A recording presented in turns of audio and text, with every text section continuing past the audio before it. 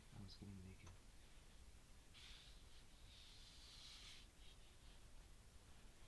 Okay, that's probably the worst saying anyone ever says nowadays, and anyone who says it should be shot. Useless saying.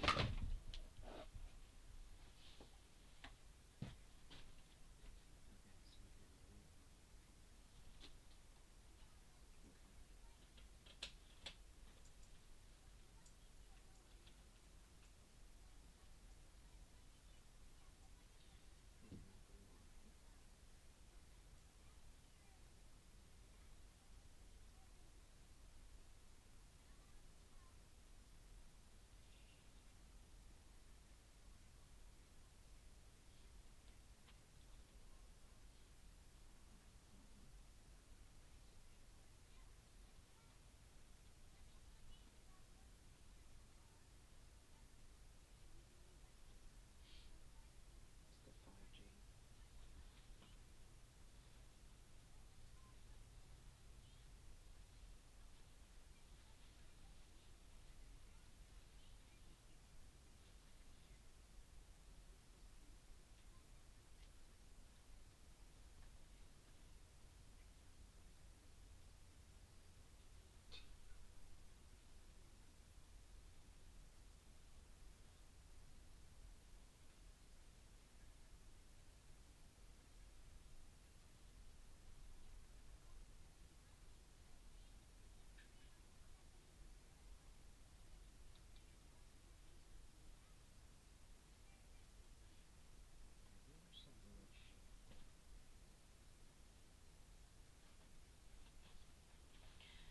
Yeah, you watch some weird shit.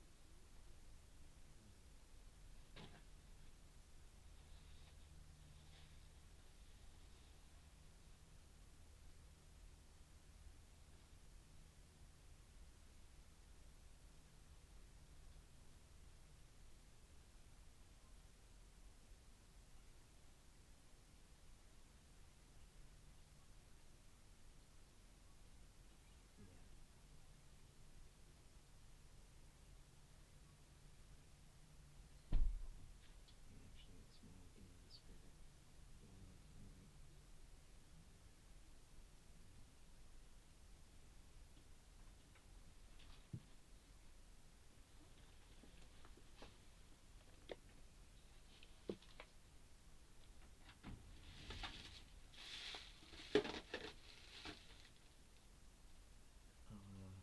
As you already said, you can't move.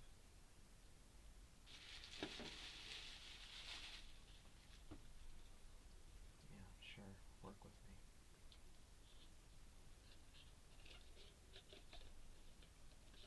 That would require you getting a job.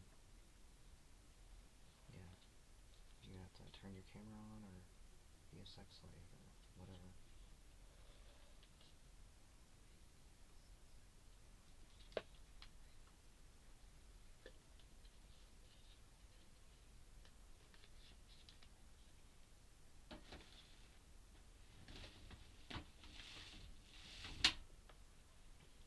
Yeah, it's easy money.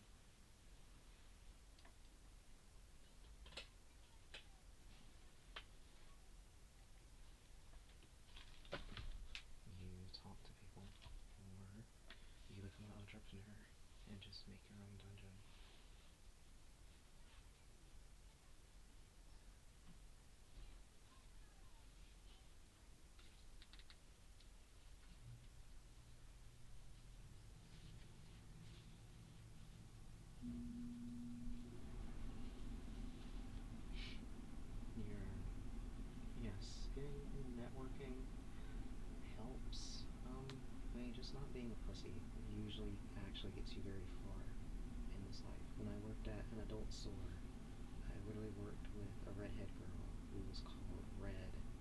Um, she was into Pokemon or whatever. She was very young. Like, I think she was in her, like, I think she was like just barely at the limit of how old you need to be to like work at a sex shop, like an adult video store. So she was like what, 21ish or whatever. But yeah, her dream was to something something make her own dungeon in the on some acreage in Texas or whatever. She came from money, family is religious or whatever. But yeah, that's just her passion is BSM stuff, and she is setting money up and networking with some people or whatever to make it work.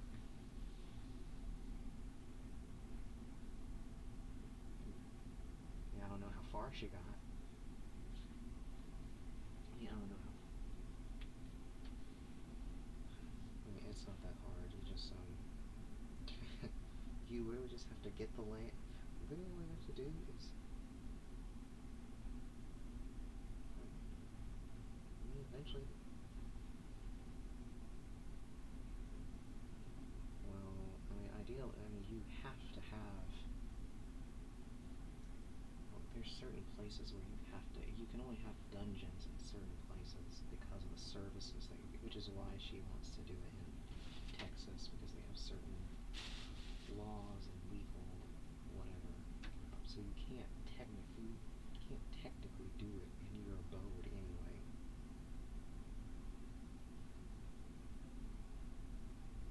What? You don't know that word?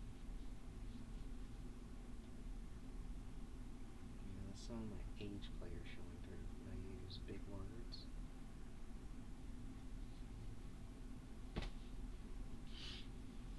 But yeah, I use words like that. I've been doing that since I was what, like 18. So yes, I'm used to people hearing me talk and they're like, "Dave, you use crazy. You use words I've never heard in my life." But yeah, that's why no matter who I'm dating, I always end up seeming to be generally the older one, at least in spirit.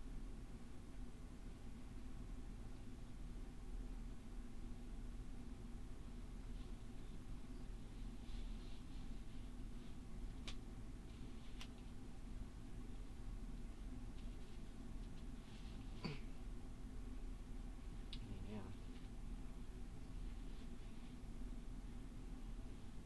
I mean, yes, we've established you're not. Yes, we've established you're not a lolicon. Yes.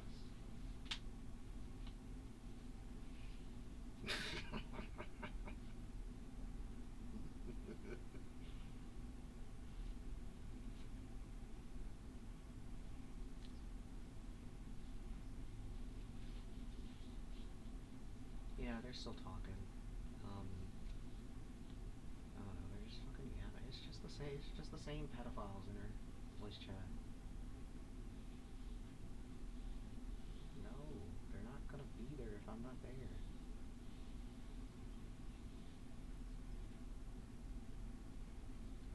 Yes, literally. None of them show up. None of them contributed. They'll only appear if I say her name. Literally. I literally have that bitch on a leash. I can literally say, Saint Angela, guilty. Appear now, and she'll be there. So I was trying to tell Sonic Soul, you have to, you hold the power with your Yandere fixators or whatever. Just gotta say it a certain way. And guilty, it's because no one else seems to have the balls to challenge her.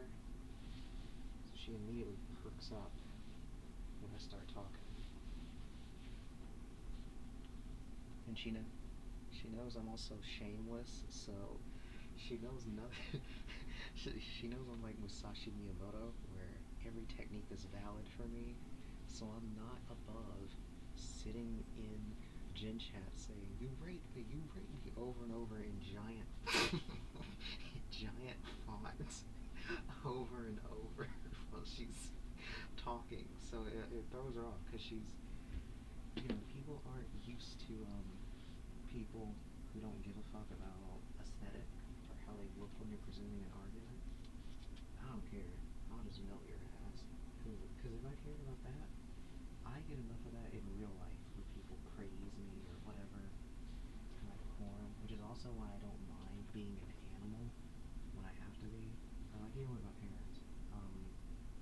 Yeah. So especially online, I'll hit you with the all caps very quickly. But then they get surprised when they like voice chat me and I'm like the sharpest tool in the shed. It's the dichotomy.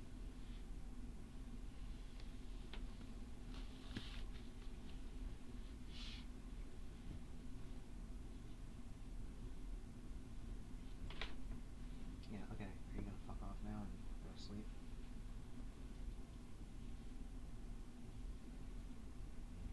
Because you totally ruined my afterglow. I spent my entire afterglow hearing you say it's all over and I'm gonna fucking kill myself.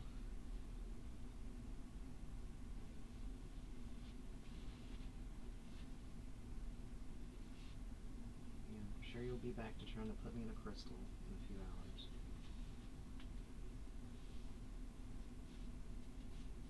Yeah, okay. I'm gonna go eat and work out. And if you change your mind, I'm still here. Otherwise, don't talk to me. Good night. Bye.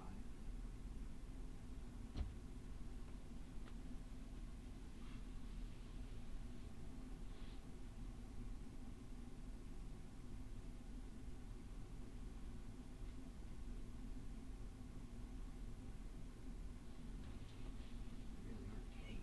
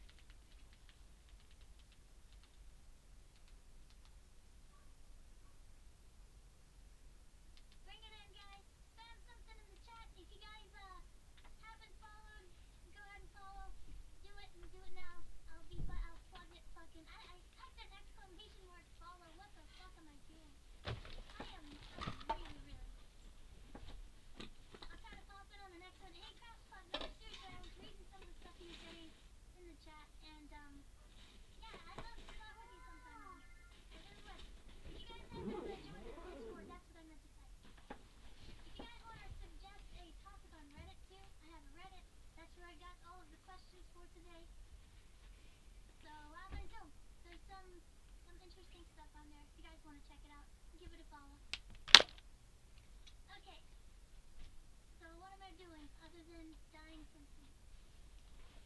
Gonna close all this. Rabbi Dome.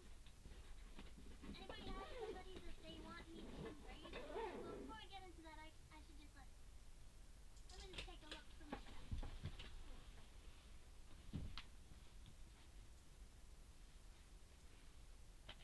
You know, I gotta say, it's pretty fun to be back streaming. Like I was down for a little bit. There was a bunch of drama, and not that I like I kind of like drama sometimes even. Sometimes I don't. It just kind of matters. But what I was gonna say is like it just feels nice to just chill and talk to people again.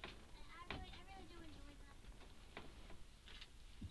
Depending on, you know, depending on the topic and the people. All right, let me see. Do I raid Blackheart? Because Blackheart loves me, right? All right, let me see. All right, let me see. Second 8.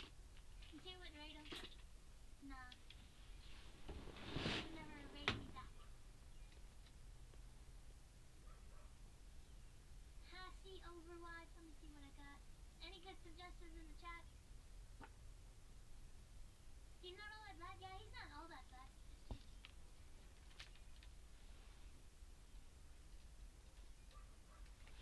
It looks like Noah's doing a $100 first to 10 money match. That's kind of interesting.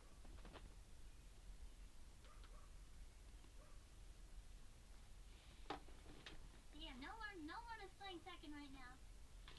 Tekken's a dying game. It's all about who have myself. Alright guys. Spam something in the chat. Stop being lazy. I'm gonna I don't know who I'm gonna raid. I wonder if I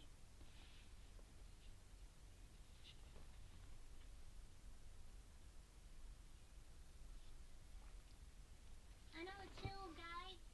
Alina. I'll take Alina's suggestion. What about that?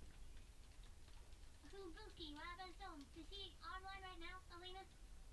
Plays Elden Ring games? Sure. Anything for Alina. What about Zone? Alright, let's see if he's streaming first, to be honest. Twitch TV. Hubuki with like 2 eyes. Okay, let's check it out. Yeah. Alright, let's do it. He's streaming? Okay, alright. Am I rating the right person? Labism? You guys have a great night. Wait a second, I didn't do all the fucking thanks to all the followers, and that was like the important part of the credits. Melindian, thanks for the $100 T1, thanks for the follow. You guys can tell I'm out of it if I didn't do this. Super Ferdy, thank you for the 1 gifted. Depeza, I didn't see a raid of 11 people, but thank you. Sorry about that. Worst ML, thanks for the follow. Hashi, oh, wait a second. Hashi's on here, and he was just on there. I should have rated that guy. What happened though? Or not like really, like, you know, but I should have realized that. Sparta, thanks for being here. He's also, thanks for the 25 bits. Alina Lewin, thanks for the 5 gifted. iPad, thanks for the 5 gifted. You guys are awesome. Nighttime, thanks for the 25. And we actually got a couple of people on YouTube. Thank you guys. Simply Pineapple, thanks for the tier 1 sub. And iPad, thanks for the $20 tip. I must have not seen that one either. Fuck, I'm so bad on those today. I'm sorry. Alright, guys, take care. Lab and zone. Wait, did we already read?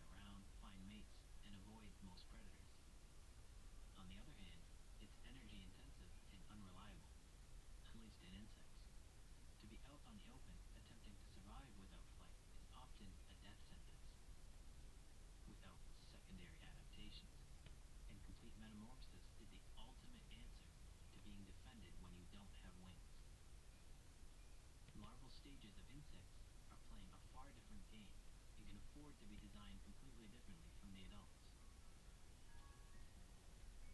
This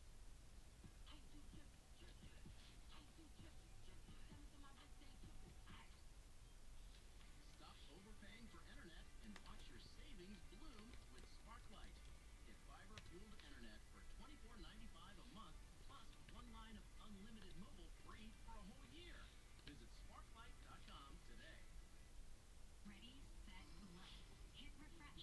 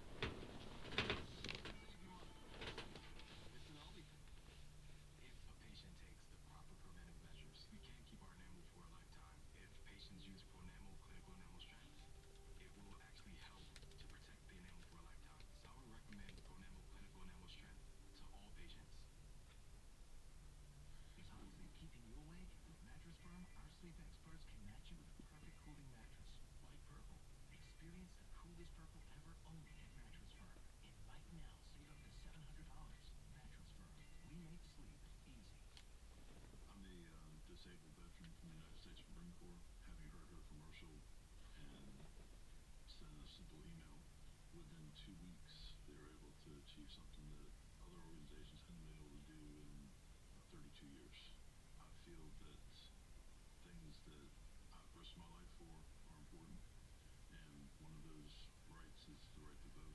I'm voting for Julia Lutlow because she takes care of veterans like me. Save American Freedom is responsible for the content of this advertising. Now, understanding all of that, understand one more thing. The Hymenoptera are the oldest extant group with the complete metamorphosis strategy, and are indeed just as species heavy as the other three groups just mentioned. What that means is that they've had time to adapt and respond to the three other types that came after them, which likely has locked them into what they are today. The Hymenoptera typically assume the role of utilizing complete metamorphosis to elaborate upon behavior. That is, they've adapted the complete metamorphosis strategy to acquire resources not through greater defense, speed, or coevolution with plants, but rather through gamification of their internal biology and behavioral sophistication. Indeed, in terms of behavior, not necessarily morphology, they exhibit some of the most complicated survival strategies of all the insects, be it through eusociality, parasitoidism, or sophisticated parental care. These insects are fascinating in their design.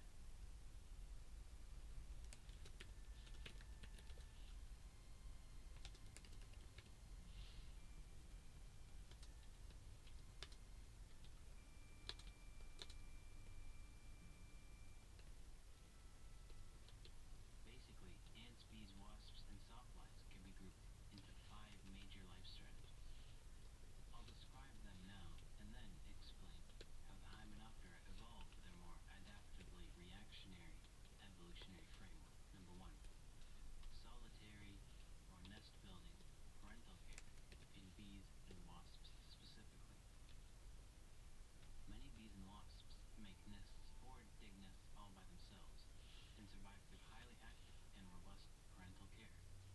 Some take back pollen, some hunt specific insects like cicadas or grasshoppers, some steal a whole collection of spiders right out of their webs by pretending to be caught so they can trigger the spider's instinct to crawl to whatever the source of the vibration is.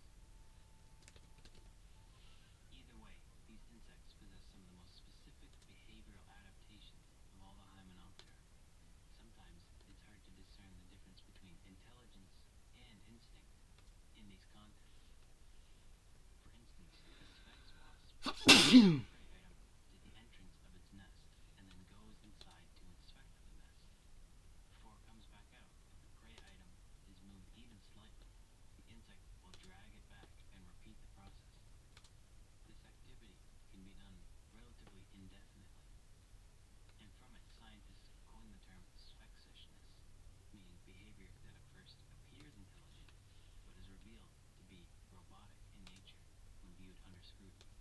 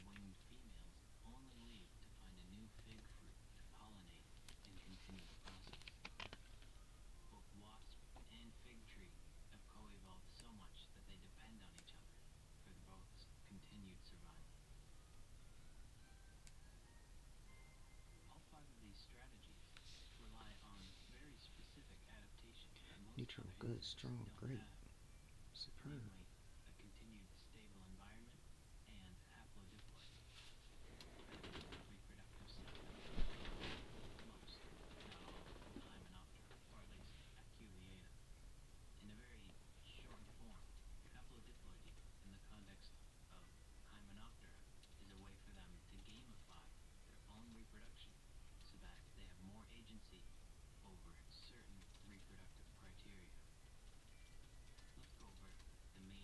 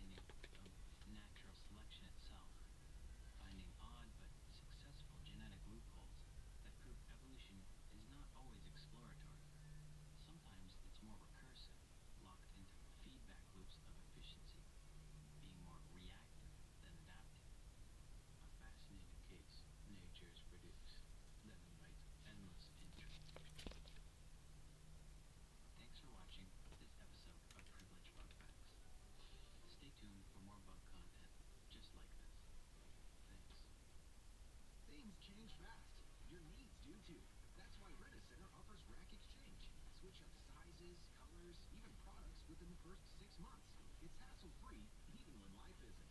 Get flexibility and peace of mind only at Rent-A-Center. Now at Whataburger, you can get the new Big Ranch Wrap for $3, 5 premium watted chicken bites for $4, or Bacon Cheese Whataburger Jr. for $5. Add fries and a drink for a little more. Now that's a What a deal at What a Burger. Download the app.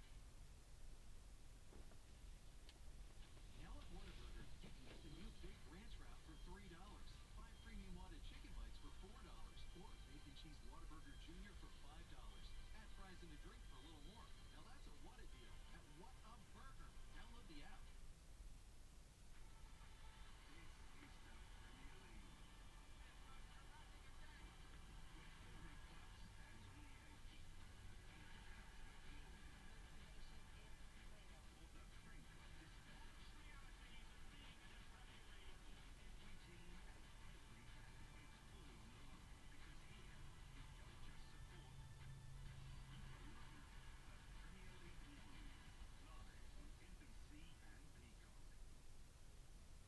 Many people describe horror and RPGs as two genres that just fundamentally don't mix. These people are wrong.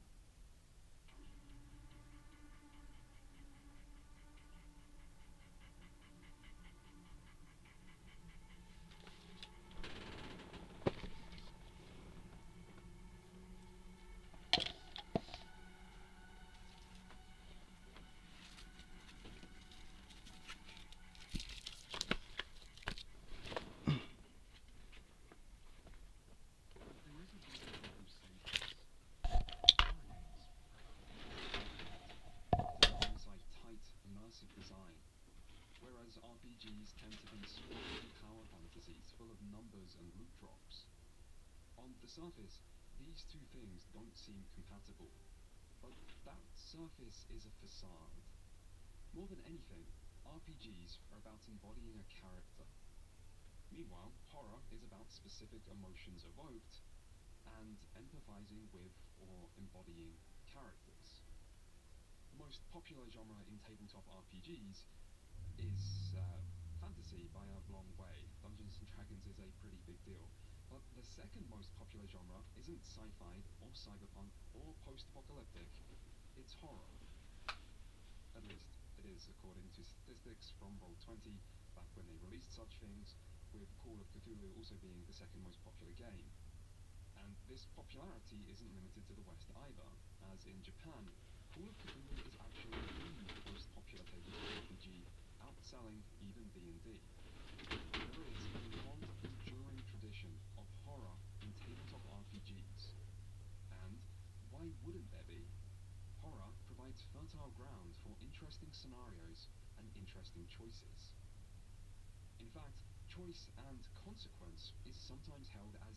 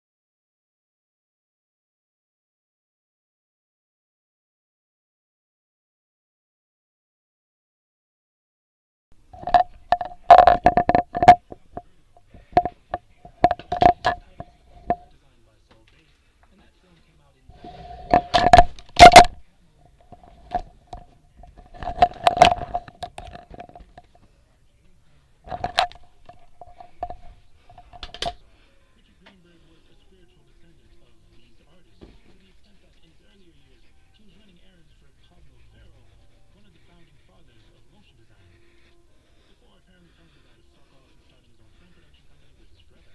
Like their predecessors before them, RGA made vast contributions to their discipline out of necessity. A number of their ideas were so conceptually ambitious that they had to invent new technology or techniques just to actualize them. The duo were charting ground on a relatively new frontier for the film industry. It was one thing to storyboard a cool idea for Superman's opening sequence, actually making it real was another thing entirely. And now they were inventing slit scan photography, or at the very least, independently discovering it. Landakich writes that RGA, quote, made great strides in the use of computers for visual effects. Marrying cutting-edge technology with an acuity of ideas is the foundation on which RGA was built. That foresight is something the digital world would thank them for later. You can read more about the Greenberg brothers and their gizmos over on Art of the Title, and please donate to the website's coffee page after you do, they're an excellent resource. We'll sing RGA's greatest hits. 1978's Superman in its flashy opening sequence put the Greenbergs in the limelight. 1979's Alien owes at least some of its success to RGA's brilliant teaser and its uniquely unsettling use of the future hyperspace. And what more can you say about Ghostbusters? I don't know, I haven't watched it, but by the time they expanded to accommodate a full-fledged digital studio in 1993, RGA had attached their name to thousands of films and adverts. The commercial hydra laid claim, and it was now a time for the design juggernaut to chart new territory. So I expect that the next award that the RGA will get will be from outer space. Onward into the unknown. An attractive, easy-to-use shop window, a gateway to the riches of the internet. This is a browser. And just as the Mac made a PC into a computer my mother could love, the browser opened up the internet to everyone. That unknown was the early internet, a strange powder keg of untold possibility, and in the early 90s, a little oasis that you checked in and out of occasionally. My link to the internet is via a modem. You weren't constantly jacked into this digital layer like a cyborg. Your existence wasn't tied to the metaverse as it is now, and your service provider was rationing internet access by the hour, so it would have behooved you to find whatever you were looking for, then get off Mosaic ASAP. But whenever you did jack in again, there'd likely be a nifty new website to discover and play around with. Geriatrics championed Web 1 as the internet's heyday, and they're onto something there, admittedly. The potential of this near-formless digital environment was astounding, although it was hard to tell because of how slow and small-time everything felt. Regardless, the object for frontiersmen in the know was to shape this environment, to convert the potential energy of the web into kinetic energy. And who amongst the ball knowers was more prepared for the coming epoch than Greenberg and Associates? Enter RGA Interactive. Hey, nice, huh? Come on, I'll introduce you to some great people. Hey, that's MSNBC. RGA's little cousin would seem like a footnote in the company's history if you skimmed its wiki page, but this subsidiary quietly produced some of the most forward-thinking games and interactive environments, I think, in history. Which is crazy because nobody talks about them. But we ought to now, if only because RGA Interactive bred the company that would produce so many of Cartoon Network's most acclaimed and popular games ever. Our suspects 3, Tracy Fullerton, Frank Lance, and Vincent LaCava. In the late 90s, these RGA recruits were building Web 1 sites and so-called proto-social experiences for clients. Proto-social experience isn't an official term, but it's the best way to describe a handful of online environments that allowed disparate users to interact in meaningful ways nearly decades before social media corporations and their lobbyists formalized, standardized, and neutered much of the internet.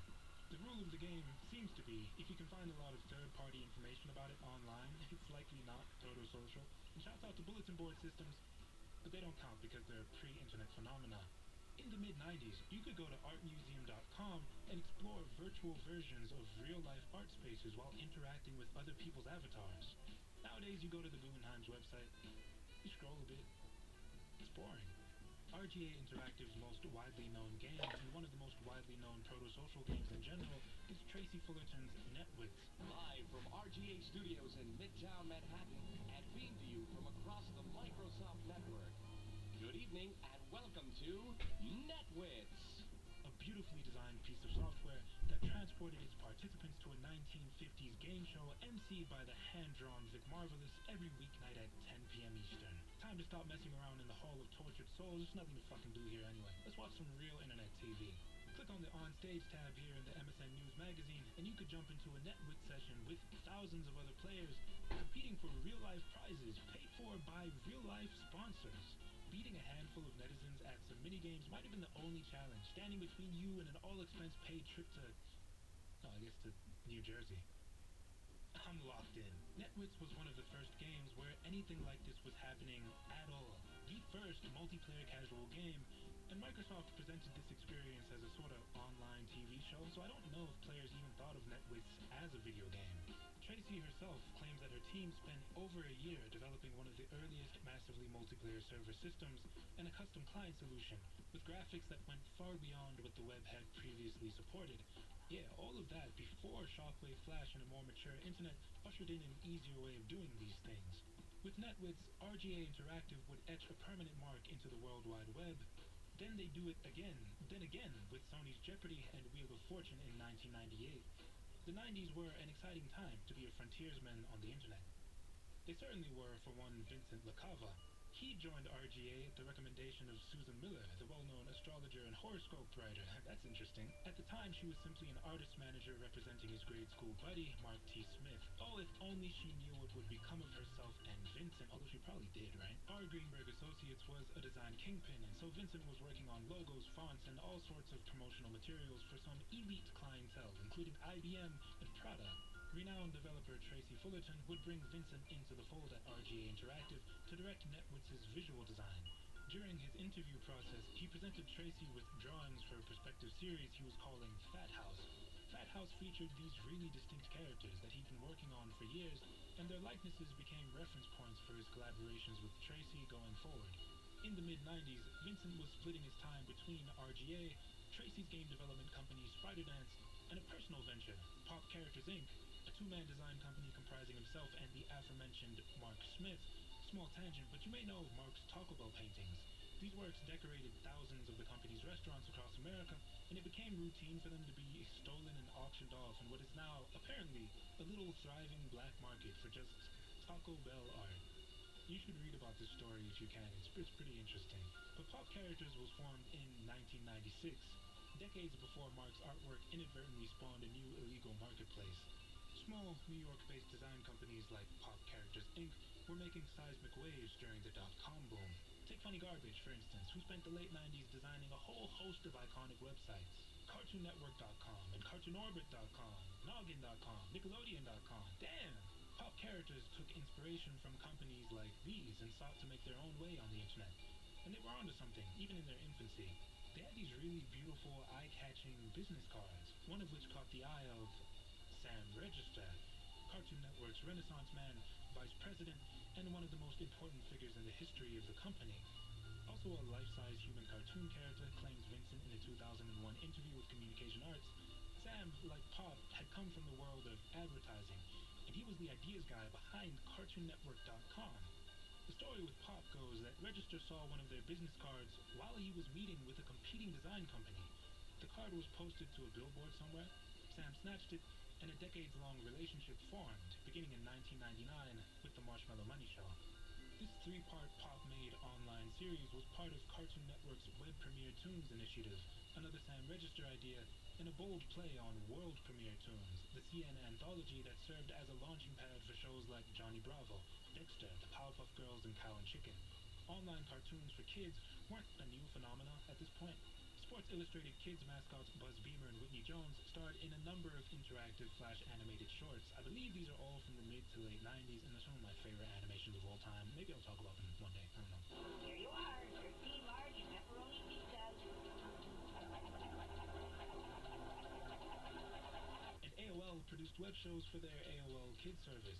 Their most notable effort was 2003's Princess Natasha, a spy comedy shoujo that was successful enough to be merchandised, Nintendo DS game and all. Natasha even briefly found a home on Cartoon Network through the AOL Time Warner connection, which is hilarious. Did they air the episode where the Halo soundtrack plays in the background? A handful of the worst content creators of all time have jobs, viable careers, money on the table because of this show. They need to bow down to the OG.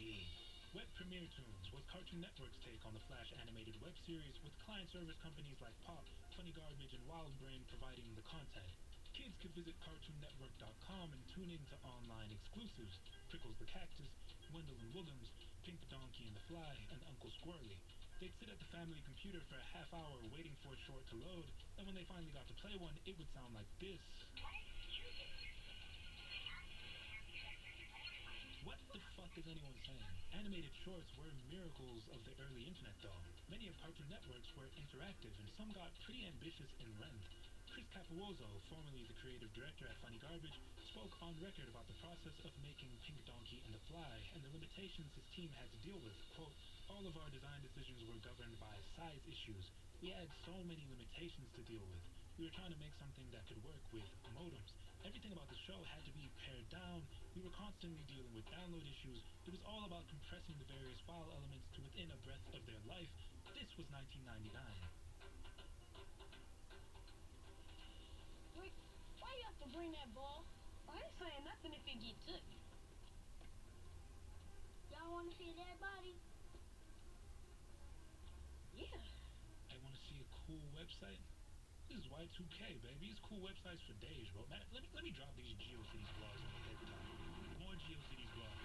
More GeoCities blogs. Hey, we'll get into Flash proper in the next video, but for now, just know that Macromedia's Miracle application made it easy for visual designers with limited programming know-how to build really cool interactive web pages with fresh, innovative user interfaces, the likes of which we'd never really seen before. The likes of which, honestly, some of this shit was unwieldy, but that's just how experimentation goes, right?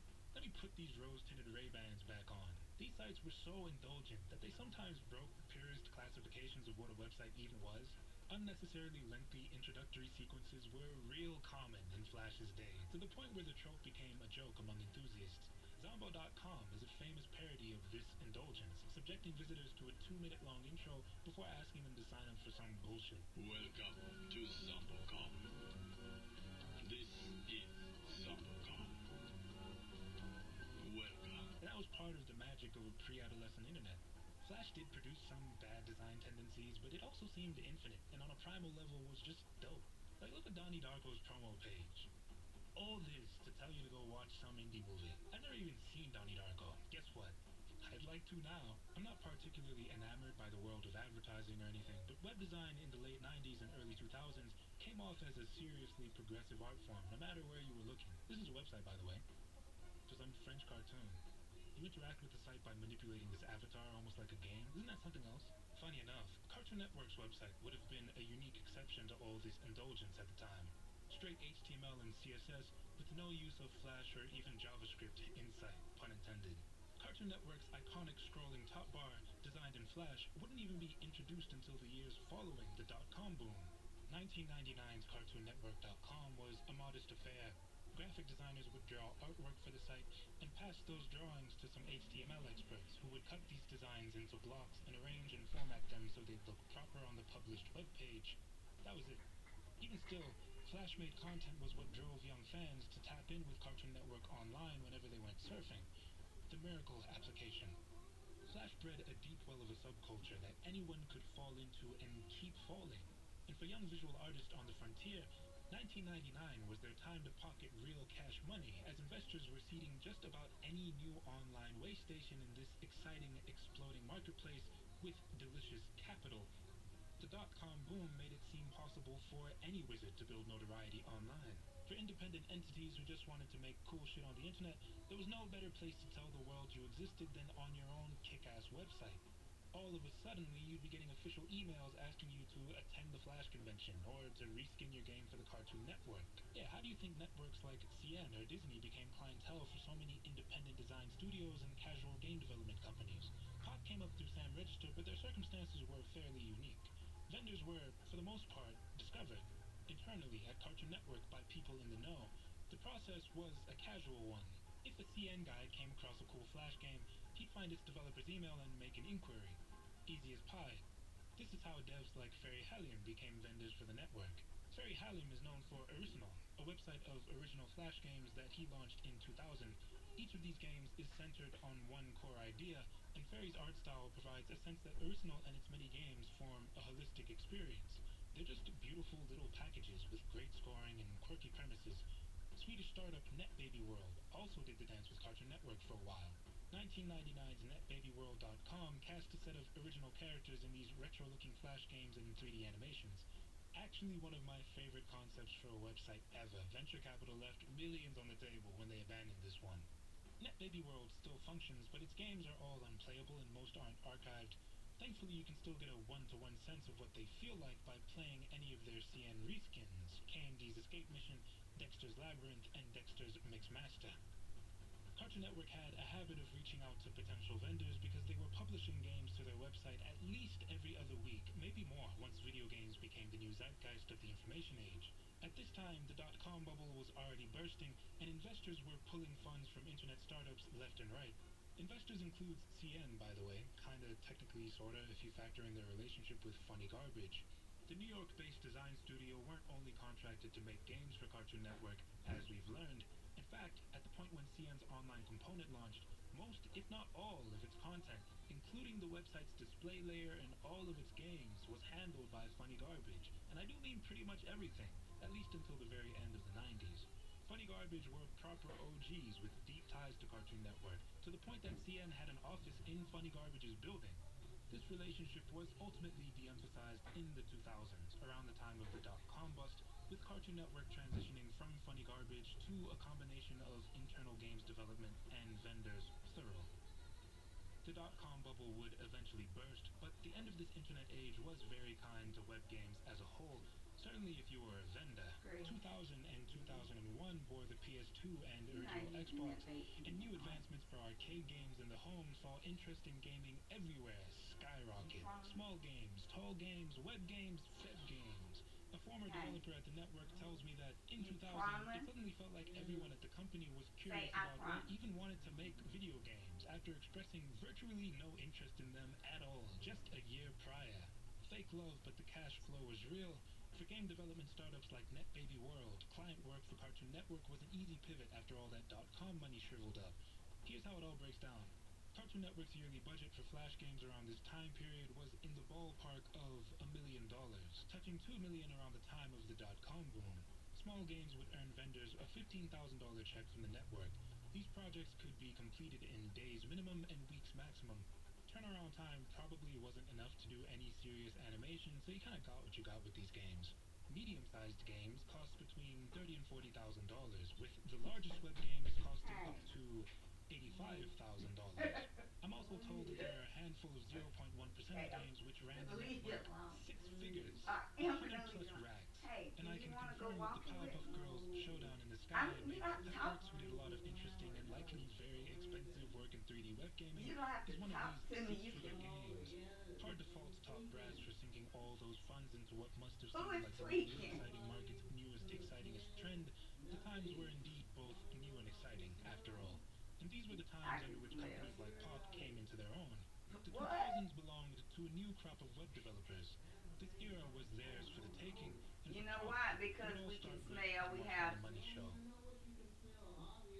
we have 5 senses. Before we start the cartoon, here's some information to keep you from being too passive.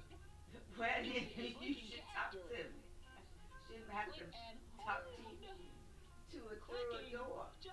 Well, we be smelling something. The Marshmallow Money Show was a slick, hip, and sometimes I indecisive don't. little interactive cartoon where 5 disembodied friends crack jokes and make banter. Sam I Register don't came think up with the so, show's but name, but Pop had pitched the cartoon, and its iconic character designs were lifted from Fat House, the same drawings that Vincent presented to Tracy in the mid-90s. The well, same I drawings mean, that you had informed usually games are like not Wheel a of Fortune liar, and Jeopardy in the previous year can now stand on their own two but I underneath still a can spotlight ask what I primed just for them. You could click and hold on certain characters at different points in a Marshmallow Money episode to trigger specific interactions and animations. Well, Some of CN's other Flash-produced exclusives used interactivity to break their narratives into portions where you were watching and portions where you were clicking. Marshmallow Money's interactivity was more spontaneous, allowing players to interrupt the narrative whenever they wanted to. A cool reward, well, the show's I'm gonna idiosyncratic let writing you produced some pretty strange character use the interactions. bathroom The in kids all had weird peace. names and came up with I their own just lingo. didn't. I Don't wanted you to know know if how you wanted to come anti-Ajax walk. that is? Shorts based on classic properties like Johnny Quest and Yogi Bear were You know, more ambitious sunshine in a few ways, with tighter, more coherent narratives, more locations. The Marshmallow Money Show felt singular, though. There wasn't really anything else like it on Cartoon Network, Okay, well, I'm not on gonna the go up station to the and not library and online. take a walk. It was boundary-pushing work. Much like Pop's next published CN project, Analog. Say what? Beat up old box it comes in, to its retro look and the clunky sounds it makes when you push its buttons and levers, the Analog's You know original what? animation I'm gonna let you machine do that in really peace. feels like a flea market find. This Flash-made animation box digitized the experience of picking up a strange archaic gadget at a flea market and trying to figure out how it worked. In Analog's case, players could intuitively learn how to put together their own little mini cartoons by continuously toying with the device. As Karmars puts it, Analog is, quote, intentionally vague, without instructions, so that users will experiment with it until they understand the concept of animation. Vincent tells the story of this digital toy's creation in the Karmars article. He says, Sam uttered something like, show me something cool, and we said, we had this little Java app we created to test the avatars for Jeopardy and Wheel of Fortune online. It's the bomb. That was the hook. Sam signed on for the project, and we went on a massive eBay and flea market binge. We snatched up dozens of retro devices and scoured through scores of classic issues of Popular Mechanics to cultivate a better understanding of 1950s industrial design sensibility. So much attention to detail in one project. The Analog even overheats if you're not paying attention to its fan noise, and it won't cycle through the frames properly until it cools down. The game sound effects, courtesy of Blister Media, really make the whole thing come together. Everything clicks and clacks, the projector purrs with a satisfying familiarity.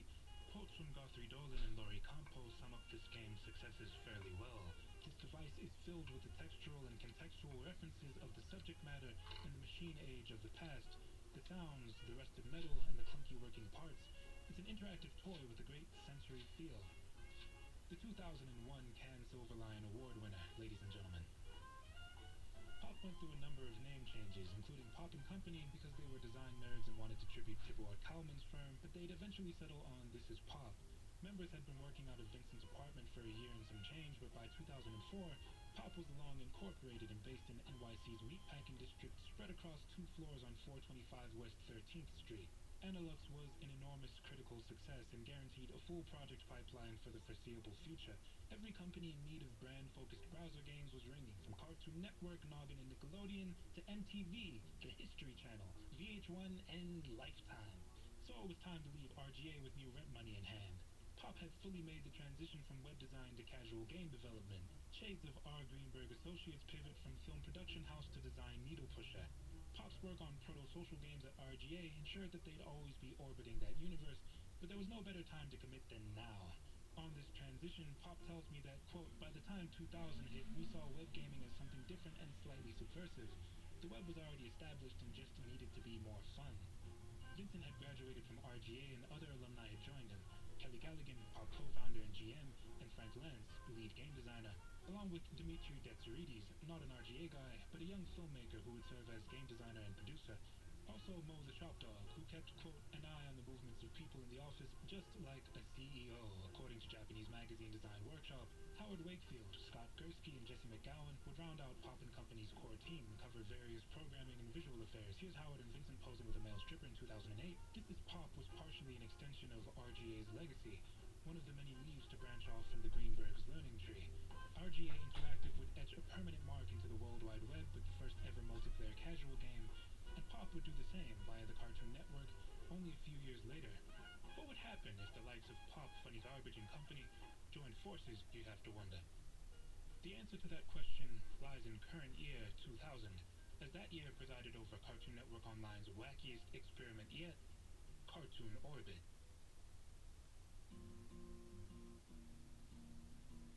Welcome, friend, to Cartoon Orbit. Where will you choose to go? What cartoon stars will you choose to meet? The future is yours to decide. One of CN's coolest ever initiatives was Orbit, a proto-social game for kids that the network maintained from 2000 to 2006. Using Orbit, players could spend points on collectible cards and barter them or auction them on an online marketplace, post them on digital boards, and publish the results for other kids to see and interact with one another using a very locked-down chat system. There was synergy between the online layer and CN's television offering as well. Tune into Cartoon Network at the right times, and you might get an Orbit code, which could be used to attain rare cards. You got them by either entering a code, which could be from anywhere on, like a product, like Goldfish or something, Goldfish crackers, or you could get it from watching Cartoon Fridays. For instance, Bean beating a game, like there was a Duck Dodgers game way back when, that if you beat a level, you got a code, and you got a Duck Dodgers C-tune. Orbit wasn't the first game of its kind, not for the internet or for kids. In fact, Children's Television Workshop, now Sesame Workshop, had developed their own proto-social game in the years prior to Orbit called Kid City Sticker World. In it, players could obtain digital stickers and publish their collages. They could browse other kids' sticker boards and interact with each other. This website was one of the most important and forward-thinking of its time, and the only concrete proof of its existence is being shown to you in this video right now, seriously. You can find one or two broken web pages on the Internet Archive, but this is what Sticker World actually looked like. Yeah, the bars arrived 30 years later with the real big scoops of ice cream. The official story goes that Sam Register saw Sesame Workshop's project and had an epiphany. CN could do this, and make it even cooler.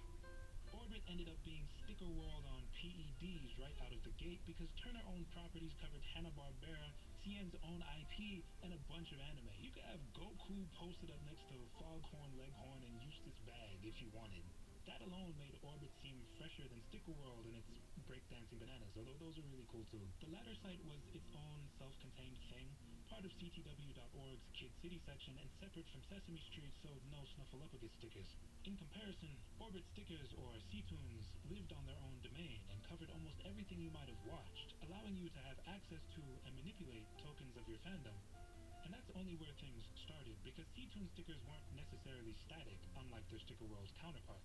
Some C-Tunes played cool little animations when you clicked on them, others contained actual minigames inside them, and others could be assembled into decks to be used in a fully featured point-based card game, Kid City to Kid Universe. C-Tunes challenged their fanbase's idea of what digital collectibles could even be, and that generated a lot of excitement. There was always a sense of urgency when it came to Orbit. If you saw a code on TV, you only had a week to log in and claim the reward, but if you logged in that night, you'd unlock a bonus C-Tune. Incentives like that, among other aforementioned factors, drove Orbit to 1 million users in a few years. It was 10 times more popular than Sticker World, only 2 months after launch day. The site was so popular that it became unwieldy to maintain. I'd even wager that Orbit's 2006 shuttering was a result of the overhead not being worth it. This was long before the time of online games being monetized to oblivion or at all, so that calculation would make sense on Cartoon Network's part, but they should have just put a PayPal link on their cool website somewhere. I don't know. Orbit has been lovingly archived by fans of the site many times over. Shouts to Nostalgia, who essentially rebuilt a semi-working version of it that you can see here. Sticker World, however, is all but gone. It's a reference on Orbit's Wikipedia, no hyperlink or corroborating source, and in fact, this wiki page is the only site that actually links Sticker World to Sam Register. Where did you get this information, Sportsmaster? Well, it's hard to say, but Sportsmaster's not entirely wrong, even though they initially credited Sticker World's development to PBS. See, Sam Register did know about Sticker World, but Pop made Sticker World, in collaboration with fellow RGA alum Karen Seidman, who was Sesame Workshop's creative director at the time. She'd also served in the same role at Pop in the late 2000s. Sam learned of Sticker World during a routine meeting with the team who made it, and Pop would ultimately end up building a number of Orbit's C-Tune minigames, which is the only reason why I can show you any of them. Absolutely stunning packages on these games, by the way. If you were an Orbit fan, chances are you're seeing these for the first time in like 20 years. And FYI, by the time you see this video, Blue Maximo will have access to the source code for these minigames, so expect to see them all on Flashpoint in the near future. Orbit was ultimately a collaborative effort of gargantuan proportions, overseen by some of the titans of web development. Funny Garbage handled the website's display layer, the experience design work, information architecture, and wireframes, and credits to San Francisco and Viant, and companies like Pop built some of the interactive elements. A mammoth undertaking, and I believe Cartoon Orbit is the foremost landmark of a time period where we saw Cartoon Network Online transition away from Funny Garbage and towards its younger counterparts, who Funny Garbage originally inspired. This is Pop among them. A handover of power. One party walked so that the next could run. One Kid City was built atop another. So let's put our hands together for the OGs.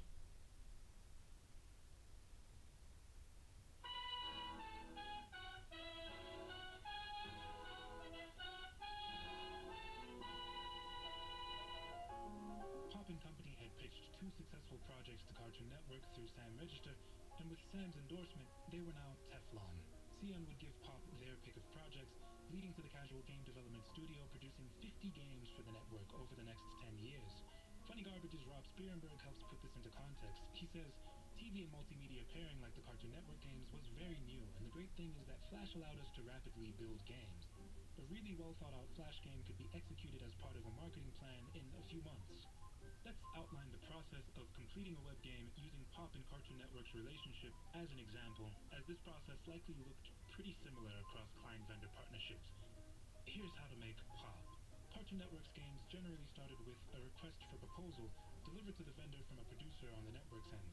This document's purpose is literal. It's a request for the vendor to send Cartoon Network a proposal for a game based on the property and parameters of CN's choice.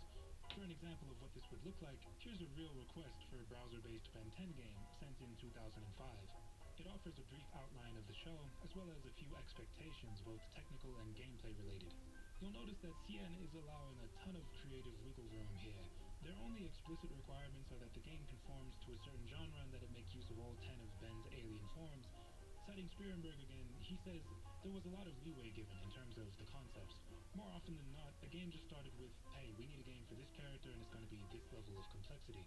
Two of the most important provisions, the game's due date and launch date, can be found at the top of this request. Something that might not be immediately clear. At the time of this document's creation, Ben 10, the show, hadn't launched yet. This request for proposal is for a launch title that would coincide with the show's debut on Cartoon Network as part of a marketing plan. No doubt that prospective vendors would be sent pre-release materials from the show in cases like these. A request for proposal would, of course, be met with a proposal from the vendor's end. A quote from Pop reads, "The proposal is the earliest creative document produced. While some basic elements of the game appear here, this document illustrates the starting point for the various explorations we'll take through theme, character, and mechanics." Cartoon Network received this proposal from Pop & Company. It suggests a few names for this Ben 10 game. Battle Ready, and optionally, Powers of 10, or The Power of 10. It provides a setting and some mechanical intention, likening the interactivity of this abandoned warehouse where the game's action will take place to the Tony Hawk games. It suggests that each of Ben's alien forms will have specific challenges tied to their abilities and idiosyncrasies. Really interesting broad strokes that are being painted here, and below part 1 of this proposal is a schedule. We can see that Pop has a 3-month window between the kickoff call with CN and delivering the Goldmaster, aka the final version of the game. Turnaround time between phases of development is expected to be quite rapid, with only a month between completion of the game's alpha and beta stages. This kind of speed would have been unheard of in the games industry at the point when Pop transitioned from web design to casual game development, but we were in the mid-2000s now. Ben 10 was about to release, and Pop was a veteran studio. It was time to make a game. After getting the proposal approved, the vendor would move to complete a GDD, or Game Design Document. This doc was a lot more detailed than the proposal, and would cover all story, gameplay, and game elements, the narrative summary and tone, the mechanics, controls, user interface, level design, music and sound effects, even developer cheats for testing purposes. The GDD would dictate all avenues the vendor was intending to explore with the game, the equivalent of a novel's outline, and so, consequentially, it was one of the absolute most important things to get right. As you likely expect, reading through these outlines provides insight into a game's early gestation period. Take Battle Ready, for instance. Version 1 of its game design document reveals that Pop was originally thinking of making Ben 10 Battle Ready a 2D game with a lot of verticality and platforming elements, before settling on the 2.5D isometric view that we'd end up seeing in the final game. Very fun peek behind the curtain, and it would of course be important to determine player perspective and things of that nature right here in the outlining phase, pen to paper. Completing the GDD left vendors with a handful of weeks to finish putting together information boards, concept art, and the first builds of the game. Pop says information boards, also known as game flow diagrams or schematics, are created in order to help developers anticipate the player's experience and to begin dealing with various information design challenges. Information boards can get pretty large, especially as they're finalized. Here's the board for one of Pop's Adult Swim games, Victorian BMX. As it was said, having every type of screen that the player will encounter laid out in sequence gives devs a handle on the flow of information. Also, it's good to know which menus lead to which screens. As for the game's actual visuals, those are sketched on paper and refined in the computer afterwards, as we can see here with Magus XLR versus the Universe, or Teen Titans Calling All Titans. Systems, levels, objectives, UI elements, and more might be drafted grafted onto a whiteboard in the case of games like Hi Hi Puffy Amiyumi's Treasure Island, but this all ultimately has to end up in the computer, where assets can be polished and animated. So many animations. Animations for everything you're doing, and your enemies are doing, and your environment is doing. Pages and pages of animations. Damn! These are pretty cool.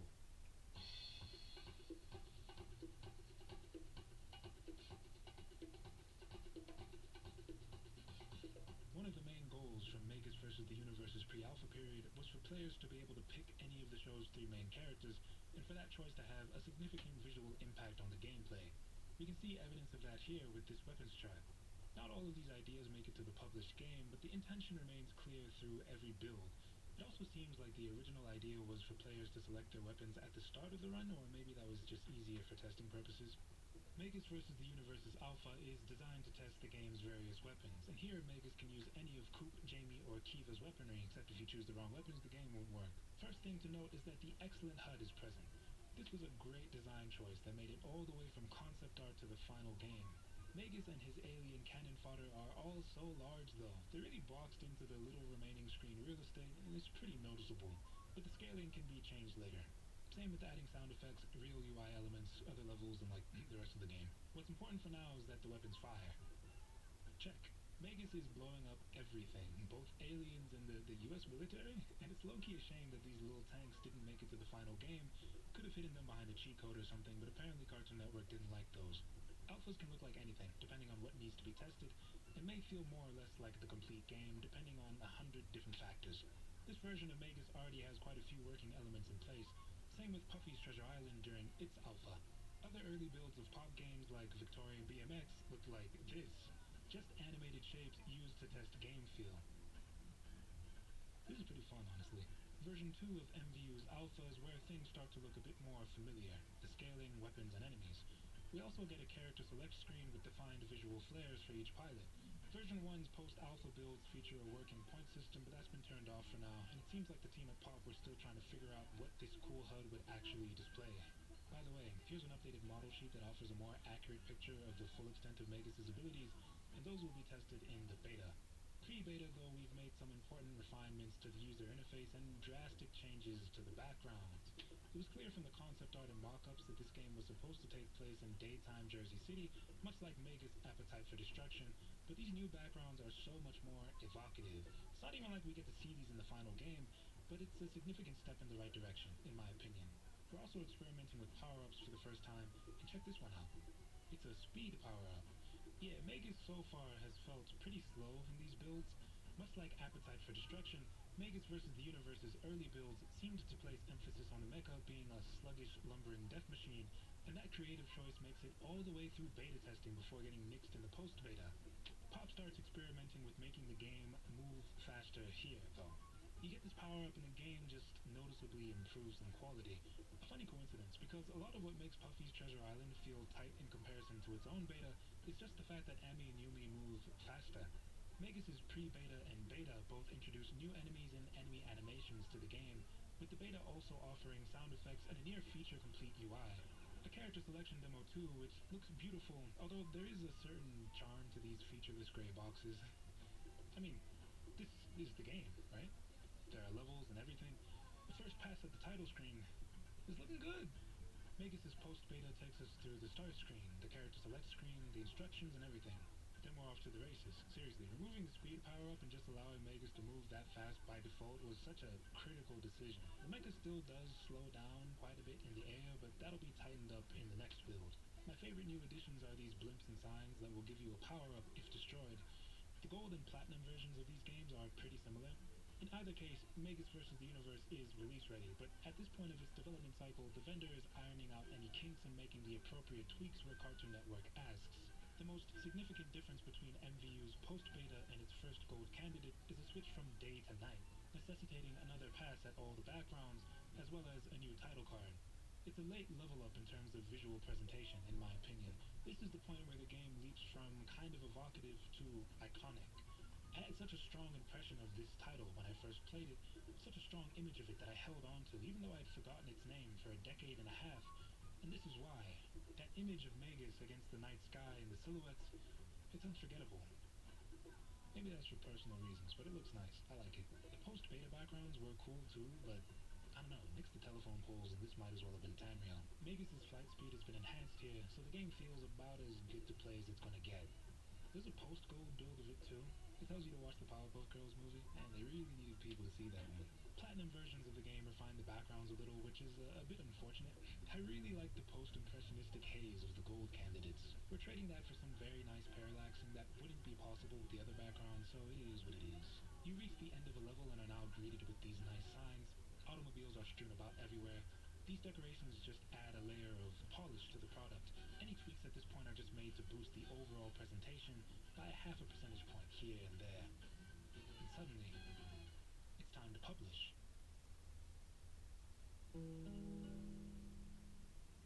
This final step was pretty simple, actually, as Cartoon Network's online operation wasn't all that sophisticated. CN employed a handful of HTML experts that were responsible for dealing with all things CartoonNetwork.com related. Once Pop completed Magus XLR versus the universe, they would have passed the SWIFT file containing all the game's information to a point person at the network, who'd then pass it to one of these HTML experts. If a game was developed internally, the lead programmer would hand it off directly. The HTML guy would build Magus versus the universe a custom web page, throw the game onto the server, and that was it. Magus would launch as soon as it was uploaded. It's worth noting that this was technically not the most secure way to upload games. Cartoon Network adjacent clients would usually ask vendors for a game's source code, not the actual game file. For the record, source code is just the version of a program that hasn't yet been compiled into something the computer can actually run, written in plain text. With the game's source code, clients could verify that a vendor's work compiled properly on their end before just uploading it to a website that 1 million people use. This also meant, in theory, that it was harder for a game's source code to just disappear since the client also had access to it. Let me clarify for my fellow laymen. Developers lose their source code all the time. Today. Imagine how bad it was back when you had to fuck around in CVS, if you even knew what that was. Quit asking. Ugh.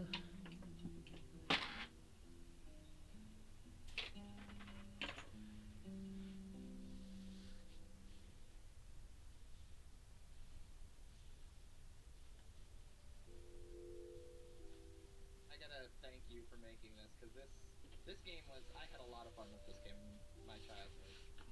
Like, Yeah, I'm really happy to hear that. I mean, I never thought it would. I mean, yeah, don't know what you're talking about. just amazed that anyone has any sort of, memory with it at all.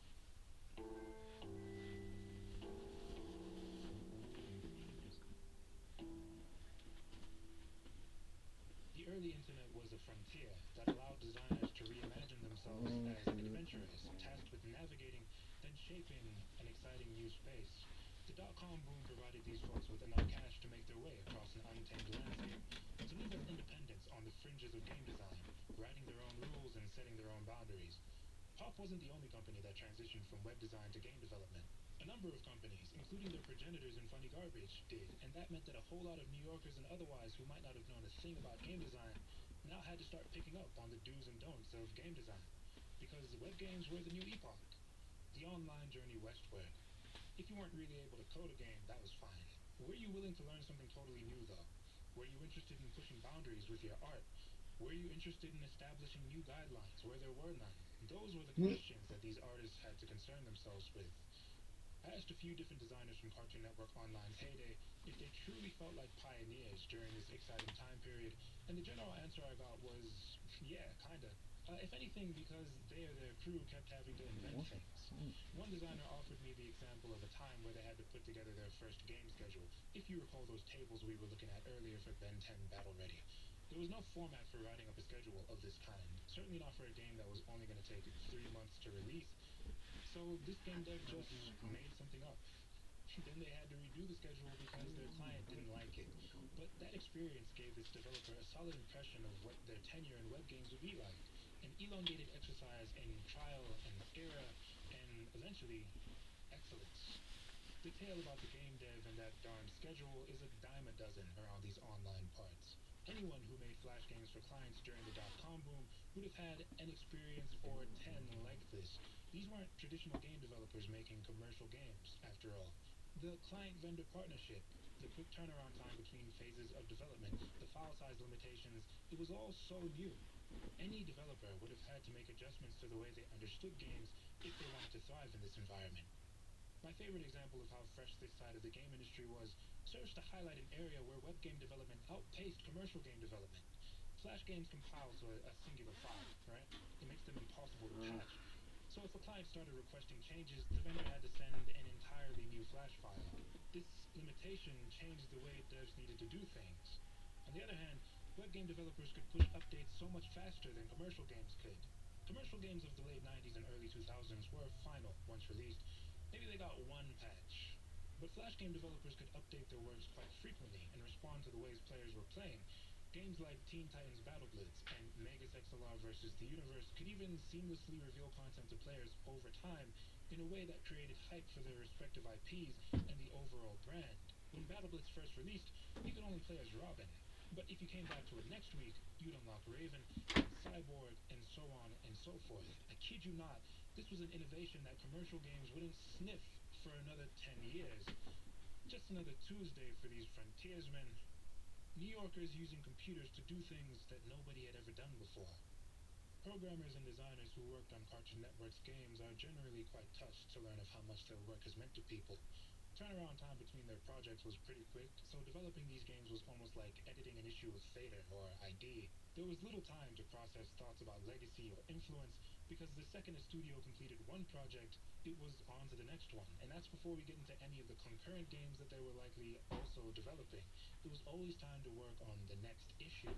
In her article, How Cartoon Network Games Shaped Countless Childhoods, Leah J. Williams writes that matters of impact were, quote, a distant thought for programmers. While the Funny Garbage development team was aware of the longevity of cartoons like Scooby-Doo, the thought that its games could remain prominent in the public conscious decades on was strange and exciting. Devs weren't pompous about the work they were doing. They were just happy to be in a position where they could make cool stuff. Who would have known that their games would have been so cherished 2 decades later?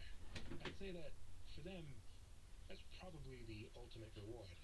To quote programmer Rob Sperenberg from the same article, a lot of times at Funny Garbage, I don't think we were trying to impress the world. We were just trying to impress each other. I hope people remember that one of the reasons that they love these games is because the people behind them love them too. Because magazines are disposable. Their games weren't. And I'm happy I was able to let a few of them know that. The major players. The internet has been canonized, standardized, and streamlined. The frontier pacified, and the web is no longer an enigma to people. It's the digital layer of the human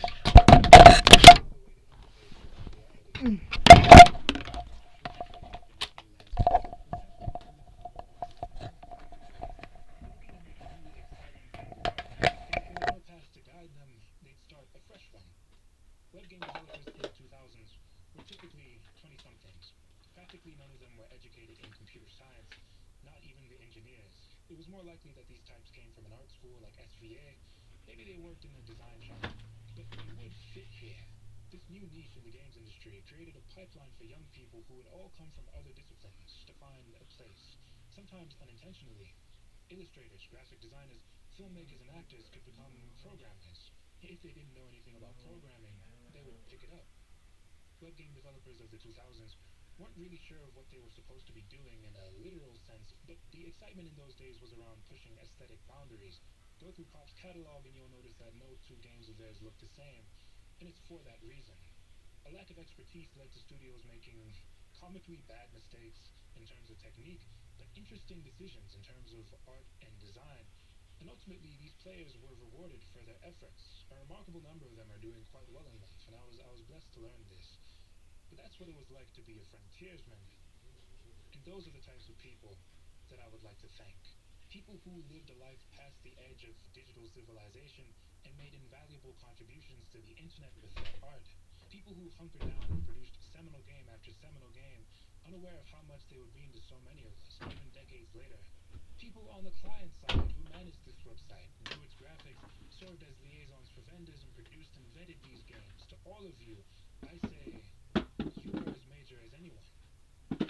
Only shame is I didn't know you sooner. The story has been told and told again.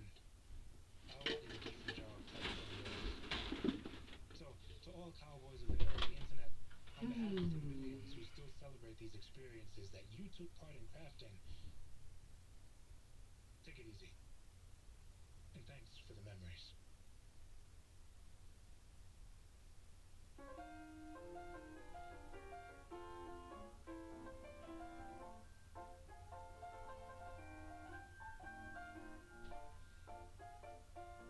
Babar was recorded on tape before a live audience.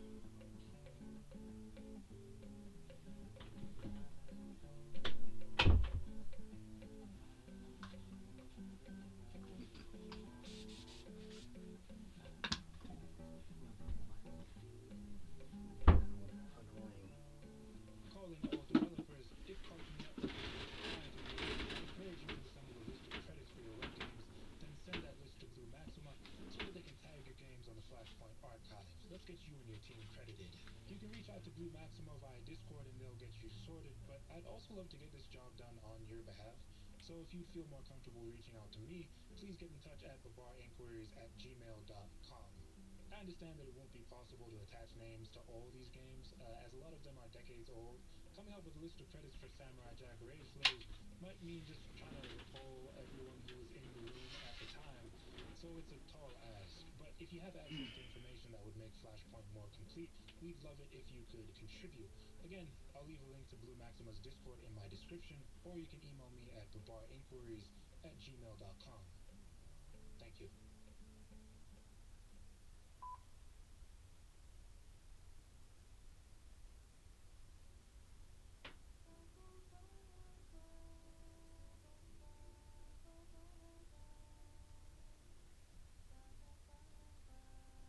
This video is sponsored by you.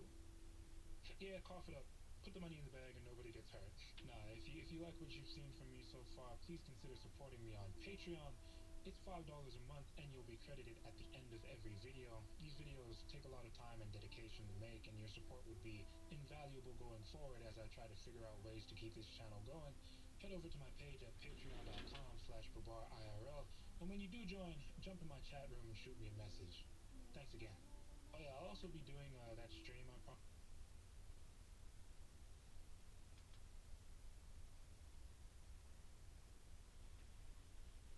There is a corner of the internet.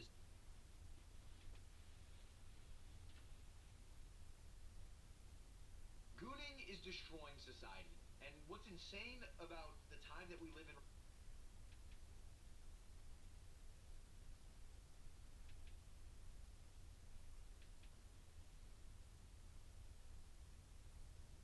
If you've used AI lately and thought, wait, why is it suddenly so stupid? You're not alone. Before, you asked something once, it nailed it. Now you ask 4 different ways and the answer still feels wrong.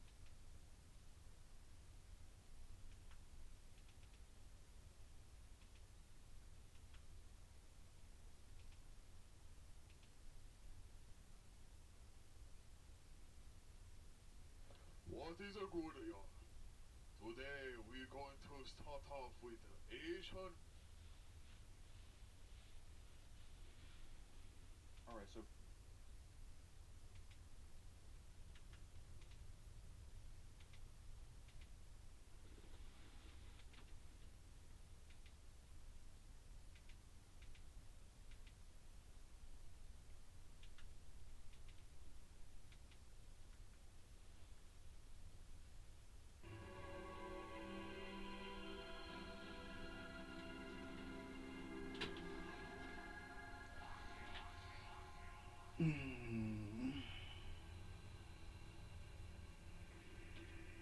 Hello, Roland.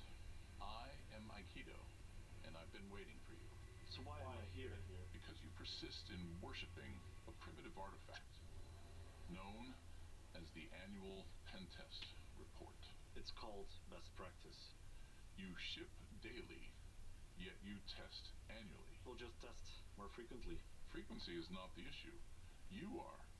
Humanity can be profound, but you are inherently limited, irrevocably constrained by time, cost, Access to code-bases, scheduling, the pursuit of happiness. The human condition is... and now the system enters a new age, the result of an anomaly.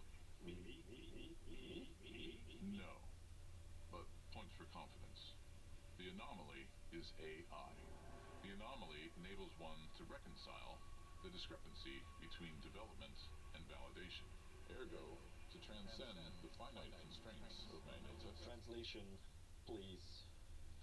What lies beyond the finite, Roland? The infinite. Aikido Infinite. Continuous, autonomous penetration testing. Sync to development and context aware. This is overly philosophical for a product launch. Triggered on release, agents hunt, test, and validate. And if it finds something, it fixes it. Pen test every feature release. Scale automatically and continuously. Autonomous penetration testing. All of these features and capabilities. So, self-securing software, it's obvious.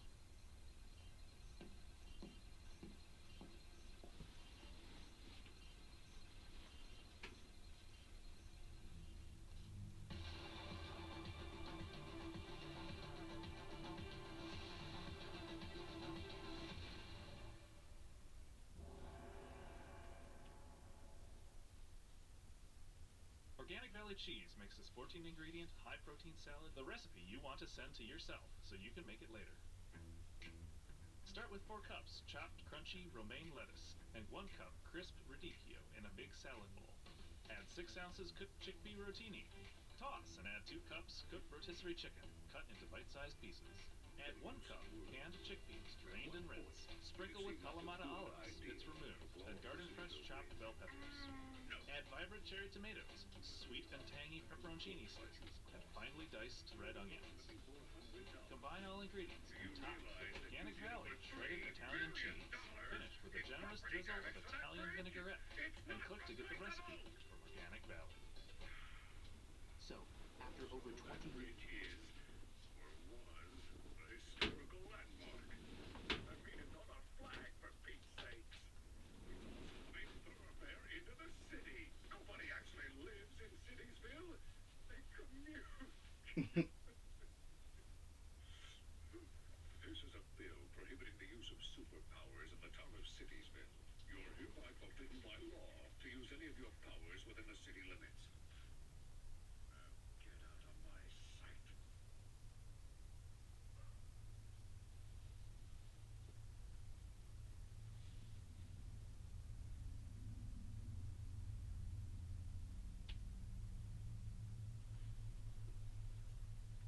Years of waiting.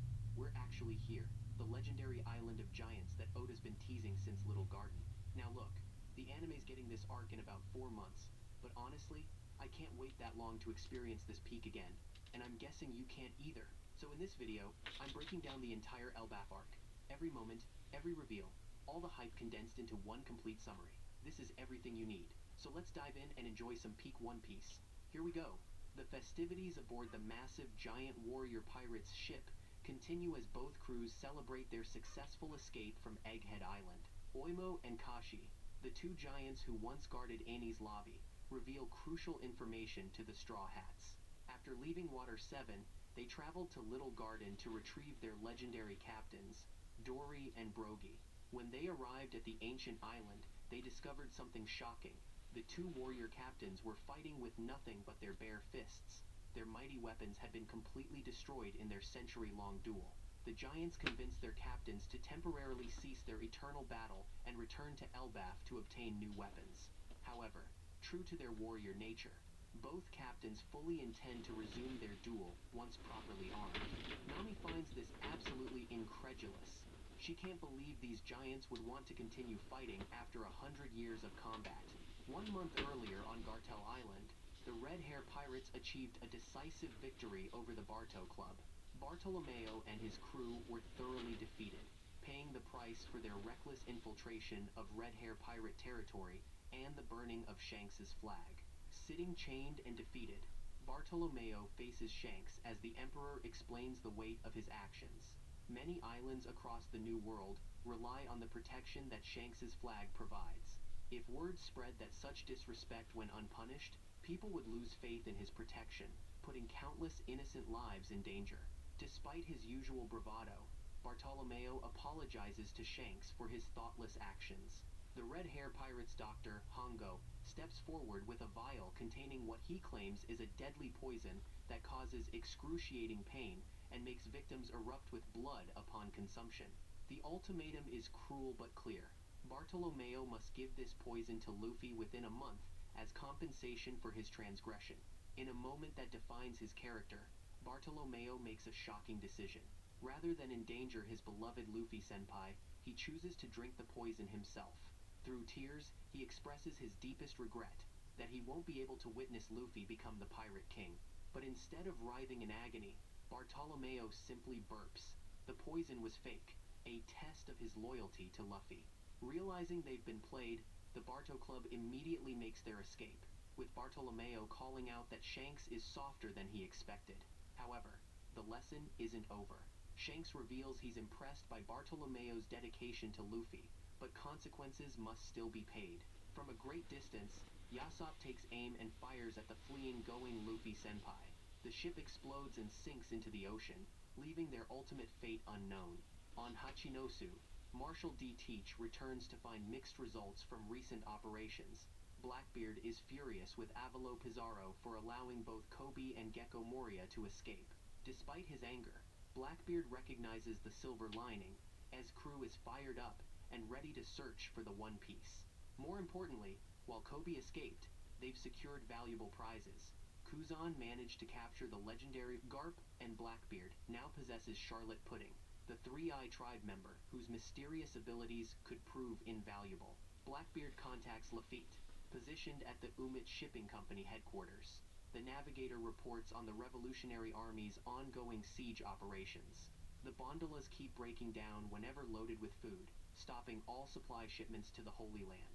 This means the world nobles themselves might be in real danger for the first time in centuries. Katarina Devon and Van Augur arrive with Caribou, the Logia-type devil fruit user who has been gathering information about the ancient weapons. 2 days after the giants departed from Egghead Island, what should have been a straightforward journey to Elbaf takes a dramatic turn. The Thousand Sunny, along with 6 members of the Straw Hat Pirates, Luffy, Zoro, Nami, Usopp, Sanji, and Chopper, have completely vanished without a trace. The remaining crew members and the giant warrior pirates search frantically for any sign of their missing friends. Nami awakens in a completely unfamiliar environment, a strange room constructed entirely of studded blocks, giving it an almost toy-like appearance.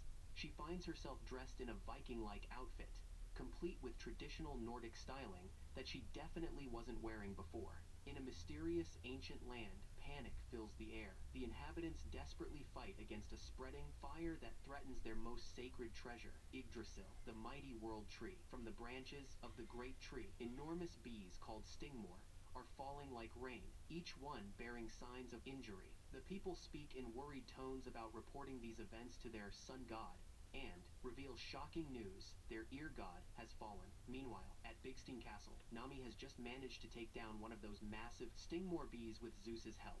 Standing amidst the aftermath, her composure breaks down. Tears stream down her face as she cries out desperately for her crewmates, having no idea where she is, or how she arrived. Just when hope seems lost, Nami hears Usopp's voice in the distance. As she rushes toward it, she encounters an absolutely massive hedgehog known as the Needle God. The giant hedgehog becomes angry and begins chasing her with hostile intent. Nami eventually locates Usopp, but he's locked in his own battle against a giant cat known as Iscat. The angry hedgehog catches up to them, and in the chaos that follows, Nami's electrical attack from Zeus hits both creatures, electrocuting the hedgehog and cat simultaneously. Unfortunately, the double electrical attack doesn't neutralize their feline opponent. Instead, Giant Cat becomes enraged and pursues both Nami and Usopp through the winding corridors. As they run, both Straw Hats try to make sense of their situation. Usopp explains that he simply woke up in this castle, wearing different clothes. Neither has clear memory of how they arrived, but both remember drinking a special type of alcohol given to them by the Giants, powerful enough to cause vivid hallucinations. Their flight leads them to a dead end. Usopp, convinced everything is a hallucination, boldly stands, his ground certain nothing can harm him. Reality proves different when the cat's claws strike, showing the pain is absolutely authentic. The attack sends both pirates flying over the edge. When they look up, they witness the giant cat transforming into a massive lion, revealing these creatures possess shape-shifting abilities. Just when the transformed lion is about to deliver a crushing blow, salvation arrives. Luffy, Zoro, and Sanji appear, and the monster trio springs into action with perfect coordination. Luffy's Gear 3rd, Elephant Whip, Zoro's Kokujo o Tatsumaki, and Sanji's Ifrit Jambe Apali Strike land simultaneously, overwhelming the lion and causing it to transform back into its cat form. As the dust settles, Sanji rushes to comfort Nami, while she dramatically insists Usopp is dead despite him clearly being alive. Luffy suggests hunting more animals for food, but Zoro interjects with more practical priorities, finding their ship and locating their scattered crew members. Throughout this casual discussion, Nami becomes increasingly frustrated at how nonchalant her crewmates are. Sanji deduces he's not dreaming because men are present. Zoro reveals he woke up on the opposite side of town, but was drawn by the sound of Luffy devouring the giant rabbit. Usopp points out something crucial. Though they're wearing traditional Elbaf clothing, it's impossible that the land of giants would have clothes perfectly sized for humans. This observation strikes everyone as suspicious. Their search for answers leads them to encounter a man riding a giant grasshopper, clearly in a hurry. When approached, he explains he cannot spare time, but shares crucial information. They are in the land of gods, ruled by someone called the Sun God. The man reveals he serves the ruler of Big Stein Castle, Iskat, the giant cat they battled earlier. He mentions the Needle God should be getting hungry and explains his delay is because the ear god the rabbit Luffy devoured was burned to death. Before departing, he warns them never to venture toward the Sun God's temple, heavily guarded by vicious soldiers. However, his words have the opposite effect on Luffy, whose eyes light up with excitement as he immediately takes off running in that forbidden direction. Luffy spots someone approaching and assumes he can run past them, but crashes directly into a massive mirror with tremendous force. The impact causes the very sky above to crack like glass. The mirror shatters, revealing a netted door behind it, exposing the truth. The entire blocky kingdom is an elaborate diorama within a giant-sized room. They hear Chopper's voice calling for help and, after cutting through the netted door, finally reunite with their beloved doctor. Examining the giant room, they find several sets of human-sized clothing scattered about, clearly made for dolls, not people. Sanji observes that the mirror was see-through from one side, meaning someone outside could observe those inside without being seen. Zoro pieces together the disturbing truth. Dian built this elaborate diorama and placed humans and animals inside purely for entertainment. Before they can decide their next move, the temple guards arrive, a massive serpent, 3 enormous mice, and a giant raven. Luffy engages all these formidable guardians in battle single-handedly. The Sun God enters the room, horrified by the chaos. The Straw Hats are fighting his precious animals and have set parts of his diorama on fire.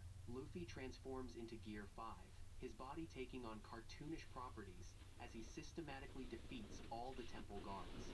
With the guards defeated, the crew begins running from the increasingly furious Sun God. They commandeer Iskat as transportation, while Nami finds a detailed blueprint showing the layout and exit location. As they race toward freedom, the Sun God continues his relentless pursuit. The Straw Hats flee through A footlong from Subway for only $6.99. Bread baked daily. Fresh veggies and protein piled high. A drizzle of sauce, just $6.99. Can I do that? Sub Club members get a footlong for $6.99 with those $6.99 FL. Subway, eat fresh, feel good. With Keratin Color by Schwarzkopf, create the next hair story and forget about breakage. With our professionally inspired bond-enforcing system, get rich, striking colors on all hair types. Schwarzkopf Keratin Color. What story will you tell? Get your kiddo back to playtime in no time. Pediatrician's #1 choice for fast relief, Children's Tylenol. Mutual of Omaha's Wild Kingdom introduced generations to the wonders of the natural world and the need to protect it.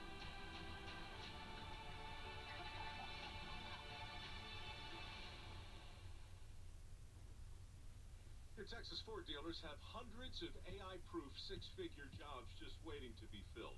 If you're an experienced technician, you should apply today. If you're not experienced, we can help.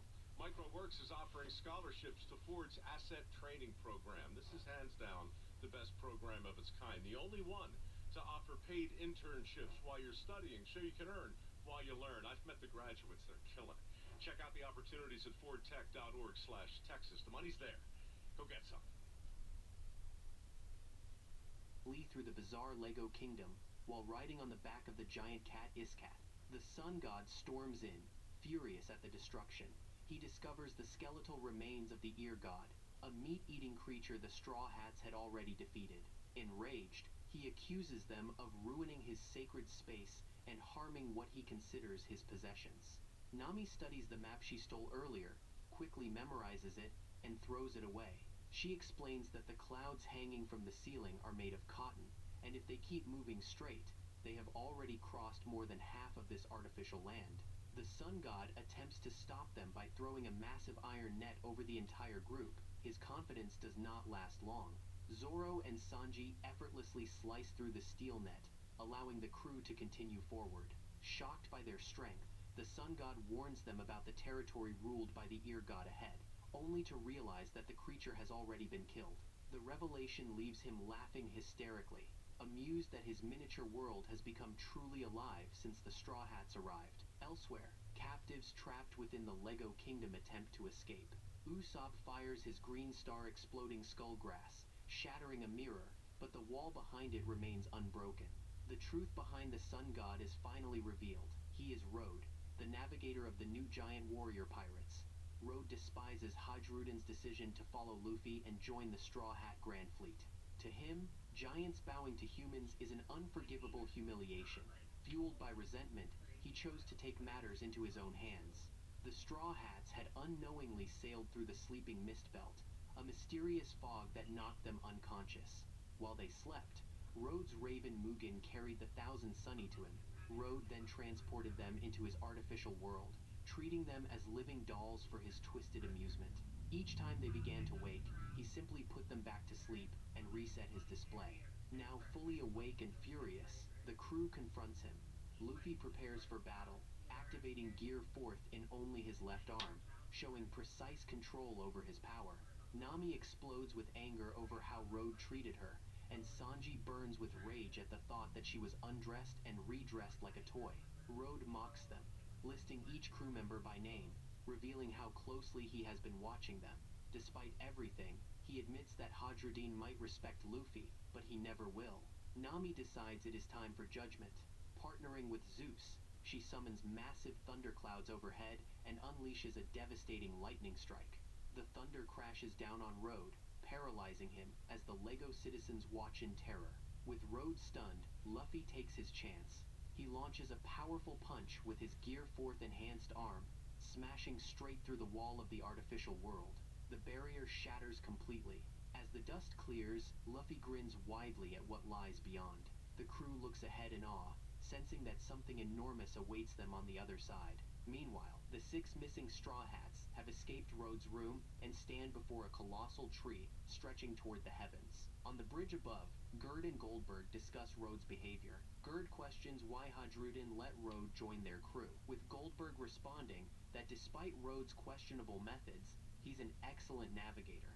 Gerd expresses her disapproval, stating that everyone calls Loki the shame of Elbaf, but she thinks Road deserves that title more. They explain they're supposed to arrest intruders, but Road keeps smuggling people into their country without permission. The Straw Hats hide below, listening. Usopp confirms they've definitely reached Elbaf. Luffy tries to call out to the giants, but Nami stops him, knowing they arrest intruders. The giants pause, sensing something, then continue toward the castle. The Straw Hats emerge and begin crossing the rope bridge, with giant wolves prowling below. Suddenly, Luffy stops, getting goosebumps as his observation haki picks up something powerful. He mentions hearing something back in that diorama and needs to go check it out. Before anyone can stop him, he heads off alone. Back on the Great Eyrick, the latest newspapers arrive with shocking headlines claiming the Straw Hats attacked Egghead and that Luffy killed Dr. Vegapunk. Dory and Brogy's bounties have increased to 1.8 billion berries each, while Robin notices something peculiar about Luffy's photograph, an X mark on his arm that's suspiciously clear while the rest is blurry. The Giants share their amazement at Luffy's bounty equaling Shanks's, and their pride that Hadrudin has sworn loyalty to him. They reveal that Hadrudin is the son of Elbaf's king and wanted to rescue the crew personally, but seniority gave them priority. However, their expressions grow serious as they prepare to share troubling news about Elbaf's current problems.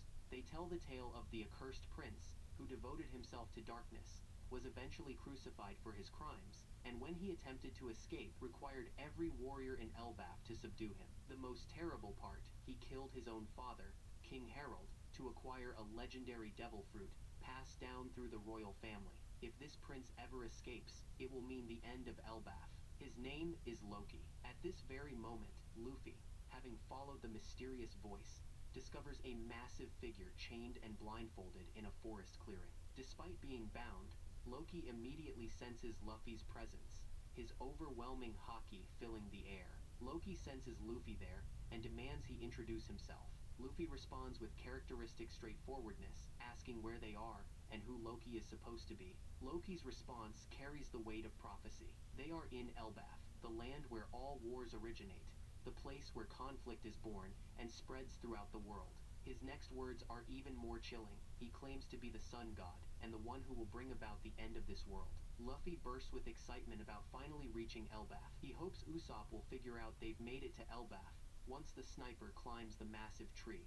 An irate voice cuts through Luffy's chatter, Loki, declaring that Luffy stands before the sun god himself, with no right to speak without permission. This is Loki, with a world government bounty of 2.6 billion berries. Loki reveals the truth of his captivity, imprisoned for 6 years, bound to the legendary treasure tree atom with sea stone chains that neutralize his devil fruit powers, despite his claim to be the strongest giant in Elbaf. With cunning, Loki makes Luffy an offer, free him from his bonds, and he will destroy any rival pirate crew of Luffy's choosing. He reveals their location in the underworld of Elbaf, surrounded by terrifying beasts that are all his friends, carrying the implied threat that crossing Loki means facing these monsters. But Luffy's reaction surprises everyone. The massive beasts remind him of his training on Rusukaina during the time skip. The underworld also houses other prisoners, humans who tried to fight Elbaf, wearing stinking robes to ward off savage beasts, all sworn to Loki's service.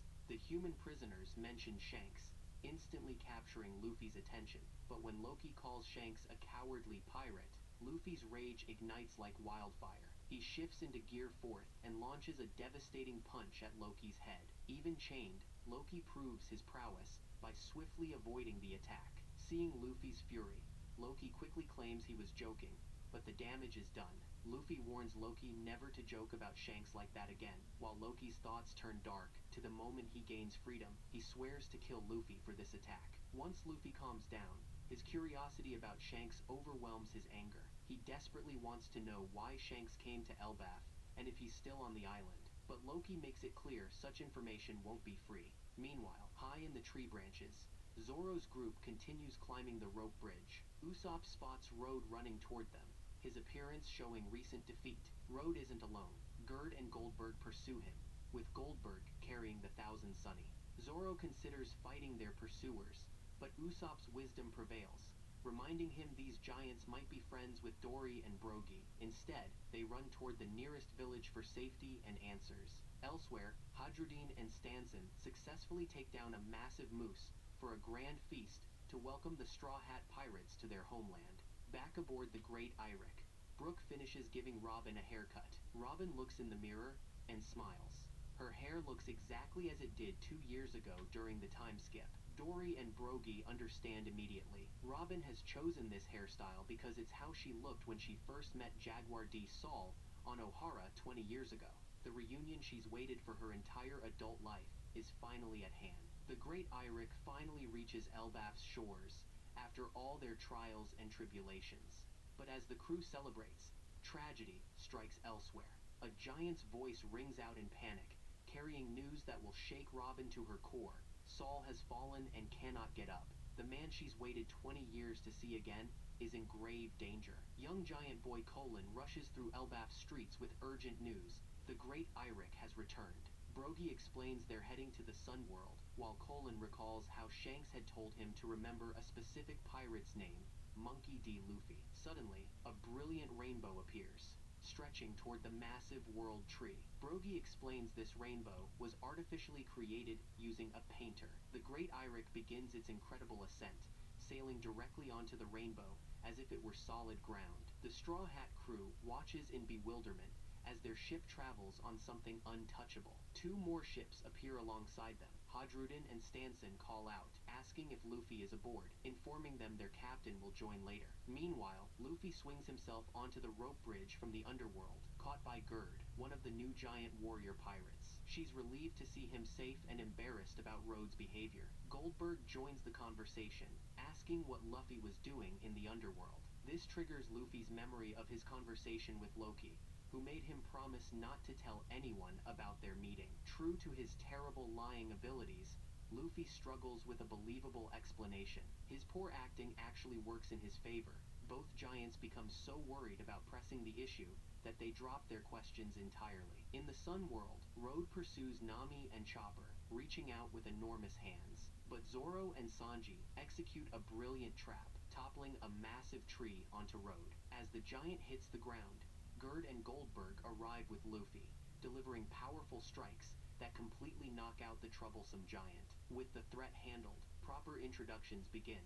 Gerd and Goldberg formally introduce themselves as members of Hadrudin's new giant warrior pirates, offering to serve as guides. However, Luffy's adventurous spirit takes over, and along with Chopper and Usopp, he charges toward the nearest village. Gerd easily carries Nami, Zoro, and Sanji while following the enthusiastic trio, with Goldberg transporting the Thousand Sunnies safely. As the great Eirik and Naglfar continue up the Rainbow Bridge, Dory and Brogy educate their passengers about Elbaf's unique structure. Elbaf's 3 distinct levels.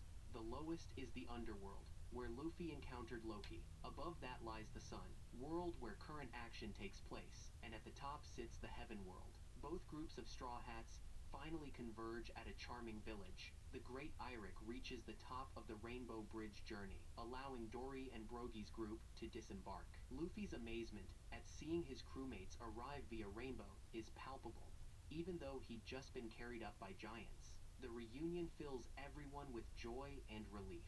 After being separated by Road's interference, all the Straw Hat pirates are back together.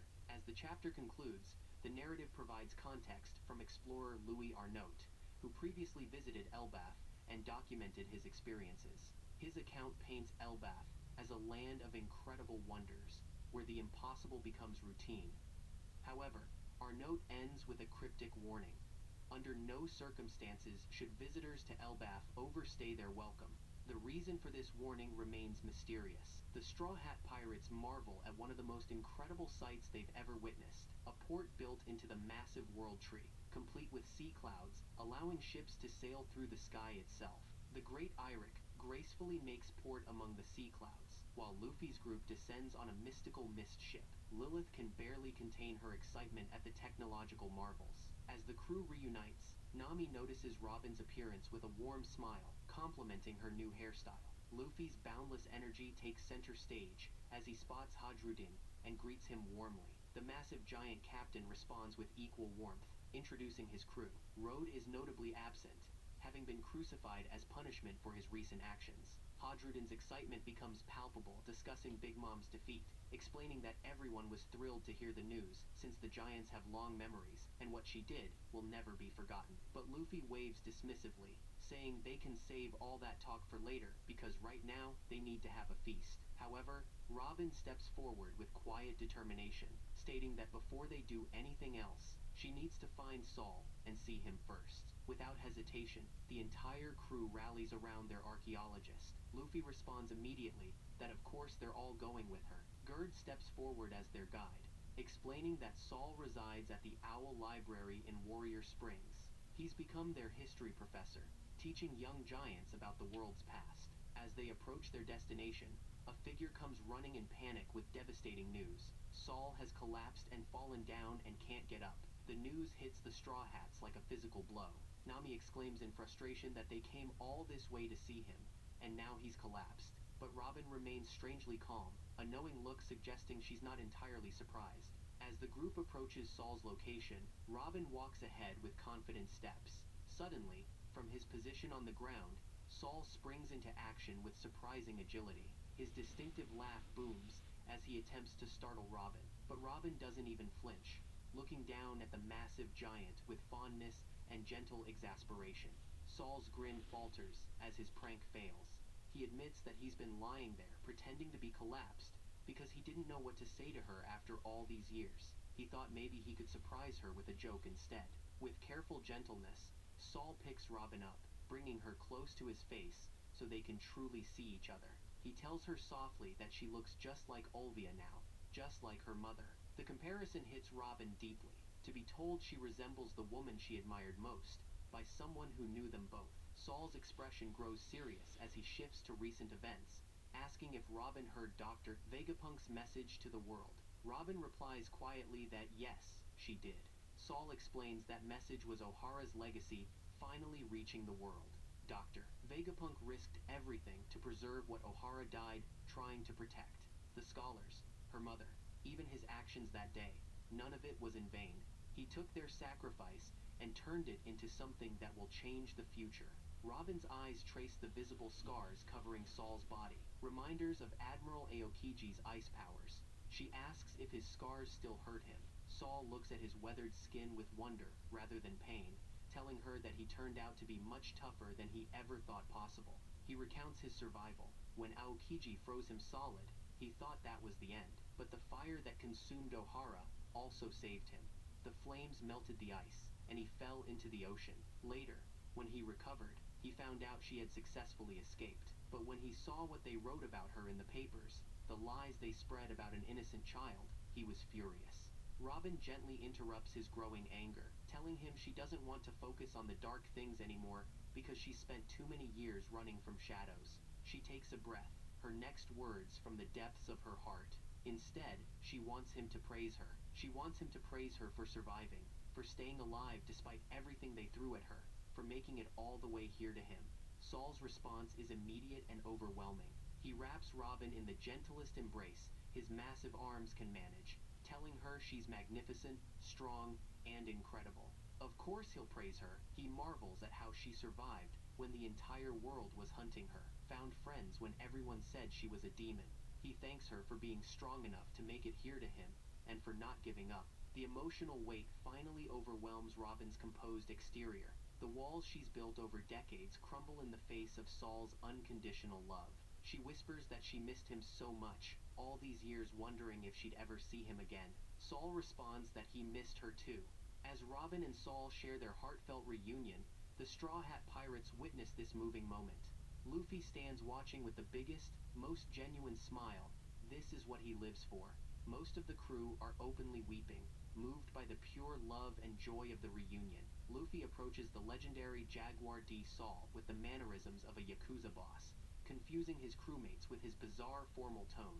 He bows respectfully, thanking him for everything he did for Robin. Saul looks down with amusement.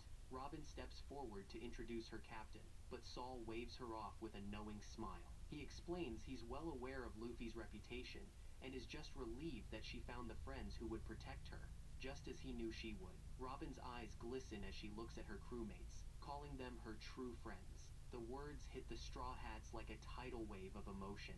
Everyone except Luffy, Zoro, and Jinbei immediately bursts into tears, crying out that they would die for Robin. Saul greets the rest of the crew with genuine warmth, though his expression turns sheepish as he scratches his enormous head. He apologizes for his earlier prank, explaining that the woman calling for help was Ange, his assistant, who was in on the whole thing. He turns to Luffy with obvious admiration, saying he's truly impressed that Luffy has become one of the 4 emperors, and asking him to continue protecting Robin. Luffy's response is immediate and unwavering. Of course he will. Dr. Vegapunk Lilith arrives, flying through the air with characteristic confidence. She lands gracefully, but Saul's expression shows confusion. as he doesn't recognize her. Lilith introduces herself as one of Vegapunk's satellites, sparking immediate interest. Jinbei and Gerd carefully carry a large, mysterious container that seems to pulse with unknown energy. Jinbei asks what's inside, as he sets it down carefully. Lilith's eyes gleam with scientific excitement as she explains this contains a perfect clone of Dr. Vegapunk himself. This is the same clone he used to visit Elbaf 20 years ago, allowing him to explore without arousing world government suspicion. Bonnie steps forward eagerly, hope evident in her face, asking if Lilith will be able to help Kuma. Lilith's expression softens with determination as she explains she fully intends to help. However, she won't be able to extract the clone until she has proper equipment. That's why she plans to build a new laboratory here on Elbaf. The serious moment is broken by small voices from behind a nearby tree. Several giant children peek out shyly, asking if Saul is done talking so they can play now. Saul's face breaks into a warm smile as he tells the little ones to go ahead and play. Ange steps forward, introducing herself properly as Saul's assistant. The children usually... Right now, Sub Club members can get a foot long for $6.99 in the Subway app. Subway, eat fresh, feel good. Complete creative freedom. Welcome to Affinity.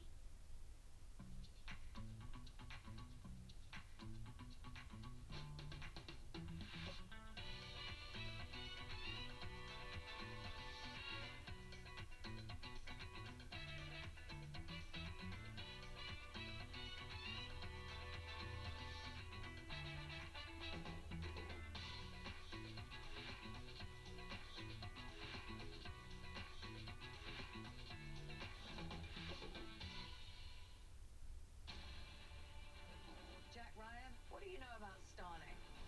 Do you mean an unsanctioned black ops team designed for psychological warfare, assassinations? Let's shut it down. The Starling has been resurrected. The storm is coming. You ready? Let's go cause an incident.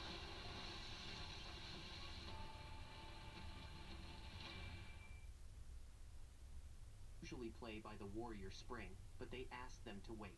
She offers to give everyone a tour of their settlement. Before anyone can respond, Luffy and Usopp dash off toward a large building in the distance, the Walrus School. They shout back that Saul opened it 20 years ago when King Harold requested it. Ange chuckles at their enthusiasm, saying she'll give the rest of them a proper tour while Saul takes Robin to the Owl Library. Luffy and Usopp's exploration leads them to encounter several giant children who want to play. One suggests playing prisoners with the small humans, but other children quickly intervene with surprising maturity. They explain they're not supposed to hurt humans and shouldn't call them derogatory names either because it's not polite. Usopp watches this exchange with growing confusion, wondering why giants aren't supposed to be fierce fighters. The children shake their heads solemnly, explaining that fighting is dangerous. The mystery deepens when they realize they've been standing on someone. A gentle voice speaks from beneath them, asking to be excused. They discover Ripley, a giant woman serving as teacher to the children. Despite the awkward situation, she seems unbothered. Rising to her full height, she looks at the confused pirates with understanding. She explains the children's behavior by revealing that the legends they've heard about fearsome giant pirates are over 100 years old. Today's giants are quite different. She gestures toward the peaceful scene around them, explaining that King Harold wanted them to trade with other nations rather than plunder them. The giants considered him a revolutionary who wanted to change Elbaf for the better. Unfortunately, he was slain by Loki, and because of this tragedy, the giants refused to acknowledge Loki as their new king. This has left their country without a proper ruler. As the group tours the school, Ripley's attention focuses on Luffy with intense interest. She mentions that his transformation reminds her of a legendary warrior from Elbaf's ancient stories. She's from the last generation that remembers those times, when warriors like that still walked among them. Meanwhile, Robin's journey takes a different path as Saul leads her, along with Chopper, Lilith, and Bonnie, to the Owl Library. Saul's voice fills with emotion as he explains he returned to Ohara with Hadrudin. They salvaged every book they could find, everything that survived the Buster Call. He pauses at the entrance, warning Robin to be careful when she steps inside because the library has unusual properties. Robin clutches a small book as she crosses the threshold. The moment her feet touch the library floor, the book begins to grow, expanding to giant proportions to match the scale of its new home. Saul explains this is an unnatural ability of the library, but he's thrilled to finally share all the knowledge he saved from O'Hara with her. Robin stands frozen in the doorway, tears streaming down her face as she takes in the magnificent sight. Deep beneath Elbaf, in the shadowy underworld, Loki speaks into a Den Mushi with someone he has never met face to face. Loki asks if that moment of fear still motivates them, and the voice confirms it does, though guarded in response. Loki's chains rattle as he shifts, explaining that even though they've never met in person, he considers them a friend. If he were in their position, he would have destroyed everyone present without hesitation. The person's disapproval comes through clearly, but there's growing recognition in their response as they mention beginning to notice the essence of kindness in his brutal honesty. Loki's reaction is immediate and violent as he declares there is no kindness in him and warns them not to mistake his words for something they're not. While the giants celebrate and the Straw Hats explore, something dark stirs in peaceful Elbaf.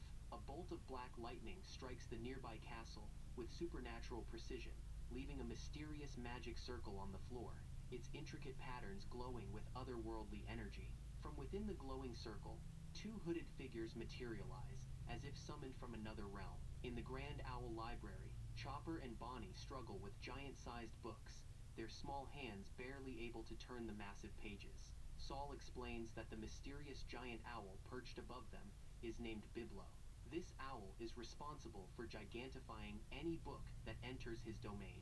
Lilith, her scientific mind immediately recognizing the phenomenon, concludes with excitement that Biblo possesses the power, a devil fruit allowing him to enlarge objects at will. Chopper's eyes light up with hope, asking about medical books. Saul confirms there are indeed medical texts here, but since they originate from Elbaf, they will remain giant-sized. Meanwhile, in the Sun world, chaos erupts as Luffy demonstrates his incredible strength in the most Luffy-like way possible.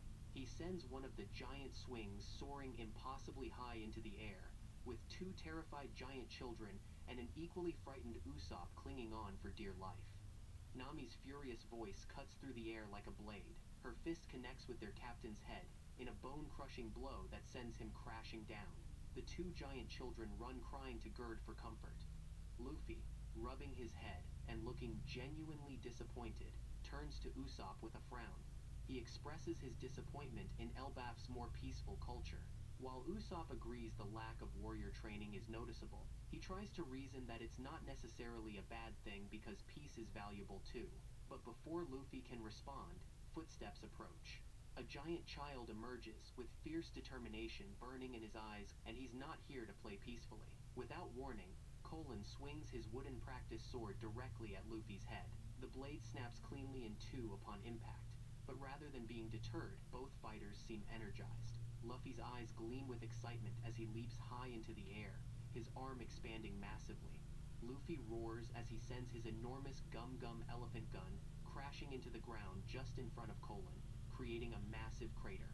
Usopp shouts in panic as other giant children recoil in horror, but Luffy is grinning ear to ear, finally finding someone on Elbaf who isn't spineless. Colin, far from being intimidated, bounces with excitement, declaring that was incredible. He turns to jeer at his fellow giant children, asking them to see real strength. The other children call him a delinquent and brute, but Colin doesn't care. Just then, a stern voice cuts through the commotion. Ripley, his mother, approaches with scolding and pride mixed in her voice. She reprimands her son for attacking their guests, but adds approvingly that it was a good first strike. Colin hands his mother a basket that Mado had asked him to deliver, then turns to the Straw Hats with a proud grin. He announces that his father is a human and a former pirate, explaining his half-giant heritage and different approach to life on Elbaf. As the group prepares to move to different locations, decisions are made about spending their time. Robin makes her intentions clear, that she'll remain at the library for a while longer to talk with Saul during the feast. Lilith and Bonnie decide to skip the beginning of the feast to obtain their resident permits. Frankie announces his plan to study the legendary treasure tree Adam, the source of the Thousand Sunnies wood. The kind-hearted Gerd approaches, with arms full of traditional Elbaf-style clothing for Robin, Frankie, Brooke, and Jinbei. The crew members set off together toward the village, except for Robin and Frankie, who have their own plans. But not all is peaceful on Elbaf. At the imposing Orist Castle near the western village, two hooded figures approach a pair of giant guards with clearly hostile intentions. The figure with messy light hair and bandages wrapped around their nose and mouth steps forward with menacing authority. The bandaged figure demands coldly to know where Loki Island. The loyal guards stand firm, explaining they cannot tell that information because Loki is a criminal and his location is classified. The hooded figure's response is swift and brutal, declaring they're not asking but ordering. Without warning, they unleash rapid projectiles resembling bandages, wrapping around one guard like binding snakes. The guard screams in agony as the mysterious projectiles cause burning pain throughout his body, and he collapses. The message is clear. These intruders are not here for negotiations. Meanwhile, in the western village, the atmosphere is completely different. The Straw Hats arrive to find giants preparing for a massive celebration in their honor. The air fills with joy, laughter, and the aroma of giant-sized feast preparations. The giants roar in unison, raising massive cups high in toast to the Straw Hat Pirates for helping so many of their people, for defeating Kaido and Big Mom, and for being true friends to the giant race. Among the crowd, Luffy spots a familiar face, and his eyes light up with recognition as he sees Stanson. The giant warrior approaches with a broad smile, reminding Luffy that they met at the human auctioning house on Saba Odi Archipelago. He explains how Luffy freed him from slavery that day, and he promised he would repay that debt someday. As the celebration reaches its peak, a rumbling sound echoes across the village. The giants turn to see an extraordinary sight. The eldest giant in the world is arriving. Ja Rule, at 408 years of age, rides majestically atop a massive Svar, commanding immediate respect from everyone present. But Luffy, being Luffy, immediately notices something others might politely ignore, pointing out that the old man has a sword stuck in his head. Ja Rule chuckles at the young pirate's directness, reaching up to touch his helmet and explaining that his helmet stopped it from going all the way through. However, everyone can see the blade has cut remarkably deep, dangerously close to penetrating completely through both helmet and skull. The sight of this ancient warrior, still carrying evidence of some tremendous battle, serves as a reminder that even in this time of peace and celebration, Elbaf holds many secrets and dangers. The aroma of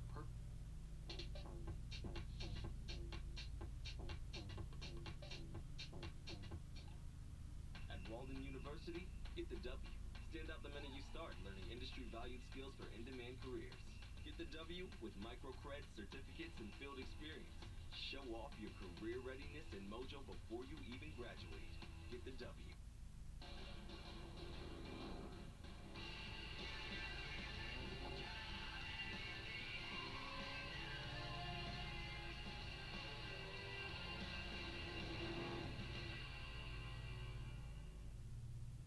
Homemade taste, made with care. Craft Room Mayo, the heart of every table. Is your mattress giving you aches and pains? At Mattress Firm, our sleep experts can match you with a more supportive mattress, like the new Purple Rejuvenate Royale. It's designed for pressure-relieving comfort. And right now, get 3% back. Mattress Firm, we make sleep easy.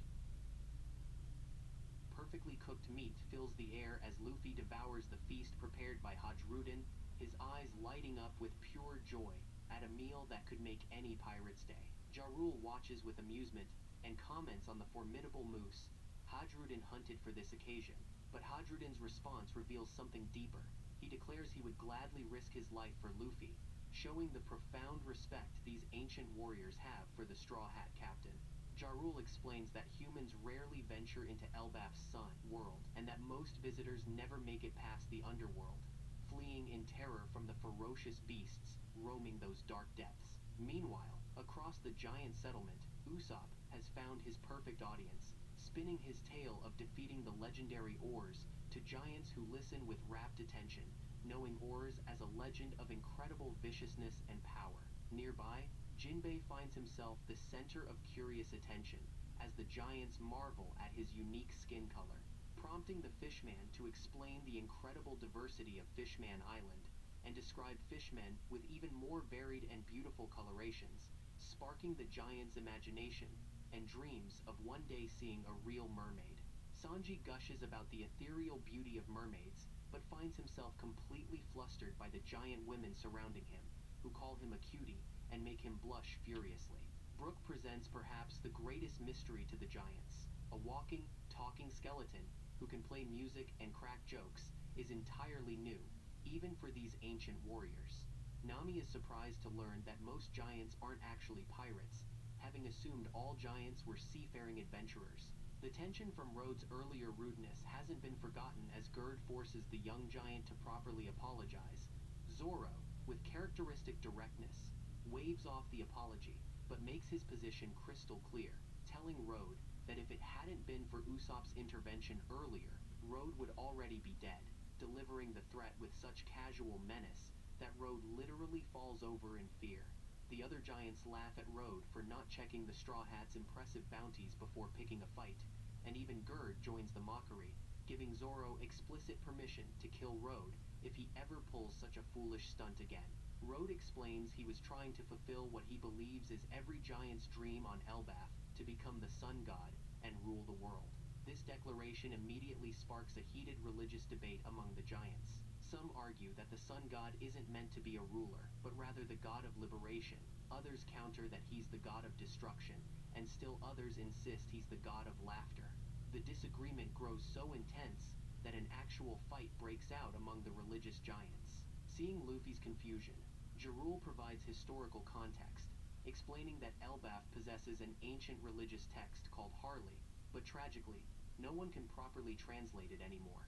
The knowledge of the ancient language has been lost to time, leaving only interpretations and guesswork. According to what they can understand of Harley, the world has been destroyed twice in the past, and in both cases, Nika was somehow associated with these world-ending events. Jarul makes the political implications clear, regardless of whether Nika represents liberation, destruction, or laughter. His presence signals great change coming to the world, which is precisely why those in power fear his arrival and work to erase his existence from history. A look of recognition crosses Luffy's face as he recalls Bonnie mentioning the same figure back on Egghead Island. Jarul proceeds to describe Nika's characteristics, and gradually Luffy begins connecting the dots, remembering how everyone called him Nika when he transformed into Gear 5th, though he still hasn't fully grasped the connection between Nika and his devil fruit powers. The giants share their childhood memories of idolizing Nika, revealing how deeply ingrained this figure is in their culture. Jarul mentions that both Loki and his father Harold attempted to emulate Nika in their own ways, setting up the tragic story that follows. When Luffy innocently asks if Loki is a good person, the giants react immediately and vehemently, refusing to consider Loki as anything but evil and giving good reasons for this assessment. They tell a tale of prophecy and patricide. Even before Loki was born, his father Harold prophesied his own death at his son's hands, and shortly after Loki's birth, he killed the family's lucky horse, a disturbing sign of things to come. The timing of Loki's birth was particularly ominous, coinciding with the year Big Mom accidentally killed Jorul during her childhood rampage. Since then, Elbaf has been plagued by natural disasters and suffered the loss of their beloved queen, leading the giants to see Loki's birth as connected to these tragedies. By age 10, Loki had established himself as a force of chaos and destruction, making the dangerous underworld his personal playground, hunting and taming ferocious beasts feared even by adult giants, and unleashing these creatures upon the village to terrorize his own people. The ultimate betrayal came when Loki fulfilled his father's prophecy by killing Harold. During the battle to stop this patricide, Jarul himself was gravely injured, the scars of which he still bears. These tragic events occurred about 6 years ago, and the person who finally stopped Loki's rampage was none other than Shanks himself, a revelation that amazes Luffy, who had no idea of his mentor's involvement in Elbaf's recent history. The giants add another tantalizing detail. Shanks was on the island not too long ago, meaning Luffy might have just missed him. Recognizing Luffy's strange behavior, Zoro pulls him aside for a private conversation. Luffy confides about his encounter with Loki, sharing details of their meeting that others haven't heard. Zoro's analytical mind quickly points out that everything Loki told Luffy must have been lies, given that everyone on Elbaf despises the imprisoned giant. But Luffy's desire to reunite with Shanks is so strong that he's willing to take the risk, admitting that if Loki can tell him where to find Shanks, he wants to hear what the giant has to say. However, he promises that if Loki was lying, he'll beat him up for the deception. Zoro, who didn't meet Loki personally, can't make his own judgment, and they decide the only way to know the truth is to see for themselves. Nami approaches, having overheard enough to know they're planning something interesting, and volunteers to guide them, claiming it's because of her navigation skills. The group decides to use a Svar to reach the castle where the keys to Loki's restraints are kept. Luffy notices Road accompanying them and asks why, and Nami reveals her true nature with gleeful honesty. She's turned Road into her new servant by shocking him with her Climattact. Then Nami reveals her real motivation for joining the mission. She innocently asks Road if it would be okay if all the treasure in the castle just disappeared. Zoro immediately recognizes Nami's true intentions. This isn't about helping Luffy or satisfying curiosity. The navigator has her eyes on the castle's treasure vault. Meanwhile, in the dark depths of the underworld, the two mysterious hooded figures finally reach Loki's location and reveal themselves as members of the infamous God's Knights, the world government's most elite force. They approach Loki with an offer to join their prestigious ranks, but Loki's response is immediate and filled with contempt as he refuses outright, declaring he won't waste his only life becoming garbage like the world nobles who control the God's Knights. The female member of the duo, Gunko, explains to her partner the troubles they've had gathering intelligence on Loki, noting that every agent sent to Elbaf to investigate him disappeared after reporting encounters with a giant crow named Mugen. Now that she's seen Loki in person, Gunko finds his insolent attitude intolerable and considers him deserving of death for his disrespect. However, her partner warns her against being hasty, aware that they're in dangerous territory and that rushing to violence might not be wise. As if summoned by the mention of danger, a massive wolf appears behind the God's Knights, one of the fearsome creatures of the underworld, clearly under Loki's command. With casual authority, Loki orders the wolf to devour the intruders, expecting the end of their unwelcome visit. But Loki's shock is evident as Gunko doesn't flee or show fear. Instead, she demonstrates why she's worthy of being called a God's Knight. Using her mysterious power, she unravels her clothes like bandages, transforming them into strong, flexible restraints. With incredible ease, she wraps these fabric restraints around the giant wolf's neck and lifts the massive beast into the air, dangling it helplessly.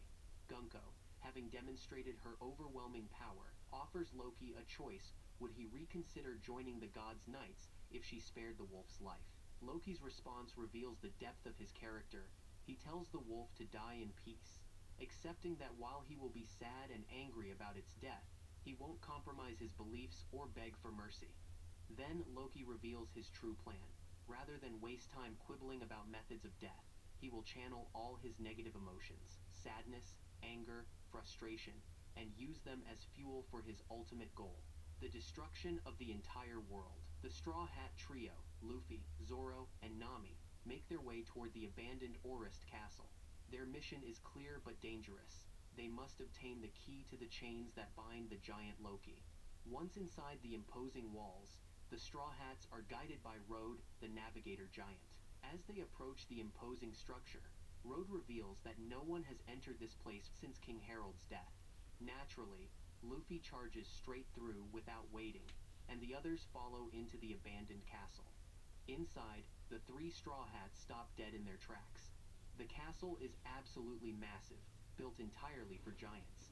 Nami quickly realizes walking through here on foot would be impossible for humans their size. Road offers to carry them, and from their elevated position on his shoulder, they can fully take in this abandoned royal residence. As Road carries them deeper, they notice destruction everywhere. Walls cracked and crumbling, furniture smashed, entire sections demolished. Road explains this is the aftermath of the battle between King Harold and his son, Prince Loki. When a giant king and prince fight fight with all their might. This level of devastation is inevitable. The next sight is truly haunting. Piles of enormous skeletons, the remains of giant warriors. Rhodes' voice grows heavy as he recounts how Prince Loki slaughtered over 100 soldiers that day. Only 2 beings survived that massacre, Loki himself and the legendary Jarul. Continuing through this graveyard, one skull catches Luffy's attention. It has massive curved horns, reminding him of oars from Thriller Bark. Road confirms this and explains an important piece of giant history. Some giants carry ancient giant blood in their veins. These were beings of enormous power, but there are no pure-blooded ancient giants alive today. Their bloodline continues in some current giants, manifesting in features like those distinctive horns. They reach a grand hall where a massive portrait of King Harold hangs. He's depicted in his prime, with prominent horns marking his ancient giant heritage. Rhodes' expression softens with reverence as he explains Harold was the best king Elbaf ever had. He dreamed of connecting their isolated kingdom with the outside world, breaking down barriers that had kept giants separate for so long. Then Rhodes shares something shocking. Despite those powerful horns being a symbol of his heritage, King Harold physically tore them out. The Straw Hats are stunned. Rhodes explains the king believed the ancient giants represented an era of wars, a violent past that needed to be left behind. By removing his horns, he symbolically rejected that warlike heritage for the future he wanted to build.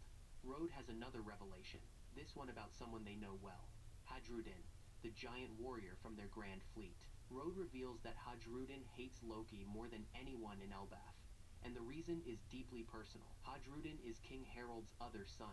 Nami's eyes widen with shock. They're brothers? Rhodes clarifies they're half-brothers. Hadrudin was born to a woman from another kingdom, not native to Elbaf.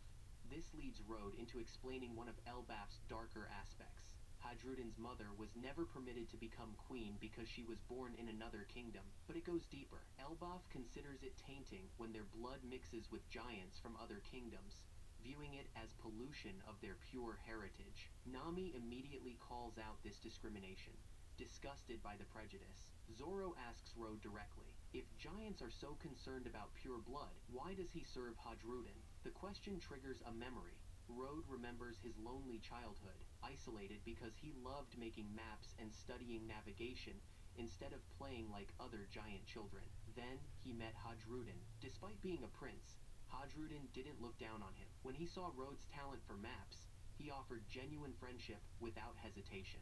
Rhodes' voice fills with emotion as he describes Hadrudin's character. Even though he was the king's son, he wasn't allowed to live in the castle. His mother was despised, and he faced constant discrimination. But Hadrudin never gave up or became bitter. He proclaimed his dream to unite all giant tribes scattered across the world and become king of all giants through his own strength. Rhodes wants to help him achieve that goal. That's why he's loyal, because Hadrudin gave him friendship when no one else would. Just then, Luffy spots something disturbing. Several giant bodies lie scattered on the floor, but these aren't ancient skeletons. These giants appear to have fallen recently. The discovery fills the air with tension.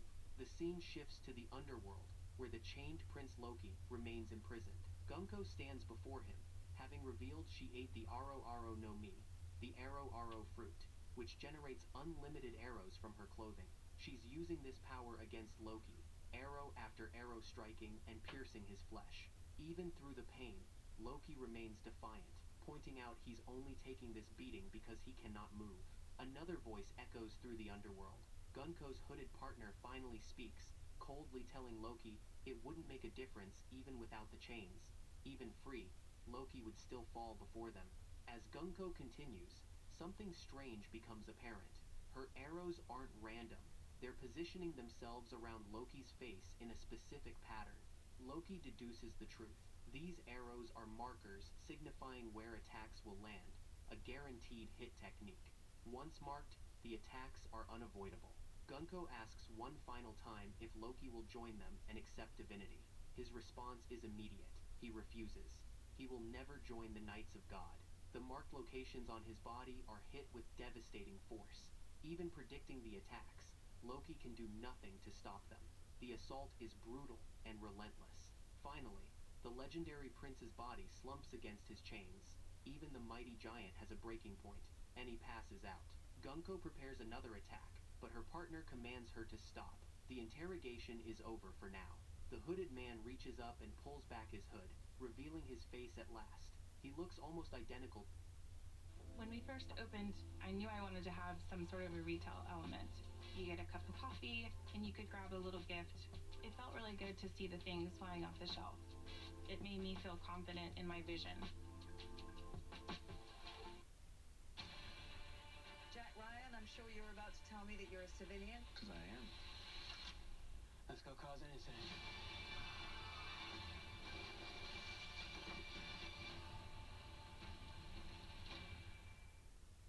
USAA Safe Pilot, I can save when I road trip safely. Or with USAA Safe Pilot Miles, I can save when I staycation. Yeah, with Safe Pilot, you can save when you drive. Or with Safe Pilot Miles, you can save when you don't. You power through so much every day. When your body lets you know it's had enough, make time for some me time. Therapeutic massage, assisted stretch, and professional facials. All delivered by skilled providers who take the time to understand exactly what you need. Because when you feel and look your best, that's when you can give your best. Massage Envy, where better begins.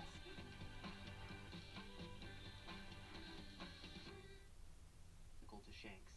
He introduces himself, Figurland Shamrock, son of Figurland Garling, the supreme commander of the Holy Knights.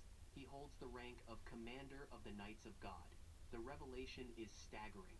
This isn't Shanks, but clearly someone connected to him by blood. While Shanks became a pirate and emperor, Shamrock serves the world government as one of its most powerful enforcers. Shamrock realizes that Loki will never become a weapon of the world government, even if it means death. Loki's resolve cannot be broken. Accepting this, Shamrock makes his stance clear. Not every peace needs to be useful. The world government will bring Elbaf to heel, no matter the cost. With King Harold dead and Elbaf's warrior spirit weakened by years of forced peace, the island is more vulnerable than it has been in centuries. Recruitment is no longer an option. Shamrock turns to Gunko and orders her to contact Mary Giose. The plan changes. The world government's most powerful knights are already here, and their presence means Elbaf will be controlled by force. Deep in the forests of Elbaf, Loki, the chained prince of Elbaf, awakens from unconsciousness. His voice carries curiosity and suspicion as he addresses the mysterious figure before him. Loki demands to know Figurland Shamrock's relationship with Shanks, noting they look exactly the same. Gunko immediately tells Shamrock he doesn't need to answer, but Loki presses on. He points out that pirates and world nobles are polar opposites, making their identical appearance bound to make anyone curious. Then comes one of the biggest revelations in One Piece history. With calculated coldness, Shamrock reveals the truth that will change everything. Shanks is his younger twin brother. He explains that though Shanks once returned to Mary Giose, he ultimately preferred living in what Shamrock considers the filthy lower world. This revelation explodes across the One Piece universe like a bomb. Shanks, the beloved mentor figure who saved Luffy's life, is actually born into the most despised bloodline in the world, the Celestial Dragons. But unlike his elder twin brother, who embraces his world noble heritage, Shanks chose to reject his birthright and live among the people he was supposed to rule over. Loki's reaction is immediate and fierce, declaring that both brothers have earned his ire. Once he gets these chains off, he'll make them pay for attacking him while defenseless, and for taking down his animal friends. But Shamrock has no intention of engaging in honorable combat. Instead, something truly terrifying happens. Shamrock draws his sword, and the blade undergoes a horrifying transformation, morphing into the legendary three-headed hellhound Cerberus. This sword has consumed a mythical Zoan devil fruit, specifically the Cerberus model. The three slavering heads snap and snarl, radiating an aura of death and destruction. Shamrock commands his weapon with aristocratic disdain, telling Loki that if he survives this encounter, he'll be waiting for him. Even Loki, who claims to possess the power to destroy the world, feels genuine fear. His voice wavers as he admits he cannot survive an attack from something like this, his final words echoing with frustration and hatred for all world nobles. As the mythical beast prepares to attack Loki, Shamrock and Gunko make their strategic departure. Using her Aro Aro no Mi powers, Gunko manifests a large bird capable of carrying them both through Elbaf's skies. Shamrock's calculating mind already moves to their next phase, using the children as leverage against the giants, and calling for another knight to assist them. Meanwhile, at Orist Castle, the Straw Hat Pirates deal with their own shocking revelations. When the giant guards explain who attacked them, Luffy's reaction is immediate and absolute. He refuses to believe it was Shanks. Despite the physical similarities and the fact that Shanks has visited Elbaf many times before, Luffy remains unshakable in his faith. The giant guards begin piecing together the puzzle. Could the attacker have been Shanks's brother? Luffy admits he never heard Shanks talk about his family before, always assuming he thought of the Roger Pirates as his family well, except for Buggy. This reveals so much about Shanks's character. He never spoke of his noble birth, never revealed the burden of his bloodline to the young boy who idolized him. Elsewhere, Frankie explores the treasure tree Adam alongside Ripley. He learns that all Adam wood originates from this single tree, and that its rarity comes from the danger of harvesting it unnoticed. Frankie then discovers an ancient mural carved into the tree. Though long dismissed as children's drawings, Ripley believes the mural dates back to the Void Century. The imagery depicts multiple races, including giants, minks, Lunarians, samurai, fishmen, and others, fighting together, suggesting a united world that once existed. In Elbaf's Owl Library, Saul presents Nico Robin with a sacred text known as the Harley. This text forms the foundation of Elbaf's myths and explains why figures like the sun god appear differently across cultures. The Harley is divided into 3 chapters, each describing a different world. Saul explains that legends of Nika consistently depict him laughing to a rhythmic beat, matching the heartbeat Luffy produces in Gear 5th. Robin begins to read. The first chapter describes a unified land where mankind touched a forbidden sun. This act triggered a catastrophic reshaping of the world. In religious language, the land was shattered by an earth god, and a great serpent wrapped around the globe. Interpreted symbolically, this aligns with the breaking of the original continent and the creation of the Red Line, permanently separating the world. The second chapter describes an era of dreams, war, and expansion. Different peoples dreamed, conflict spread, and mankind killed the sun and declared itself God. This corresponds to the Void Century, when the ancient kingdom, powered by a limitless energy source, was destroyed. The seas rose, flooding the land and dividing the world into islands. Rather than literal gods, these events are framed through religious symbolism. The sun here refers not to Nika himself, but to a powerful energy source, the same ancient power later associated with Mother Flame and the ancient weapons. The third chapter describes the present age, a broken world remembering a promised day. It foretells the return of the sun, the end of separation, and the reunion of what was divided. Unlike the previous worlds, this one ends with hope, stating that they will surely meet. The mural Frankie discovered visually reflects this history. On one side, an alliance of races fights together. On the other, Noah carries life through catastrophe, while a sky-born weapon resembling Uranus brings destruction. Energy flows throughout the mural in a continuous cycle. This energy aligns with what Vegapunk described on Egghead, an ancient limitless power that once fueled civilization, ancient weapons, and prosperity.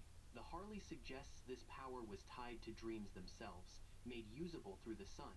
When that sun was lost at the end of the Second World, both the energy source and the birth of new devil fruits ceased. The Harley reframes the world's history as the story of a world broken twice, first by the splitting of the land and second by the flooding of the seas. The third world is the chance to undo both, destroying the Red Line, reversing the flood, and restoring the world as one piece. Nika's role is not that of a traditional god, but the embodiment of liberation born from dreams. Luffy's presence signals the return of the sun, not merely as a figure, but as the power needed to create a world without scarcity, oppression, or division.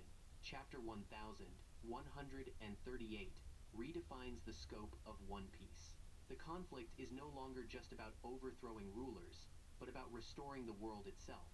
Elbaf's myths, the Void Century, devil fruits, ancient weapons, and Vegapunk's dream all converge into a single idea, a unified world sustained by shared dreams and limitless energy. As Robin finishes reading, it becomes clear that the final saga is not just the end of a journey, but an attempt to fix a world that has been broken since the very beginning. Luffy, Zoro, and Nami make their way through Elbaf's massive castle corridors with their giant guide, Road. The towering architecture surrounds them as they head toward the throne room where the key to Loki's chains awaits. Suddenly, before them appears a glowing magic circle, ancient runes pulsing with ethereal energy, suggesting this is no ordinary magical construct. Then, a voice echoes through the chamber, seeming to come from everywhere at once. Rhodes suddenly believes they're encountering something supernatural and cries out about a ghost in alarm. His fear is so overwhelming that he loses his grip, causing everyone to tumble to the ground in a heap. But this is no ghost. Stepping from the shadows comes Skopper Gaban, known throughout the world as the Mountain Eater, the former left-hand man of Gol D. Roger himself. Gaban stands before them with the quiet confidence of a man who has sailed the Grand Line with legends. The revelations don't stop with Gaban's identity. He's revealed to be more than just a former Roger pirate. He's Ripley's partner and Colin's father, weaving him into the very fabric of Elbaf's current situation. As Gaban learns about the group's mission to retrieve the key that will free Prince Loki, he positions himself between them and their goal, posing the most important question: what if freeing Loki goes wrong? What if he becomes a threat to the world? Without missing a beat, Luffy responds with straightforward confidence. They'll beat him up and tie him up again. Gaban's expression grows serious at this casual response. He delivers information that should give anyone pause. The only person who has ever managed to capture and bind Loki was Shanks. No one else was able to do it. The implication hangs heavy in the air.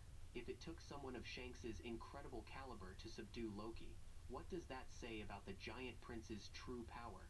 But even this revelation doesn't shake Luffy's determination as he watches Luffy's unwavering determination. He's reminded of countless moments when he tried to warn his captain about dangerous courses of action, only to be met with that same fearless determination. The Giants share the incredible story behind his fearsome nickname. Years ago, during his time with the Roger Pirates, Gaban found himself protecting an injured Roger from hundreds of enemies. He fought with such incredible ferocity that when the dust settled, every tree on the mountain had been obliterated.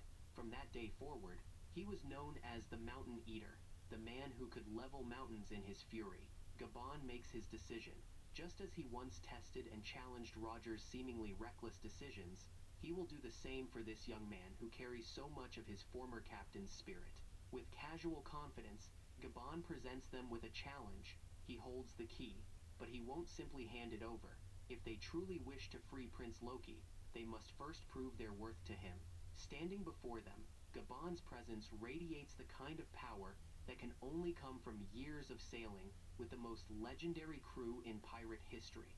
Luffy looks directly at Gaban with confusion and frustration, asking why he needs to fight for the key instead of just getting it, with a taunting edge. What's wrong? Can't he do it? Just like that, Luffy's competitive spirit is ignited. Without hesitation, he leaps off Rhodes' massive hands. Luffy reaches out, stretching his arm to grab the key, but Gaban proves he's no ordinary opponent. With movements speaking of decades of combat experience, he dodges Luffy's attempts multiple times with fluid. Luffy's voice rises as he declares he just wants to free Loki so he can get back to the feast. Gaban's response is deceptively casual, telling him to take it, but as Luffy moves in for what should be a simple grab, Gaban leaps high into the air, and suddenly, the key in his hand becomes coated with dense, powerful, armament haki. With devastating force, Gaban brings the haki-coated key down on Luffy. The impact is tremendous, and creating a cloud of dust and debris. When the dust settles, Luffy emerges, but his usual carefree expression has been replaced by genuine anger. Gaban notices some... With keratin color by Schwarzkopf, create your next hair story and forget about breakage. With our professionally inspired bond-enforcing system, get rich, striking colors on all hair types. Schwarzkopf Keratin Color. What story will you tell? Providing a home for your little ones can feel overwhelming. Progressive created Up Payment, a down payment assistance program for first-time home buyers. Because your family's dream of home ownership is our dream too. What a Saturday! Yeah. 6 a.m. soccer highlights. Kids Soccer League. And international matches all in one day. Woo! Now that's a proper kickoff. You bet. Is something that catches his experienced eye. Luffy's straw hat, as he tells Luffy the hat looks much better on him than that helmet. This hat is a treasure he's holding on to for Shanks. But Gabon's reaction is unexpected and brutal. He scoffs dismissively, calling Shanks a cheapskate for not truly giving Luffy the hat. The words hit Luffy like a physical blow. Luffy's voice explodes with outrage, telling Gabon not to talk bad about Shanks when he doesn't even know him. Gabon's response is swift and shocking. He grabs the key and shoves it directly into Luffy's mouth, then sends him crashing into a nearby wall with tremendous force. Drawing his twin axes with the fluid motion of a master warrior, Gabon prepares for his next move. The weapons gleam as he calls out his attack, Yasotakeru. What follows is a display of pure skill and power. Gabon unleashes a devastating flurry of axe strikes, each one precise and deadly. The air itself seems to tear under the assault, and the castle's foundations begin to crumble. But Luffy doesn't face this alone. Sensing immediate danger to his captain, Roronoa Zoro springs into action without hesitation. His three swords flash as he intercepts Gabon's assault, the clash of steel ringing through the air and sending shockwaves that damage part of the castle. Gabon pauses, and for the first time, there's approval in his eyes as he looks at Zoro. His voice carries respect as he acknowledges that Luffy has found himself a good crew. Now both Luffy and Zoro are ready for war. Luffy's body begins changing as he activates Gear 5th. Both warriors position themselves, prepared to face this mysterious opponent with everything they have. But then, in the most unexpected turn, he raises his hands and declares he yields. The sudden surrender causes both Luffy and Zoro to lose momentum and crash to the ground in confusion. Their voices ring out in unison, filled with frustrated anger, telling him to take the fight seriously. But Gabon, with infuriating calm, simply points to the ground near them. The key now lies within their reach. He states matter-of-factly that the key is now in their possession. Road tries to tell Luffy who Gabon really is, but Gabon gently cuts him off, asking him not to be too hasty. As Gabon begins to walk away, he offers what sounds like both advice and a challenge. If Elbaf is still intact by the time they leave, they should visit him. The implication is clear. He expects trouble to come to this peaceful giant island, but Luffy and Zoro, still frustrated by the abrupt end to their fight, respond with characteristic stubbornness, refusing his invitation. As Gabon continues walking away, his thoughts drift to a memory from the past. We see a glimpse of a conversation he once had with red-haired Shanks. In this flashback, Shanks had spoken about Luffy, trying to convince Gabon of something. Gabon's skeptical voice from the past echoes, why should he trust him? It was clear that Shanks was vouching for Luffy's character, perhaps preparing for this very moment. Shanks, with his characteristic laid-back attitude, had responded by telling Gabon to do as he pleased. At the Walrus School, some of the giant children noticed something unusual in the sky. A strange-looking bird perched in the branches above them. What the children actually saw, it was a construct created by Gunko, designed to help her and Figurlin Shamrock land silently on the tree branches overlooking the school. Once positioned, Gunko begins working her mysterious abilities. She creates the Magic Circle of the Abyss, a supernatural gateway glowing with otherworldly energy. Her intention was to summon a single reinforcement, but something goes wrong, or perhaps right. Instead of summoning one god's knight, the Magic Circle flares with extra power and brings forth two elite world government agents. The first to emerge is Saint Shepard Summers of the Shepard family. His arrival is less than dignified. He's still in his underwear, clearly having been summoned in the middle of something mundane, complaining about food shortages. The second arrival is Saint Rimoshifu, Killingham, of the Rimoshifu family. He's in an entirely different state of urgency, clearly having been summoned while rushing to an important appointment, stressed about being late for something crucial. Both men take a moment to process their surroundings, confusion evident as they realize they've been summoned to Elbaf. While Summers hurriedly gets dressed, Shamrock addresses the obvious question with barely contained impatience. Why were two summoned when he only asked for one? Killing him provides the answer. He's being summoned back to Mary Geoise, because everything has been falling apart since the Leveille. The implications are enormous. The recent World Government Assembly has created chaos that requires the God's Knight's immediate attention. Summers asks the natural questions about what Shamrock is doing here, and whether he's paying Harold's grave a visit. There's history here, references to past events and relationships among the world government's elite agents. Shamrock quickly explains the real situation to both newly arrived allies. Summers immediately points out a practical problem: they won't be able to stuff kids into bags. His matter-of-fact tone makes the horrifying nature of their mission even more chilling. Killing him adds another complication. Those without the mark cannot travel through the abyss, so they'll need to move the children by ship. But Shamrock has a different approach in mind, his voice taking on cruel anticipation. With their abilities, they can make a game out of kidnapping the children. Meanwhile, Luffy's group is leaving Orist Castle. Nami is complaining loudly that she couldn't find any treasure in the abandoned castle, which was the entire reason she joined them in the first place. Road is walking alongside her, trying desperately to get her to stop talking about this. He's nervous because he's trying to convince the injured guards they're carrying that nothing significant happened at the castle. The guards are still unconscious from their earlier ordeal. Meanwhile, elsewhere on Elbaf, Frankie continues his guided tour of the legendary treasure tree, Adam, with Ripley. She's explaining to him how the giants actually live on the tree's enormous branches. As they walk, they come across something unusual, a severed branch, clearly cut intentionally. Ripley begins to explain the story behind this damaged section. There was once a village called Haugen on that particular branch. The village was completely destroyed when a bolt of lightning struck the branch and set it on fire.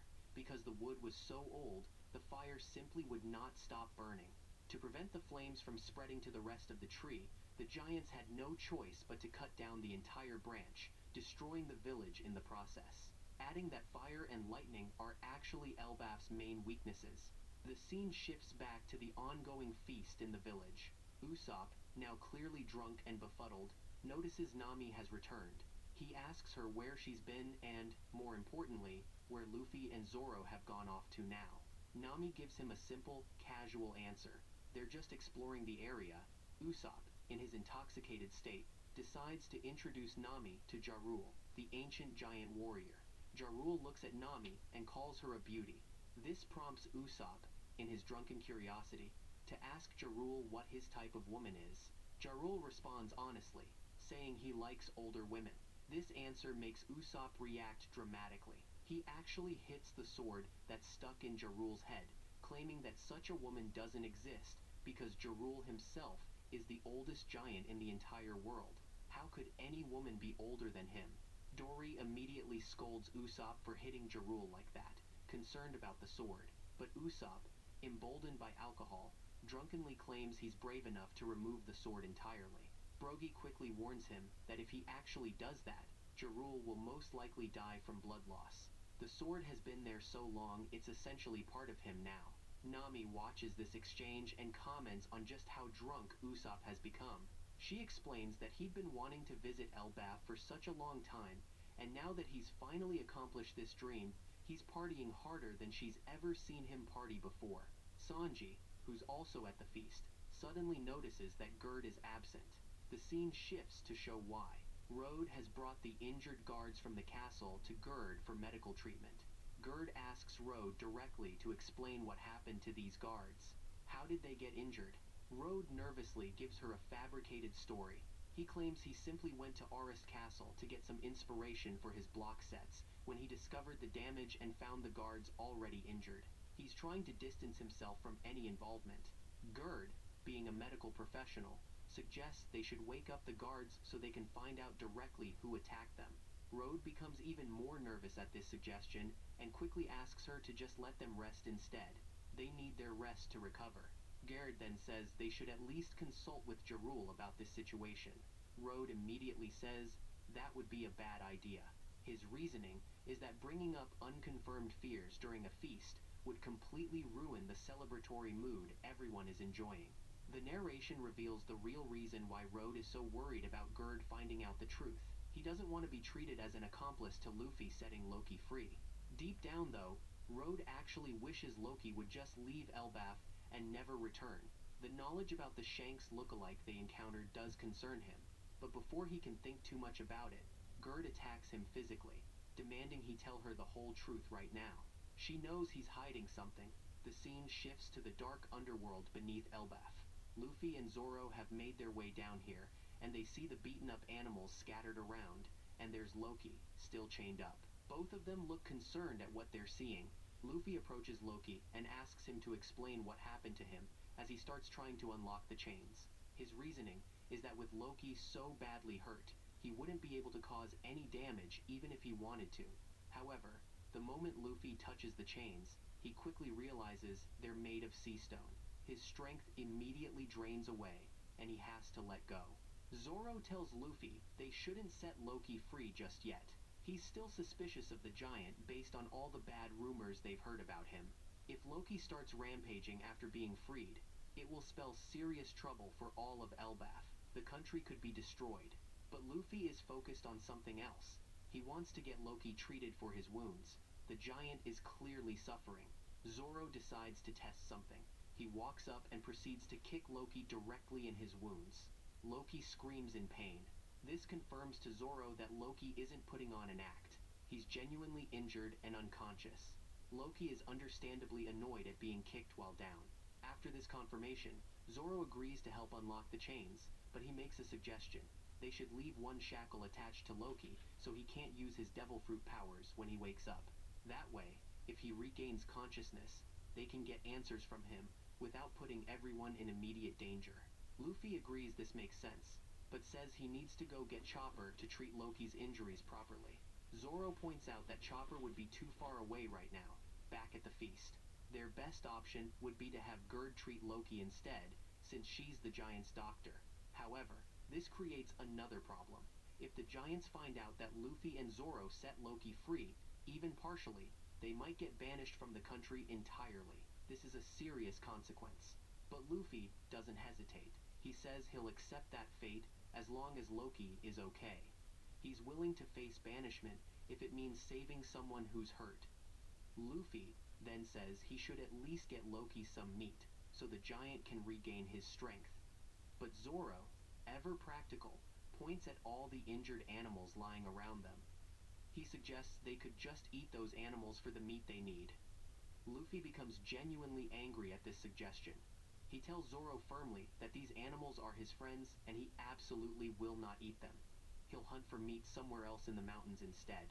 Just as Luffy turns to run off and get a doctor, he suddenly sees something falling from above.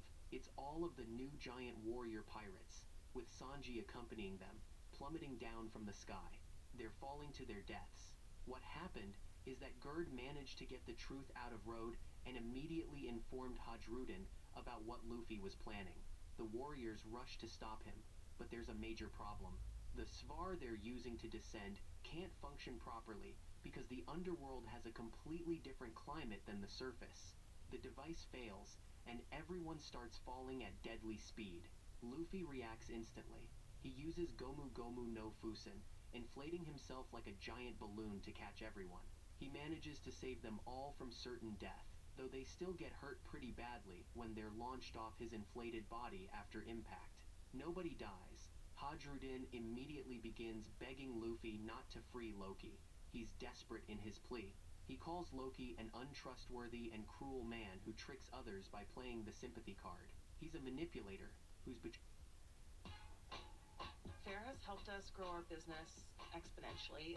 We can find so many different vendors in one place. It's super easy to shop.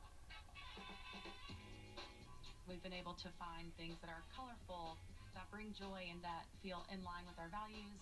We also look for things that fit the vibe. Turns out, Fair has everything.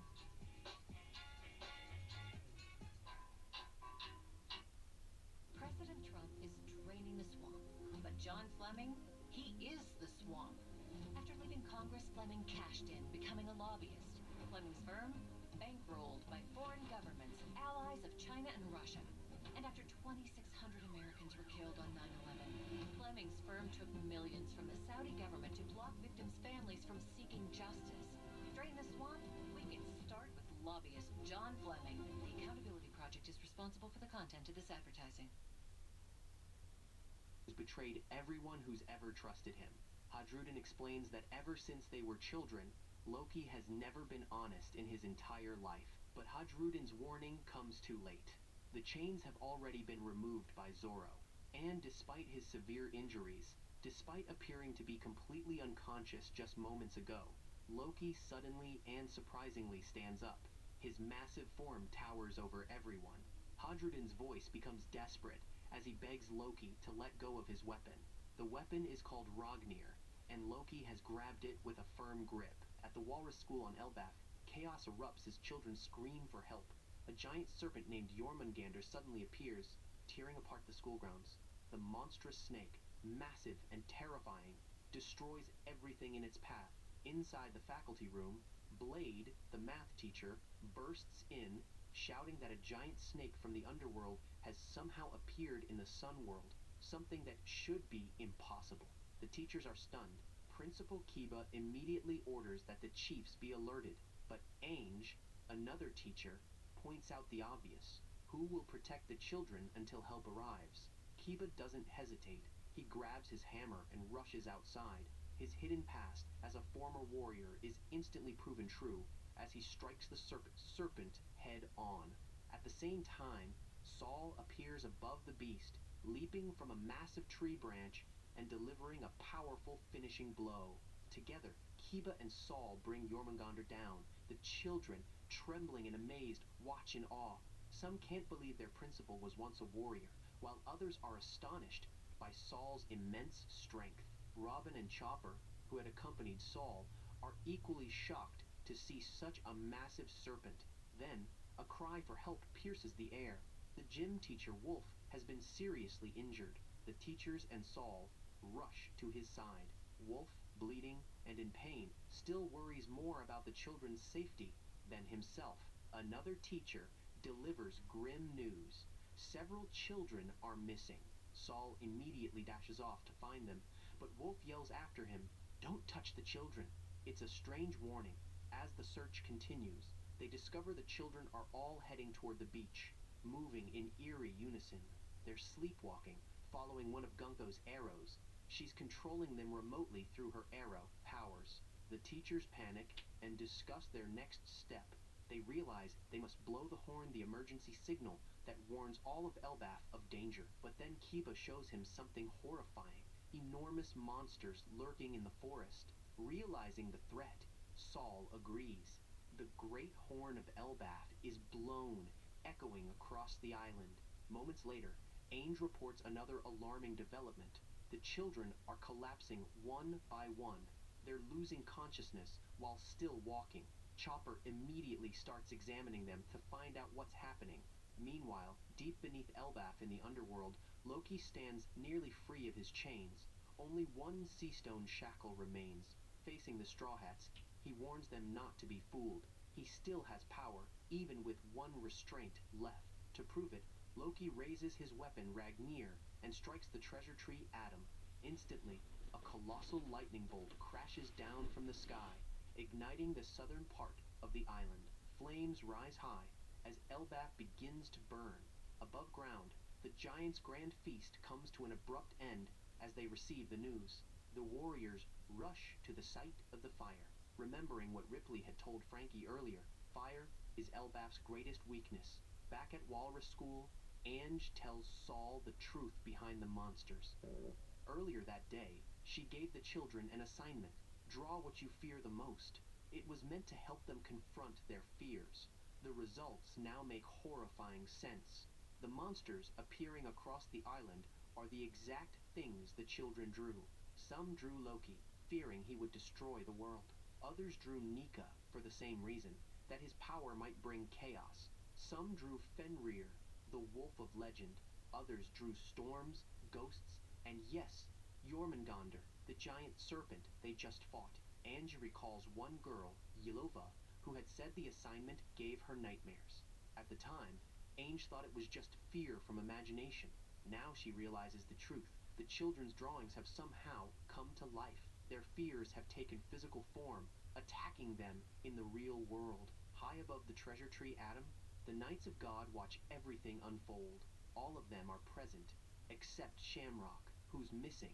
One of the knights, Killingham, admits he's behind the creation of these fear beasts. He mentions a time limit. The monsters will only exist until the children reach the ship. With a smug tone, he wonders aloud if anyone will uncover the truth before then.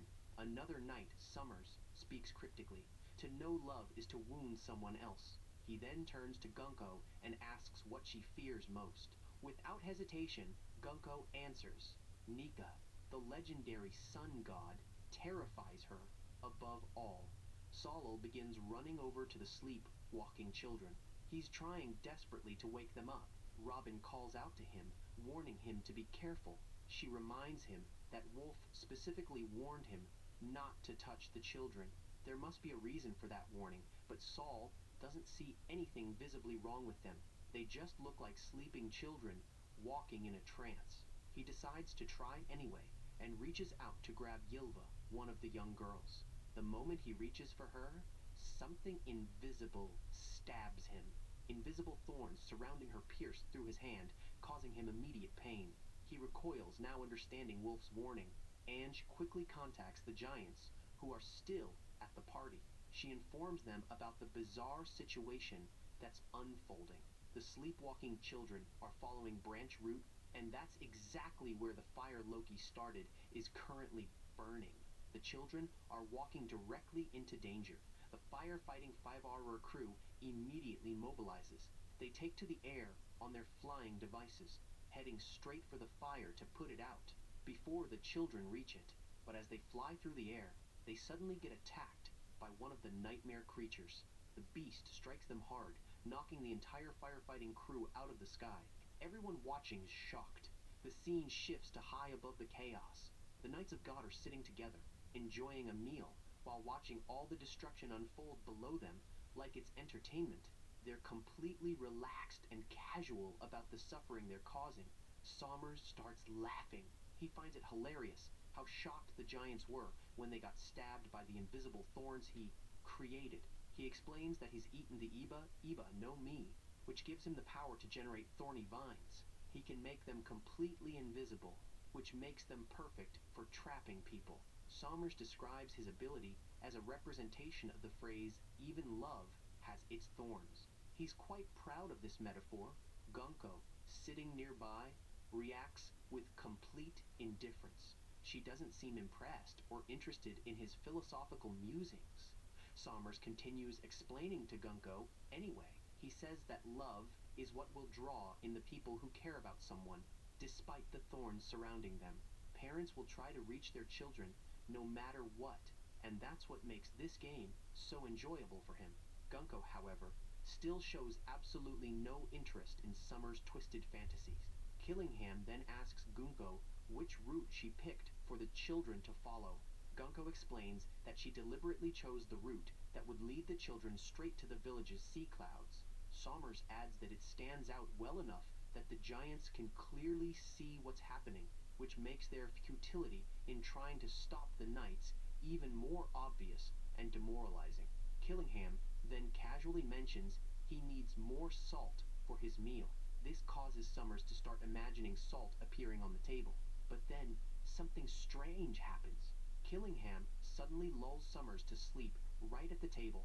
While Summers is sleeping, Killingham reaches into his dream and extracts actual physical salt from it. The salt from Summers' imagination becomes real. This reveals Killingham's devil fruit power. He's eaten the Ryu Nomi, model, Kirin, a mythical Zoan fruit. This power allows him to transform into a Kilin, the mythical creature.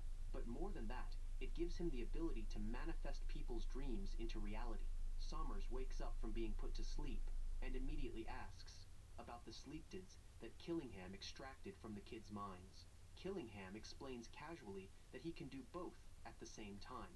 He can put people to sleep and manifest their dreams simultaneously. It's all part of his devil fruit's abilities. Breed. Gunko then says that all they need to do now is take one of the Giants' boats back to Mary Giwas, and their mission will be complete. They'll have the children, and Elbaf will be in chaos. Sommers complains about how easy this game has been. He was hoping for more of a challenge. Gunko tells him that trouble will definitely brew eventually, since the Straw Hats are in Elbaf, too. They might interfere with the plan. The three knights then notice that the children are heading directly toward the fire that's spreading through the tree. They discuss this briefly and decide that if the children burn to death, they can just find more children to kidnap. The lives of these specific children mean nothing to them. Back down in the underworld, Loki is still standing with Ragnir in hand. He tells Hadrudin that he cannot possibly stop him, since Hadrudin isn't even strong enough to lift Ragnir himself. Loki once again orders that the last Seastone Cuff be removed immediately, threatening to kill all of the weaklings in the Sun World if they don't comply. Hadrudin reluctantly agrees to stand down, but Zoro warns him not to give in to Loki's threats. At the same time, Luffy prepares to attack. He launches an assault on Loki, but the attack is rather weak because of Loki's already severe injuries. Despite the weak blow, it's enough. Loki collapses to the ground from the combination of his existing wounds and Luffy's hit. After Loki falls, Luffy and Zoro climb up onto his massive body to check on him. Zoro figures it out. Loki was bluffing the entire time. He was putting on a show of strength, but he was actually just trying to find somewhere he could collapse safely without losing face. He was already at his limit. Road, watching all of this, begins to suspect who it actually was that attacked and injured Loki so severely. He's thinking about the Shamrock look-like they encountered. Luffy, seeing Loki unconscious and badly hurt, begs Hadrudin not to let Loki die regardless of whatever crimes he's committed in the past. Luffy believes everyone deserves to be saved. Gerd, the giant doctor, begins treating Loki's wounds. She examines him carefully and delivers her medical assessment. She says it will take a few months until Loki's fully healed. His injuries are that severe. She knows that if he's going to make a full recovery, he cannot stay here in the underworld. Environment isn't suitable for healing, but she also knows the harsh reality. The people of the Sun World will kill Loki on sight.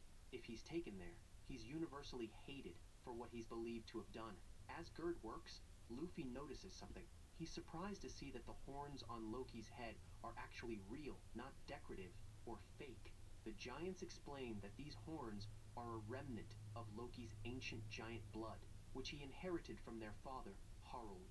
It's a rare trait that shows his lineage. Hearing Harald's name makes Hadrudin think back to his childhood. He remembers how Harald called both him and Loki his sons. Harald told them he hoped they would work together to support Elbaf after he died. It was supposed to be a partnership between brothers, ruling the kingdom together in harmony. But the reality was very different. Loki looked down on Hadrudin for being physically weak despite being the older brother. Loki insulted him constantly. He also mocked Hadrudin's mixed heritage, treating him as inferior because of his bloodline. These memories fill Hadrudin with rage. He draws his axe, fully intending to kill Loki himself, right here and now. He wants to avenge his parents and all the disrespect he's endured. But before Hadrudin can strike, Loki speaks up despite being barely conscious. He tells Hadrudin to either get over his personal grudges or stop his personal drama and actually see the situation for what it really is. There's more going on here than Hadrudin realizes. At that point, Loki asks Hadrudin a direct question.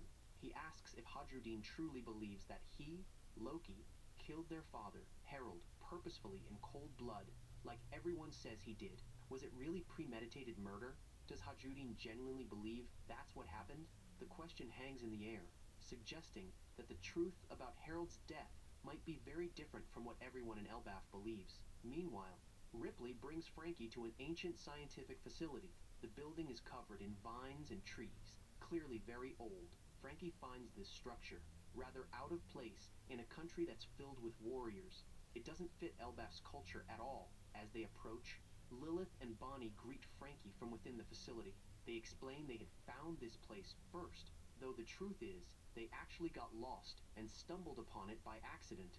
Ripley warns the two that she heard alarms in the distance, and now she can properly warn them about the potential dangers nearby that are developing across Elbaf. Lilith tells Frankie something remarkable. By her estimate, This facility has been in Elbaf for 3 millennia. That's 3,000 years old. Frankie finds this hard to believe, but Ripley supports Lilith's assessment, explaining that the Giants have absolutely no record of this building in any of their historical archives, their documented history. Regardless of its mysterious origins, Lilith decides right then to make this facility her new base of operations. She's already planning how to use it, but just as Frankie asks if he can look inside the facility himself, Bonnie suddenly warns both of them that something is behind them, that something turns out to be one of Killingham's MMAs, which are the manifested nightmares. This particular one has taken the form of a lightning cloud with a face on it. It's hovering menacingly near them. At first, Frankie thinks it might just be something natural to Elbaf, maybe part of the strange environment, but Ripley quickly clarifies that the opposite is true. This creature is completely unnatural and doesn't belong here at all. The scene shifts to the western village where the feast was taking place. A large skeletal MMA called a Drogar begins its assault on the village. The massive undead creature is attacking buildings and threatening everyone. This forces the warriors who were drinking and celebrating to suddenly sober up and fight back against this threat. Unfortunately, both Dory and Brogy are absent at this crucial moment. They can't give the Giants proper commands and battle strategy. The reason? Apparently, they drank way too much alcohol and had to run to the bathroom. The timing couldn't be worse. The Giants, seeing the Straw Hats present, prepare to move them away from the fight to keep them safe. But Usopp tells the Giants that they actually want to help fight.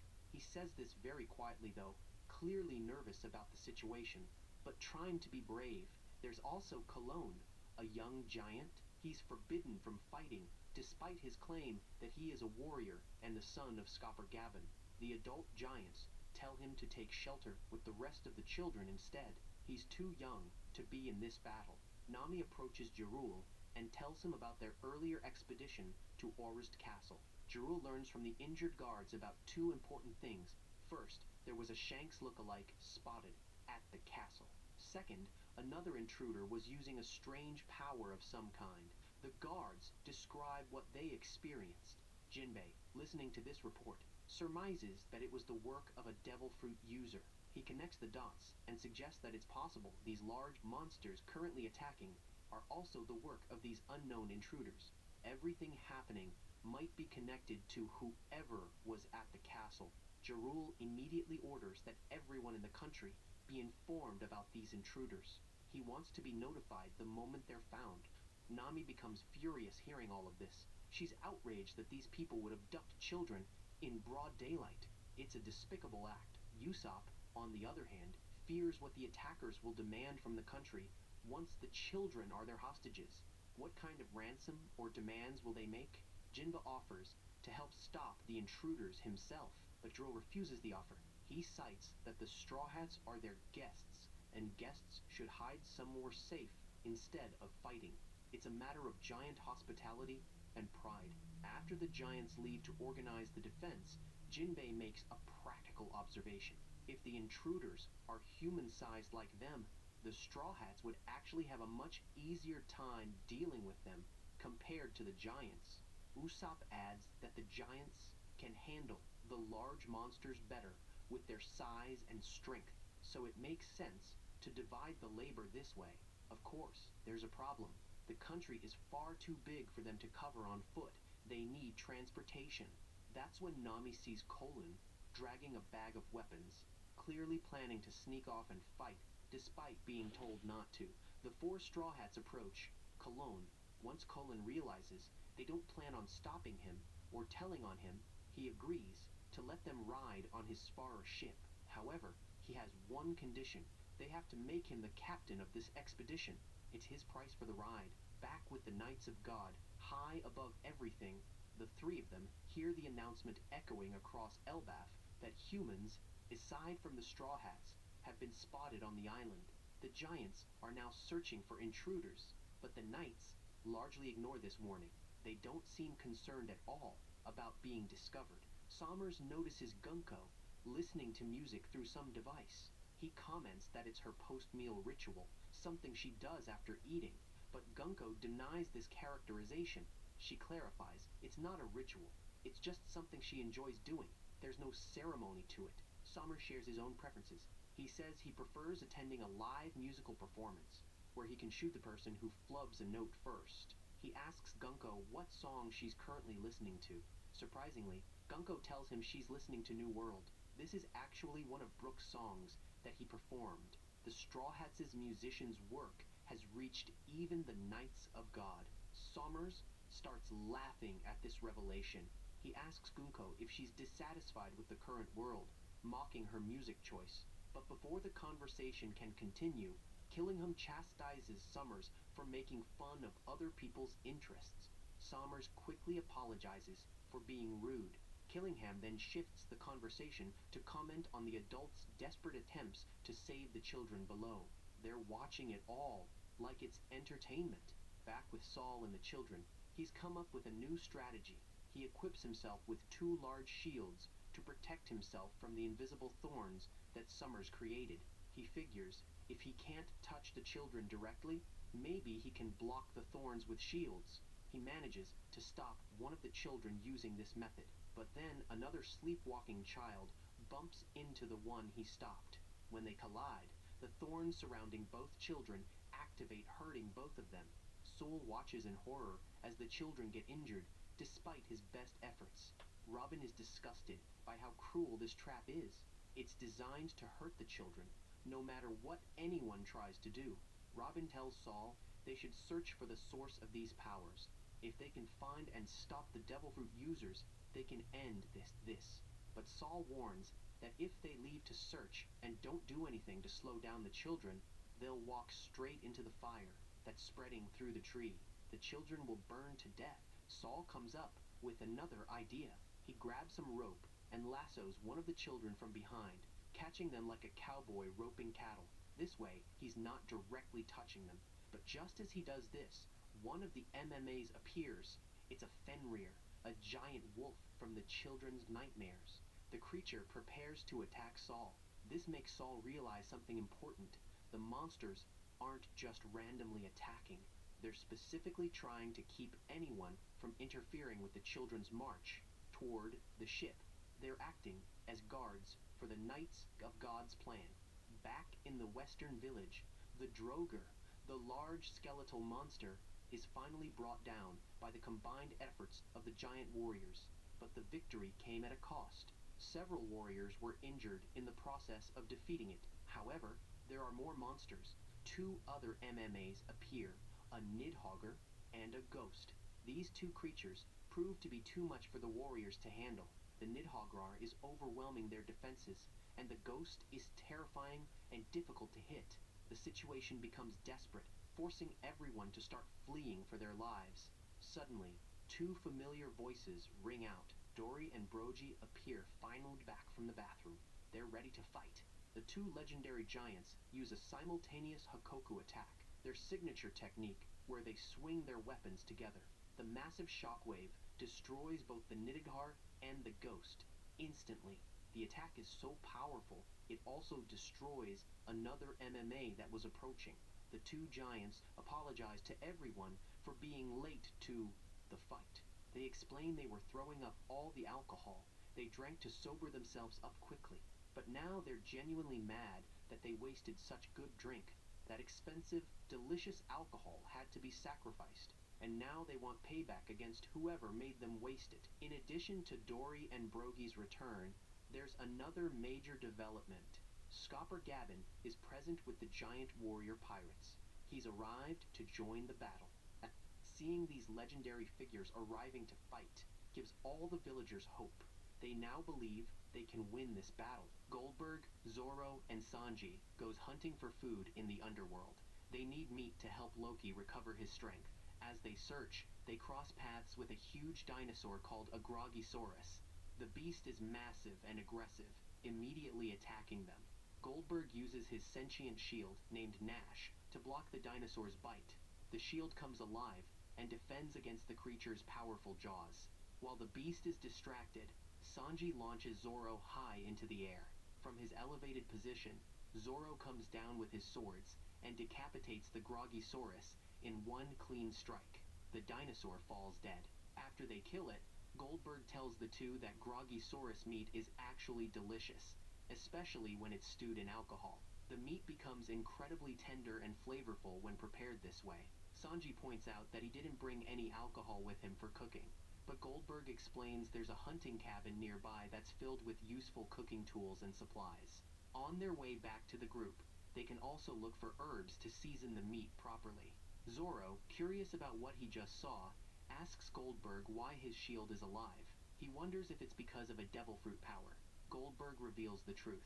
Nash came to life after his father went on an expedition to kill Big Mom.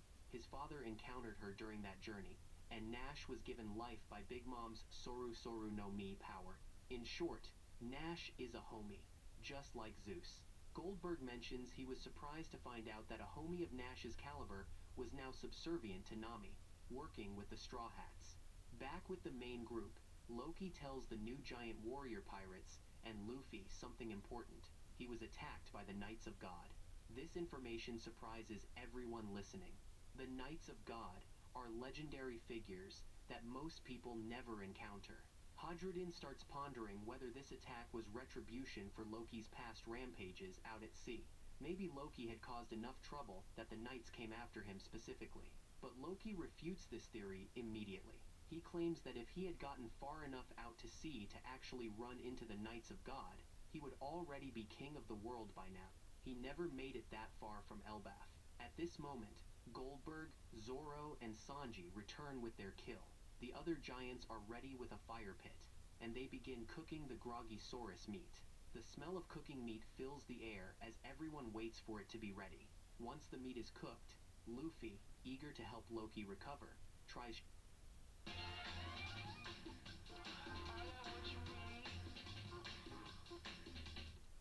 Anthelios UV Air. Invisible, light as air. La Roche-Posay. Let's go to Magic Springs, where you go to reconnect with your fun side. Right now, get daily tickets for as low as $36.99. From thrilling slides to a wave pool that brings the beach to you. Make this the best summer ever at Magic Springs. Let's go!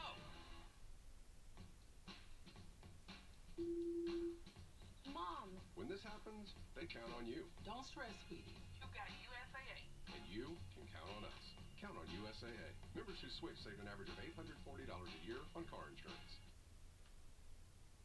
Tries shoving it directly into Loki's mouth without letting it cool off first. The scalding hot meat burns Loki's mouth and throat. Loki reacts in pain and asks if Luffy is actually trying to kill him by reopening his wounds. This is the opposite of helping. Even though Loki got burned, he does eat the meat because he needs the nutrition. However, he has serious trouble eating while laying on his back. The position makes it difficult to swallow properly, and he starts to choke on the meat. He's coughing and struggling to breathe. Seeing this emergency, Luffy quickly grabs a cup of soup to help wash down the meat, but the soup is still boiling hot, fresh from the fire. As Luffy rushes over, he accidentally spills the scalding soup all over Loki, burning him even more. Loki is now burned in multiple places. Loki demands loudly that Luffy be kept as far away from him as possible. Every time Luffy tries to help, he makes things worse. But interestingly, Gerd watches all of this and gives Luffy a thumbs up for what he did. It seems she approves of Loki getting burned a bit, perhaps as karmic justice for his past actions. Zoro, watching Loki carefully, begins to think that Loki might be lying about the promise he made to Luffy earlier. Something doesn't add up about his story. Loki clarifies that he's not lying about his promise, but he still refuses to say anything more detailed about himself or his past. The reason? They haven't removed the last of his sea stone shackles yet. Until he's completely free, he won't fully open up. Still, despite his reluctance, Loki admits something personal. He says he understands Luffy's feelings of wanting to reunite with his idol. Luffy clearly admires Shanks deeply and wants to see him again. Loki felt the same way when he was younger, though he regrets that he was only just a boy at that time. If he had been older or stronger, things might have been different. The scene shifts to a flashback. A young Loki, still a child, wanted desperately to join the crew of the Rocks pirates. He idolized Rocks D. Zebek, the legendary pirate captain who commanded the most feared crew of his era. Loki saw Rox as the ultimate warrior and wanted to sail under his flag, but Rox refused to let the young giant join his crew. Loki was just a child, and Rox wouldn't take him along on his dangerous voyages. Loki, stubborn and determined to prove himself, even challenged Rox to a fight. He thought if he could show his strength, Rox would accept him. Instead, Loki got beaten badly. Rox defeated him easily, showing the vast gap in their power. The young Loki stood no chance against the legendary pirate. Back in the present, Loki laments that he was born in the wrong era. If he had been born earlier, or if Rox had lived longer, maybe he could have achieved his dream of sailing with his idol. The timing of fate worked against him. The scene shifts to the sun world above. Dory and Brogy are doing their best to fend off the attacking Draugr and ghost MMAs that are swarming the area. The nightmare creatures keep coming, forcing the legendary warriors to fight continuously. Gabon attacks one of the MMAs that resembles Loki, and easily defeats it with a single strike. After destroying it, he comments that he's glad these creatures are just children's nightmares manifested into reality. He thinks that if the kids actually met the real Loki, the nightmares might actually be stronger than these fake versions. It's a commentary on how reputation sometimes exceeds reality. Gabon then uses his observation haki and senses the presence of the Knights of God somewhere on the island. His expression becomes serious. He says that if even Elbaf is no longer safe from the world government's reach, then the world is truly coming to an end. Elbaf has always been a sanctuary, a place beyond the world government's control. But now, even this stronghold is under attack. As for the firefighting team, the Giants are working desperately to put out the wildfire that Loki started, but they're unable to extinguish it because of how absolutely huge the blaze has become. The flames are spreading faster than they can control, consuming the ancient wood of the treasure tree Adam. Saul, who had just defeated the Fenrir MMA that was attacking him, calls out to the firefighters. He asks them to pick up the pace because the sleepwalking children are almost at the flames. If the fire isn't put out soon, the children will walk directly into it and burn alive. High above, Gunko and Summers watch the scene unfolding below them like it's a show. Summers asks Gunko a disturbing question. He wants to know if the children will wake up when they start burning. Will the pain break through the sleep spell? Gunko responds casually. She says the children will wake up when the fire touches them. They'll cry out for their parents as they burn to ash. Her tone is completely emotionless, like she's describing the weather. Hearing this answer, Summers begins to laugh. He finds the mental image of children burning and crying for help to be amusing. It's entertainment to him. Ultimately, the firefighters are unable to extinguish the flames in time. The children, still sleepwalking in their trance, start walking directly into the fire. The heat is intense, and they're about to be consumed by the blaze. All of a sudden, a massive amount of water crashes down onto the fire from above. Jinbei, positioned somewhere nearby, uses a fishman jujutsu technique called Umigumo Ippon Zeoi. He hurls a huge amount of sea clouds at the fire with incredible force. The sea clouds contain enough moisture to successfully extinguish the entire wildfire. The flames are put out completely, saving the children at the last possible moment. Though the children are safe from the fire for now, they're still in danger. They continue walking in their trance, following Gunko's arrow that's controlling their movements. They're still heading toward the knight's ship and their unknown fate. The giant warrior pirates, seeing the fire go out, praise the firefighter squad for their excellent work in putting out the blaze so quickly. But the firefighters know the truth. They weren't the ones who extinguished it. Someone else saved the day, but they don't know who. Robin, who's watching everything carefully, suspects that Jinbei is close by. She knows his techniques and recognizes his style of attack. On the ship, Colin opens up to the Straw Hats emotionally. He tells them that everyone at Walrus School dislikes him. He's not popular with the other children, possibly because of his eagerness to prove himself or his connection to Gabon. But despite being disliked, that doesn't mean he won't help the other children when they're in need. He's still going to do the right thing, even for people who don't like him. It's a moment of genuine heroism from the young giant. Just then, the mood shifts dramatically. Gunko suddenly appears on the bow of Colin's ship, standing there menacingly. She's been watching them this whole time and has now decided to reveal herself. She speaks, musing out loud about something. She comments that the school is not the only place to find a child as perky and energetic as Colin. She's targeting him specifically on Colin's ship where Gunko has just appeared. Jinbei, analyzing the situation, surmises that Gunko must be one of the human intruders that injured the castle guards at Orist Castle. However, Gunko takes immediate offense to being called a human. She declares herself a god instead. This statement confuses everyone on the ship. They don't understand what she means by calling herself a god. Nami and Colin, angry about what's happening, demand that Gunko tell them what she's planning to do with the children. They tell her to give the children back at once. But Gunko sharply tells Colin to shut it while she explains her plans. She says that because the giant children are so physically large, they needed to put them to sleep and control them this way. Otherwise, transporting them would be impossible. She reveals that they're going to take the children to Mary Geoise, the holy land of the world government. Jinbei asks directly if Gunko is a world noble, a celestial dragon. Usopp points out that she looks completely different from the world nobles he's seen before. They usually wear bubble helmets and look pompous. But then Brook, surprisingly, deduces something important. He realizes she must be a member of the Knights of God. This shocks everyone listening, and Gunko confirms that Brook is correct. She is indeed one of the Knights of God. Usopp asks if she's kidnapping the kids to make them slaves. As he speaks, Gunko uses her Aro Aro no Mi powers to make one of her arrows chase after him. The arrow pursues Usopp across the deck. Nami refuses to let Gunko take the children. She summons Zeus, her cloud companion, and commands him to transform. Zeus turns into a shark shape, and Nami sends him flying straight at Gunko to attack her. Unfortunately, Gunko demonstrates her power by redirecting Zeus back at Nami. The attack reverses direction mid-flight. As Gunko redirects the attack, she starts explaining something ominous. She says that originally, the world as they know it was supposed to vanish without anyone realizing it. Everything would have ended quietly.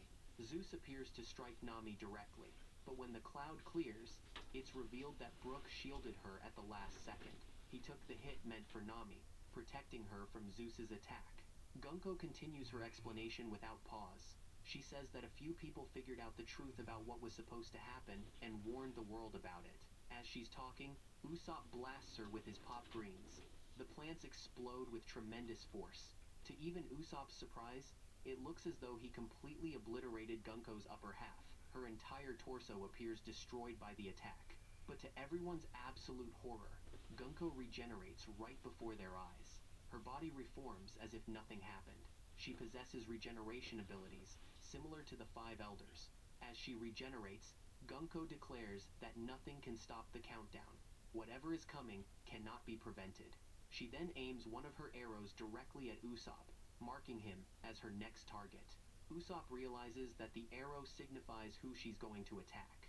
Jinbei, Nami, and Brook all try desperately to redirect the arrow away from Usopp. They're working together to protect him.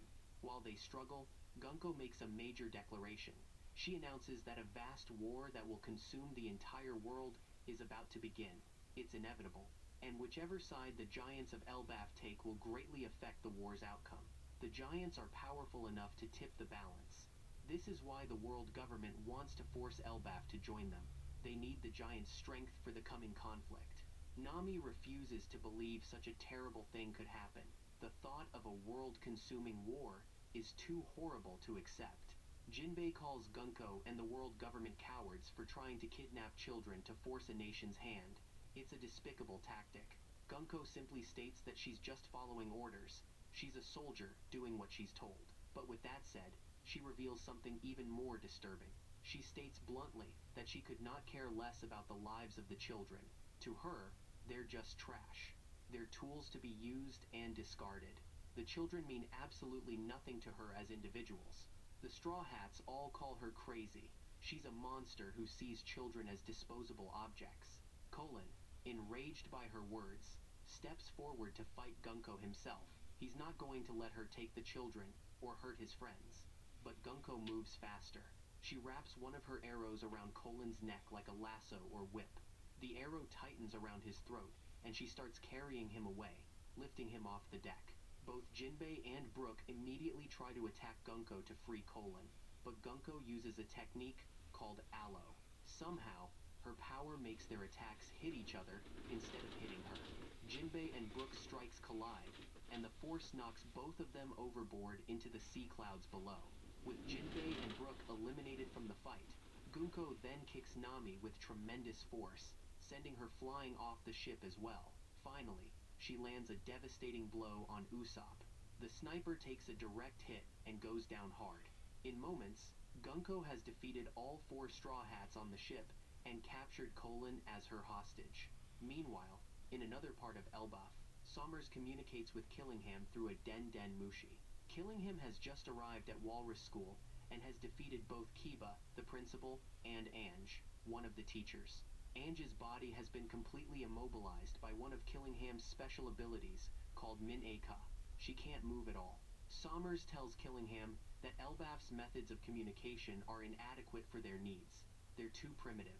Killingham agrees with this assessment, but he points out that every village and every important facility in the country has its own communication tool. The Giants have spread them throughout the land. Killingham approaches a special device called a Dengo Mushi.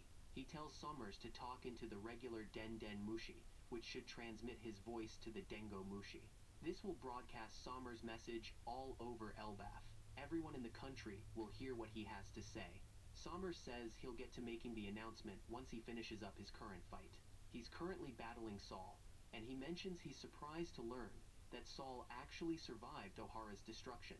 He thought Saul died in that fire years ago. Saul, badly injured and barely standing, tells Robin and Chopper something urgent. They've been hiding in his hair this whole time to stay safe. He begs them to remain hiding there and not come out no matter what happens. He also begs them to save the children. Those are his final words before he collapses from his injuries. Sommers has defeated him. With Saul down, Sommers begins to speak. He voices his refusal to accept that the Giants are a peaceful race now. According to Sommers, the Giants should be using their incredible power to serve the world government as mercenaries and warriors. They should be soldiers for the government. Their strength is being wasted on peace. But apparently, King Harold changed all of that. He transformed Elbaf from a warrior nation into a land of pacifists. Sommers heavily resents Harold for this decision. He sees it as a betrayal of what the Giants should be. The idea of peaceful giants disgusts him. The story picks up with a flashback. Before Saul confronted Shepherd Sommers, he had pulled Robin and Chopper aside and told them to stay hidden. Saul explained, All Sensitive Fresh. It's a game changer for me and my family. All has a detergent that's gentle on skin and leaves our laundry smelling greasy. All Sensitive Fresh. With a hypoallergenic scent my family loves. Later in the week, we might start seeing some scattered, no paperwork coming up from the bayou. Ian, you referenced Lemonade Renters Insurance and nothing about the weather. Have I? Absolutely. I guess that's true. With Smarter Search, find the home that's right for you on redfin.com. They're asleep. You miss them again. The right home is closer than you think. Place should help with the commute. Redfin. Own the dream.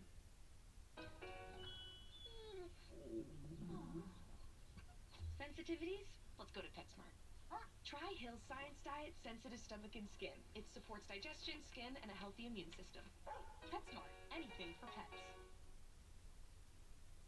Explained that he had encountered Sommers in the past and knew exactly who he was. Sommers is part of the Knights of God, and according to Saul, they are all immortal. That's why Saul wanted Robin and Chopper to wait for the right moment to rescue the children rather than rushing in. Back in the present, Saul has collapsed on the ground. Sommers stands over him and chides the Marines for their sloppiness in how they destroyed Ohara all those years ago. Gunko arrives at the scene and meets up with Sommers. She's brought several of the Straw Hats with her, captured and restrained using her Aro Aro no Mi powers.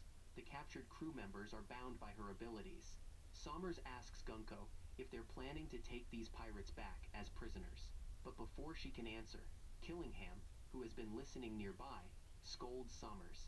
He warns that taking them prisoner will only invoke Luffy's wrath. They should just finish their mission and leave, nothing more. Among the captured Straw Hats, Nami immediately blames Jinbei for letting this situation happen. Jinbei is trying to figure out a way to beat the knights despite being restrained. Brook is looking at Gunko, pondering where he has seen her before. There's something familiar about her. Gunko suddenly points a sword made of her arrows directly at Brook. She demands that he become her slave and write music for her forever. Everyone is surprised to learn that Gunko is actually a fan of Brook's music. But Brook refuses without hesitation.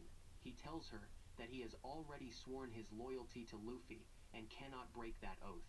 Gunko threatens to kill him if he doesn't rescind his loyalty to his captain. Brook proudly states that he will accept death rather than betray Luffy.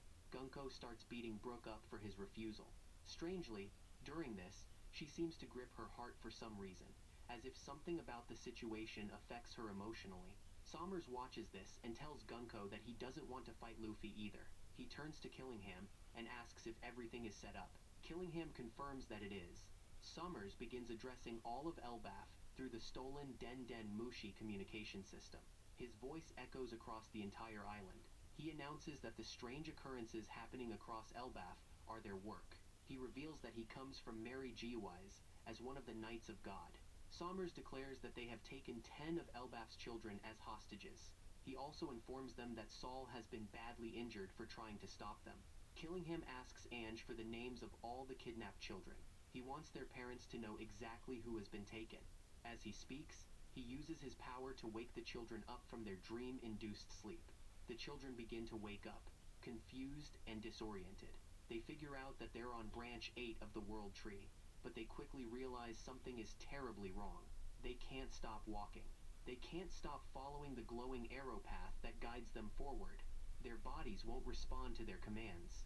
Cologne, who was added to the group of kidnapped children, informs everyone that they've all been kidnapped. This revelation causes all the children to start crying. They want their parents. They're scared and confused. Colin, despite being just as frightened as the others, tries to be brave. He tells everyone that he's here and he'll protect them all. But even as he says this, he's terrified. The massive MMAs created by Killingham's Kirin Devilfruit power loom over them, watching their every move. On the Great Eirik, the ship of the giant warrior pirates, they try to turn around to rescue the children, but their ship suddenly has a hole torn in it by one of the MMAs. This particular MMA looks like a woman and actually resembles one of the giant's wives. As the giants look around in confusion and growing fear, they realize something horrifying. Some of the MMAs actually do resemble their wives. The children's worst nightmares have been manifested by Killingham's power, and if these creatures represent what the children fear most, then it's possible the children are afraid of their mothers when they're angry. The island clouds that were supporting the Great Eirik are torn away by the angry mother MMAs. The ship loses its support and ultimately crashes. In the distance, Sommers sees the crash and knows the giant warrior pirates have been neutralized. Sommers now addresses Jarul directly. He calls him the boss of the giants since Elbaf has no king. Sommers informs Jarul of their true goal. They want the giants to become their slaves in battle. They want to use the might of Elbaf's warriors for the world government. He explains that they're currently taking the children down, Branch 8. Ange begins announcing the names of each kidnapped child over the broadcast. The list includes Ylva and Olaf, who is revealed to be Oimo's grandson. Sommers then reveals one more detail. One child, Colin, tried to be a hero and ended up getting added to the group of kidnapped children. Ripley, hearing this broadcast, reacts in horror. Her child tried to save others and is now in even greater danger. Sommers lays out his demands clearly. The giants must destroy their schools. They must destroy their libraries and burn all the books within.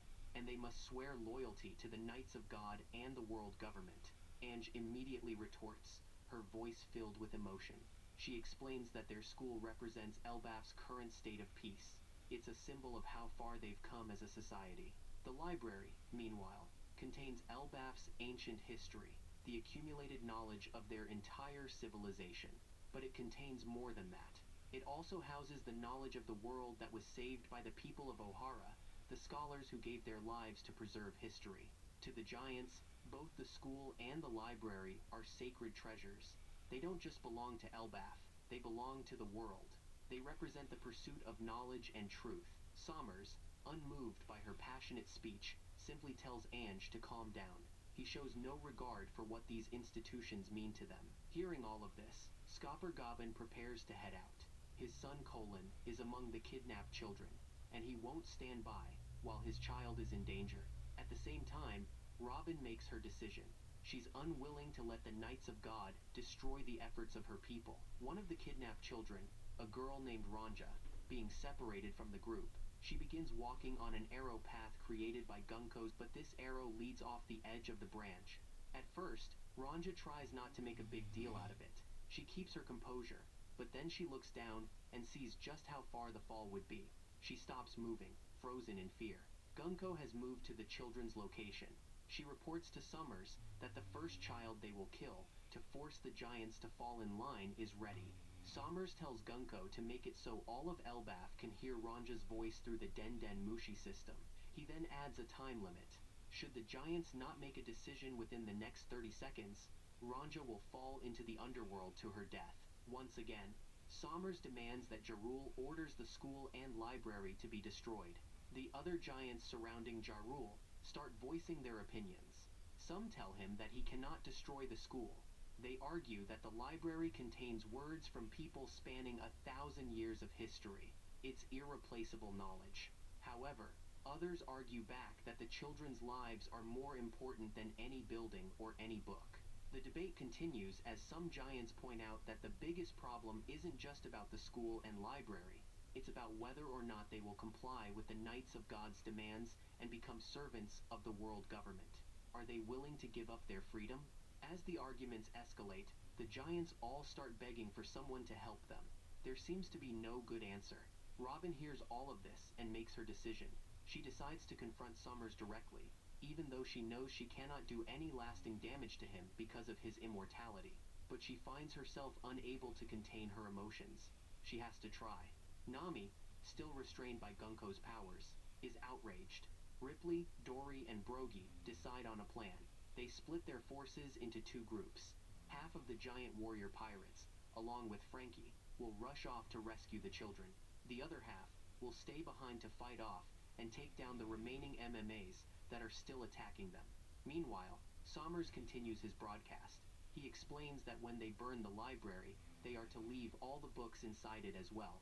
They want to destroy the giants' history and culture completely, leaving nothing behind. Robin emerges and immediately attacks Summers with her devil fruit powers. She uses Cienfleur Craspedia. The attack draws blood from Summers. She then restrains him with 4 arms, attempting to break his back by snapping his spine.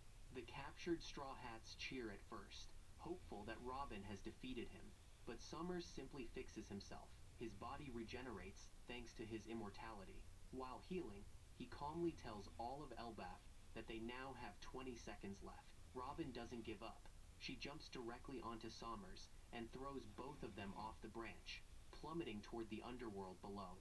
As they fall, Robin tells him that while she is aware he is immortal and possesses devil fruit powers, she figures if she gets him far away enough from the children, they will no longer be surrounded by his invisible thorns from his Iba Iba no Mi ability. Summers commends Robin for her clever thinking. He stabs her with his thorns in response. But then he discovers something. It's a copy. He's been deceived. The real Robin went to work on a different task. She's trying to cut Gunko's arrows to free the captured Straw Hats. She uses a knife and tries to slice through the arrow restraints, but the knife cannot cut through them. The arrows are too strong. Robin realizes they need to take Gunko down directly to break free from her powers. On top of that, Summers saves himself from the fall using his thorn powers. He climbs back up and announces there are only 10 seconds left. Gunko, standing near Ranja at the edge of the branch, demands that Ranja say something. She wants the child to beg for her life. Ranja begins to speak. Her voice carries across all of Elbaf. She tells Jarul that she loves school.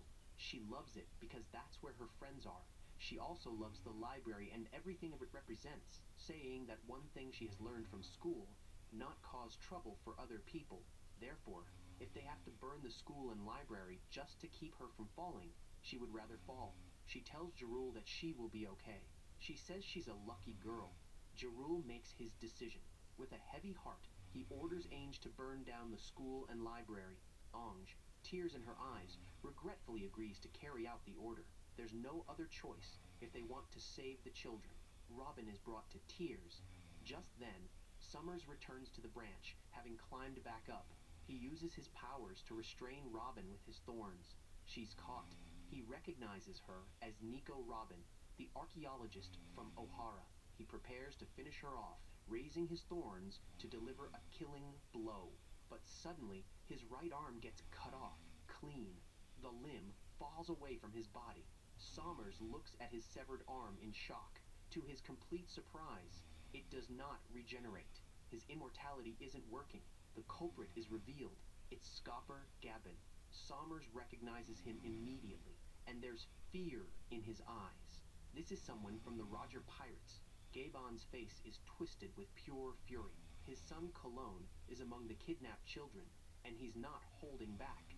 He delivers a devastating slash directly across Sommers' chest. The blow is powerful and brutal. Sommers is hit with the full force of Gaban's rage.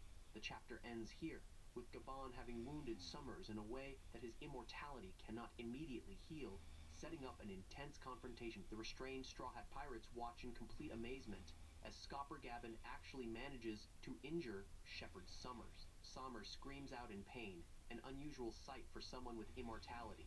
Gabon, assessing his own performance, notes that he has gotten rusty over the years. Without wasting time, Gabon turns around and charges directly at Sommers. In response, Sommers quickly uses his powers, creating a barrier of thorns to block Gabon's incoming attack.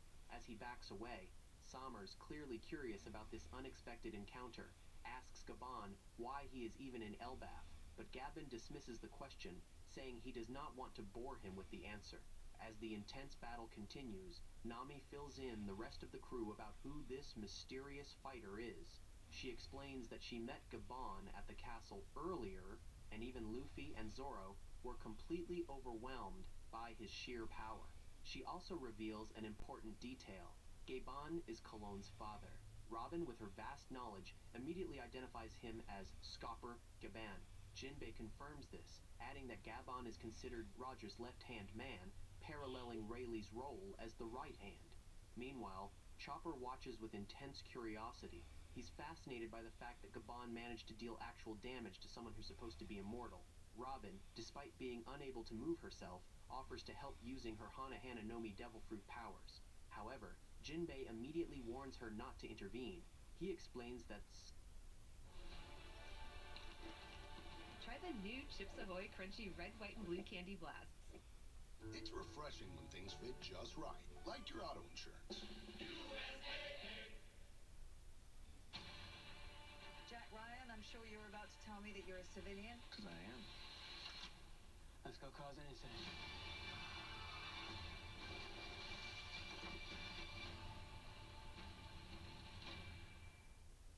The Evergreens family vacation started with Expedia.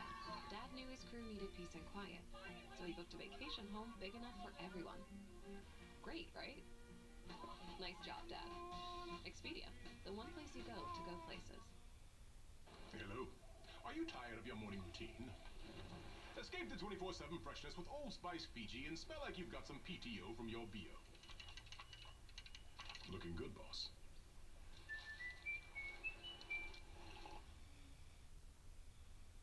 Sommers can use thorns made of iron, which would make for an extremely bad matchup against Robin's abilities. Sommers then escalates the battle. He creates an entire field of thorns covering the area, leaving absolutely no safe spot to stand. But Gabon moves with incredible speed and precision. In one swift motion, he cuts Sommers completely in half before immediately running off to rescue his son. Sommers is left impaled on his own thorns. Still alive due to his immortality, but unable to regenerate from this particular injury. Chopper, unable to contain his curiosity any longer, he immediately starts chasing after Gabon, desperate to figure out how the legendary pirate was able to hurt someone with immortality. Say, back at the Walrus School, Ainge stands with tears in her eyes. She has reluctantly set the school on fire, clearly pained by what she has been forced to do. At the same time, killing him takes it upon himself to set fire to the Owl Library. The destruction of these important buildings fills everyone watching with deep sorrow. The giants, seeing Jarul's anguish, try to comfort him. They tell him not to blame himself for the decision he had to make to save Ranja. When Gunko receives confirmation that both buildings are now burning, she coldly instructs Ronja to step backwards on her arrow platform. Ranja, overwhelmed with guilt, starts blaming herself. She says that the school and library are burning because she is still alive. The other kidnapped children and the giants immediately try to reassure her. Gaben arrives at Gunko's position, his face filled with anger. He confronts her directly, telling her that she has no right whatsoever to take away anyone's culture, their history, or especially their children.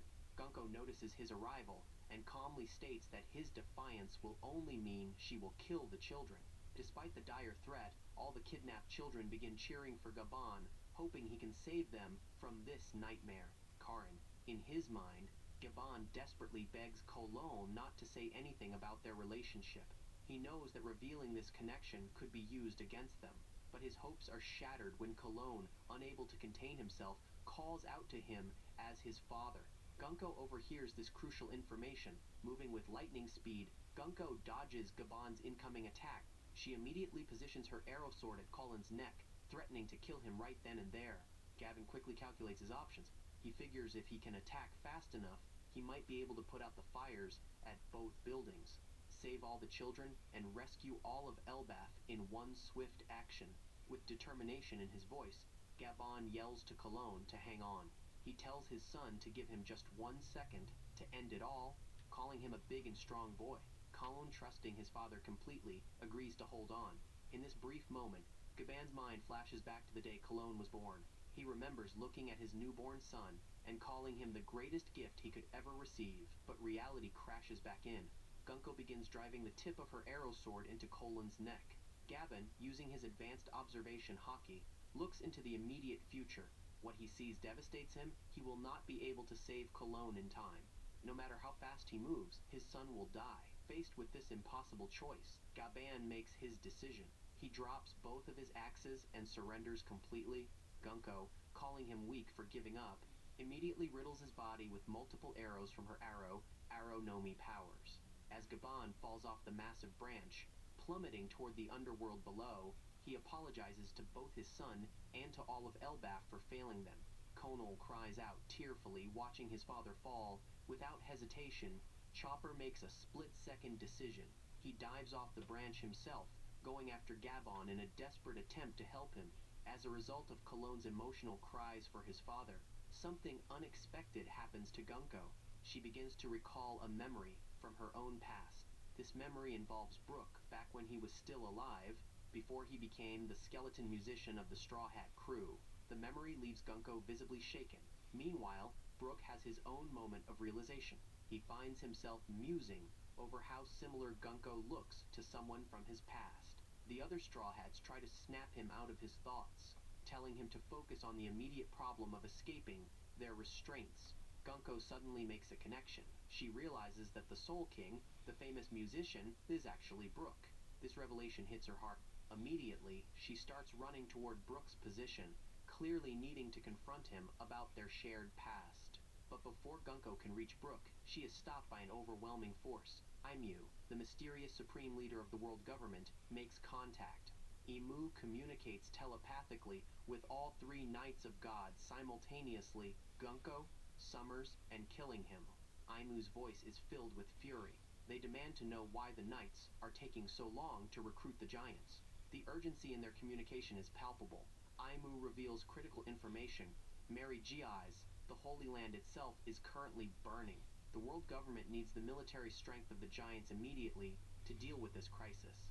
Having lost all patience with the situation, Imu takes direct action. They remotely possess Gunko's body from afar.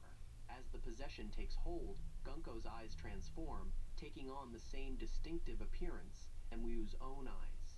Speaking through Gunko's body, Imu makes a chilling declaration to everyone on Elbath. They announce that they will personally demonstrate the true power of a god. The parents of the kidnapped children finally arrive at their location. The children immediately start calling out to them for help. Colon, still shaken from the previous events, tells the approaching parents that Gaban fell down into the underworld. He warns them desperately to watch out for Gunko, knowing the danger she represents. One of the giant parents gets close enough to try and help the children, but before they can reach them, Summers strikes. Using his thorn powers, stabs the approaching giant parents, preventing any rescue attempt. Imu, now possessing Gunko's body, hears all the noise the children and parents are making. The commotion irritates them. Without warning, Imu unleashes a massive blast of Supreme King Haki. The sheer force of it is overwhelming. The blast instantly knocks all the children unconscious. Several of the giants are also taken down by this display of power, though not all of them fall. Then something truly terrifying happens. Imu's possessed body begins to transform. Devil-looking wings sprout from their back. A demonic tail emerges. They manifest a trident in their hand. With these demonic features now visible, Imu draws a magic circle in the air. From this circle they summon cannons. The cannons immediately blast the remaining conscious giants, sending them flying away. Imu turns their attention to Killingham. They ask if this is the limit of what his MMAs can do. Killingham quickly responds, assuring Imu that this is far from their limit. He explains that the nightmare hole he spawned the MMAs from is still open. This means more MMAs will continue to manifest from every nightmare on the island. He adds another disturbing detail. Since the MMAs have no concept of death whatsoever, he can command them to be revived whenever he wants. There's no way to permanently stop them.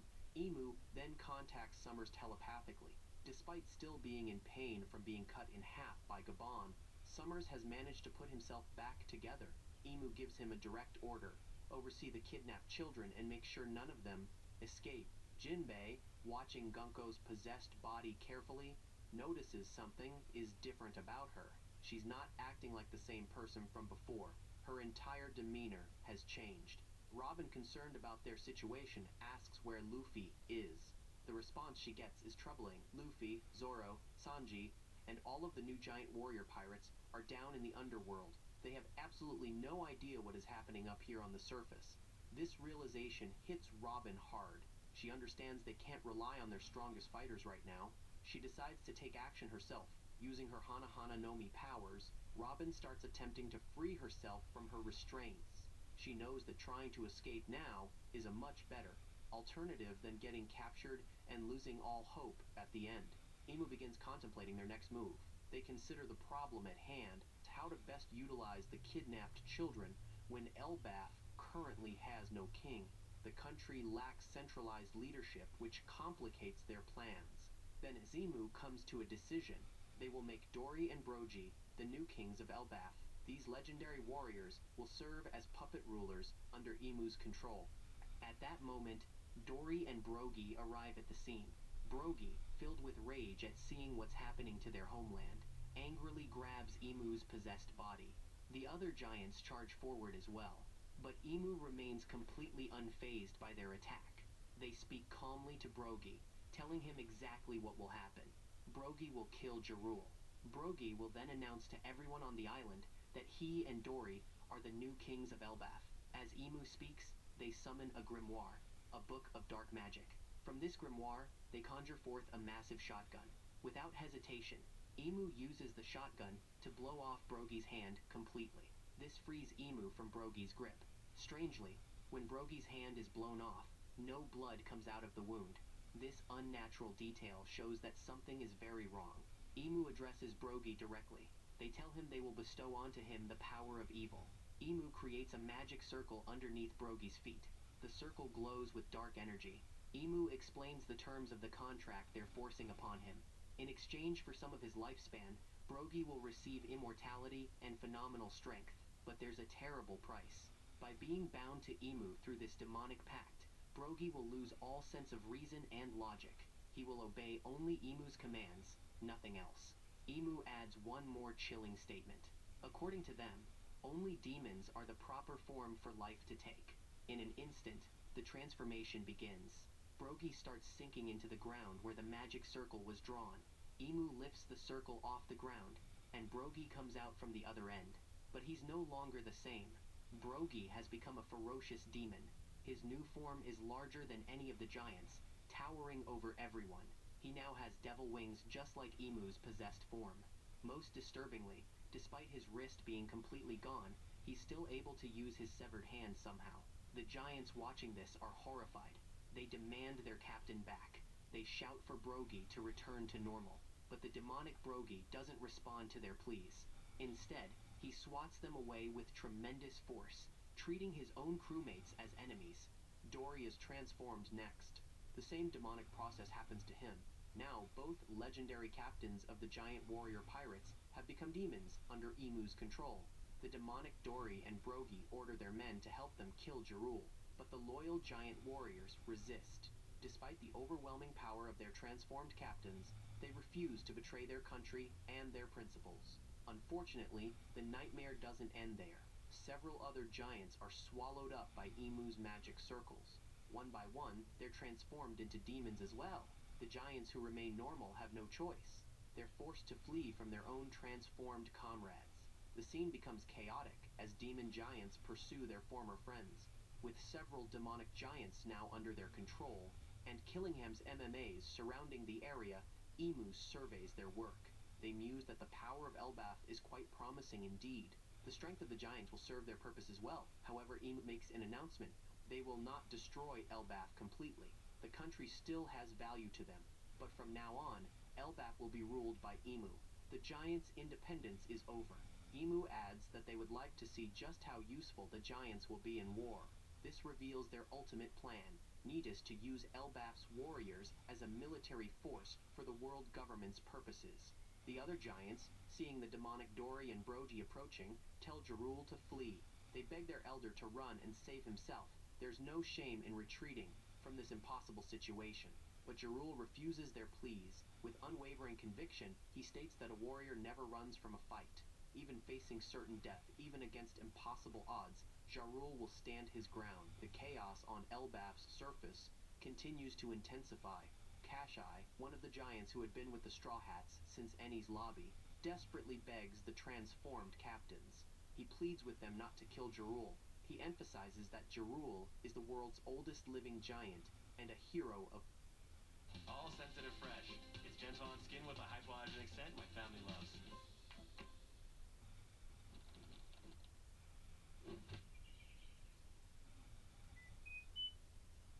The National Memorial Day Concert, Sunday, May 24th, 8/7 Central, only on PBS. Buying your first home can be challenging.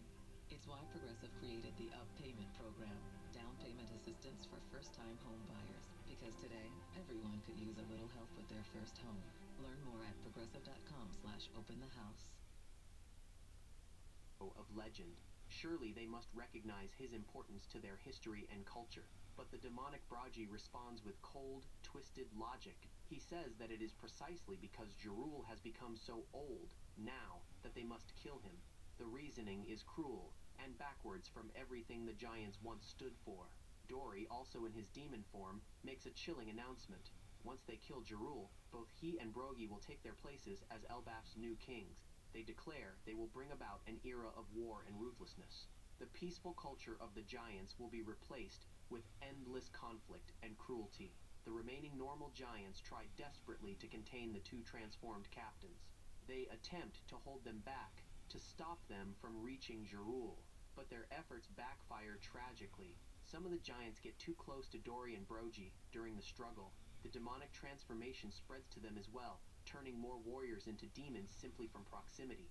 Seeing this horrifying chain reaction, the rest of the giants are forced to retreat. They realize that even attempting to stop the transformed captains puts them at risk of becoming demons themselves. Ripley, Colin's mother, overhears devastating news. Someone mentions that Gabon had been taken down by the enemy. Her heart sinks. She immediately starts rushing toward her son's side, desperate to protect Colon now that his father has fallen. Meanwhile, the situation with the captive children worsens. The children have fallen asleep once again from Emu's earlier Supreme King Hockey Blast. This gives Killingham the perfect opportunity. He appears now in his hybrid form, a terrifying combination of human and beast. His human face has spiked teeth, and the lower half of his body is that of a horse. In this form, he can manifest even more MMAs, the nightmare creatures from his devil fruit power. Killingham doesn't stop there. He also starts reviving the MMAs that were defeated previously. He announces that now that Emu has taken the stage personally, he has absolutely no need to hold back anymore. The captive Straw Hats can only watch as the country descends into complete chaos around them. They're still restrained by Gunko's arrows and unable to help. The giants continue trying desperately to save the children. Some of the children's mothers step in as well, risking their own lives to protect their young ones. The scene is heartbreaking as families are torn apart by the invasion. Sommers, who has recovered from being cut in half, asks Emu a question. He wants to know how long this carnage will last. Emu's response is ruthless. They declare they will continue until the country's spirit breaks completely. They won't stop until Elbaf's proud warrior culture is utterly destroyed. Then Emu adds something revealing about the past. They mention that if Harold, the former king, had not messed up years ago, they would have conquered this country long before now. This suggests Harold somehow interfered with or resisted an earlier attempt by the world government to control Elbaf. The narrative jumps back in time a few minutes to show what happened after Gabon fell from the branch. Chopper, having leaped after him, immediately curses himself. He realizes he jumped off without any kind of plan to actually save Gabon. The fall into the underworld is incredibly long and dangerous, but Chopper's quick thinking saves them both. He manages to get ahead of Gabon during the fall. At the last moment, he uses his guard point transformation, becoming a massive ball of fur that cushions their landing. Both Chopper and Gabon survive the fall thanks to this. Elsewhere in the underworld, Loki continues his conversation with Hadruddin. Loki tells Hadruddin to beg him for answers about their father. The brothers clearly have a complicated and tense relationship, but Hadruddin refuses to beg. His pride won't allow it. At that moment, Luffy suddenly senses something. He announces that Chopper has landed somewhere nearby. Even Luffy himself doesn't know how he could tell it was specifically Chopper. It's an instinctive use of his observation haki, picking up on his crewmate's presence. Loki also senses the new arrivals. The group decides they need to go out and find Chopper, and whoever is with him. However, Gayardi and Goldberg will stay behind to continue watching over the chained Loki. They can't risk leaving him unguarded. Loki tries to use this opportunity to his advantage. He attempts to convince Gerd and Goldberg to unlock his chains. He likely argues that the situation is dire and they need his help, but both of them refuse his request. They won't release him no matter what he says. Just then, Loki receives a transponder snail call. It's from Moza, the person Loki had been speaking with through the giant ear earlier.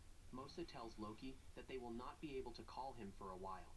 Their conversations will have to stop temporarily, but Moza wants Loki to know that their talks always helped them. The conversations provided comfort and support. Moza wanted to thank Loki for being there. Moza's words immediately make Loki suspicious. The way they're talking sounds like someone preparing for something dangerous.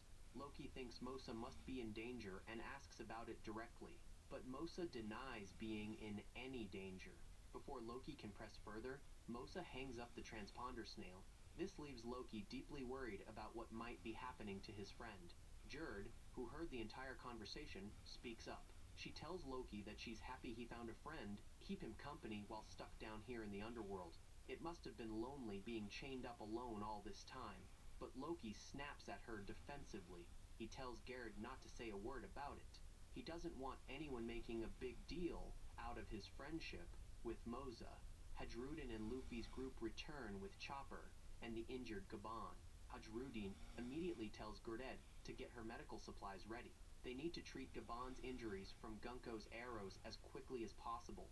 Luffy, seeing that both survived the fall, tells Gabon that he is very fortunate Chopper was the one to save him. Chopper is the best doctor they could ask for. Then the moment of revelation comes. Luffy is finally told Gabon's true identity. He learns that Gabon was a member of the legendary Roger Pirates. This information leaves Luffy completely stunned. His eyes widen in disbelief. The giants provide more context about just how significant Gabon was. They explain that Gabon and Rayleigh were considered Roger's wings. While Rayleigh was the right hand, Gabon was the left hand of the Pirate King. The giants add that Gabon was the third strongest member of the Roger Pirates, right after Roger himself and Rayleigh. This explanation helps Zoro understand something that had been bothering him. He finally comprehends how Gabon was so incredibly strong when they fought him earlier at the castle. That overwhelming power makes sense now. Luffy also connects another piece of the puzzle. He figures out that Gabon must definitely know Shanks. Since both were connected to Roger, their paths surely crossed. At this point, Gabon wakes up from his unconscious state. The first thing he does is retort to what was just said. He insists he considers himself the second strongest of the Roger Pirates, not third. Even injured and having just woken up, Gavin's pride won't let that comment slide. Chopper then informs everyone about what is currently happening in the Sun world above them. He explains the full scope of the crisis. Ekimu has possessed Gunko's body. The Knights of God are rampaging. Dory and Bragi have been turned into demons. The children are captive. The school and library are burning. The entire nation of Elbaf is under attack and in grave danger. As Chopper finishes his explanation, something happens that everyone can feel. The entire group senses an immense burst of haki from above. It's Emu's Supreme King Haki reaching all the way down into the underworld. The pressure is overwhelming, even from this distance. The sheer magnitude of this haki is unlike anything most of them have felt before. Gavin's face shows deep worry. He understands what this level of power means. The situation on the surface must be even worse than they thought. Hadruddin immediately takes charge. He orders his crew, the new giant warrior pirates, to get back on the lift. They need to return to the Sun world as fast as possible. Their homeland needs them. There's no time to waste. Luffy, hearing this plan, is completely prepared to join in the counterattack. He's ready to rush up and fight. His crew needs him. The giants need help.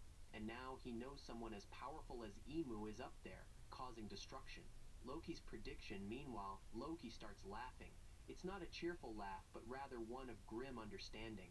He tells them that the immense haki they just felt changes everything. That level of power means they are going to have to set him free, after all. Without his help, Loki implies, they won't be able to handle what's waiting for them on the surface. Whether they trust him or not, the situation has become desperate enough that they'll need to take that risk. The chapter ends with this tense moment. Luffy and the others are preparing to head up to face Emu. Loki remains chained but confident he'll soon be released. The new giant warrior pirates, with the exception of Hadruddin and Gerd, begin preparing a lift to take everyone up to the Sun world. The situation above demands immediate action, and the crew moves quickly to get everything ready. Chopper speaks up, asking if he can stay behind. He wants to treat Gabon's wounds properly before joining the others. Luffy accepts this request without hesitation. Having their doctor care for someone as important as Gabon makes sense. Gabon then shares important information with Luffy. He explains that the Knights of God are not actually immortal, despite how they appear. The trick to defeating them lies in how Luffy uses his Supreme King Haki. This revelation is crucial for the upcoming battle. Gabon wants Luffy to pay attention to how he employs his haki, to learn from his technique. Luffy thanks Gabon for this valuable information. He promises to save Gabon's son Cologne and everyone else in danger.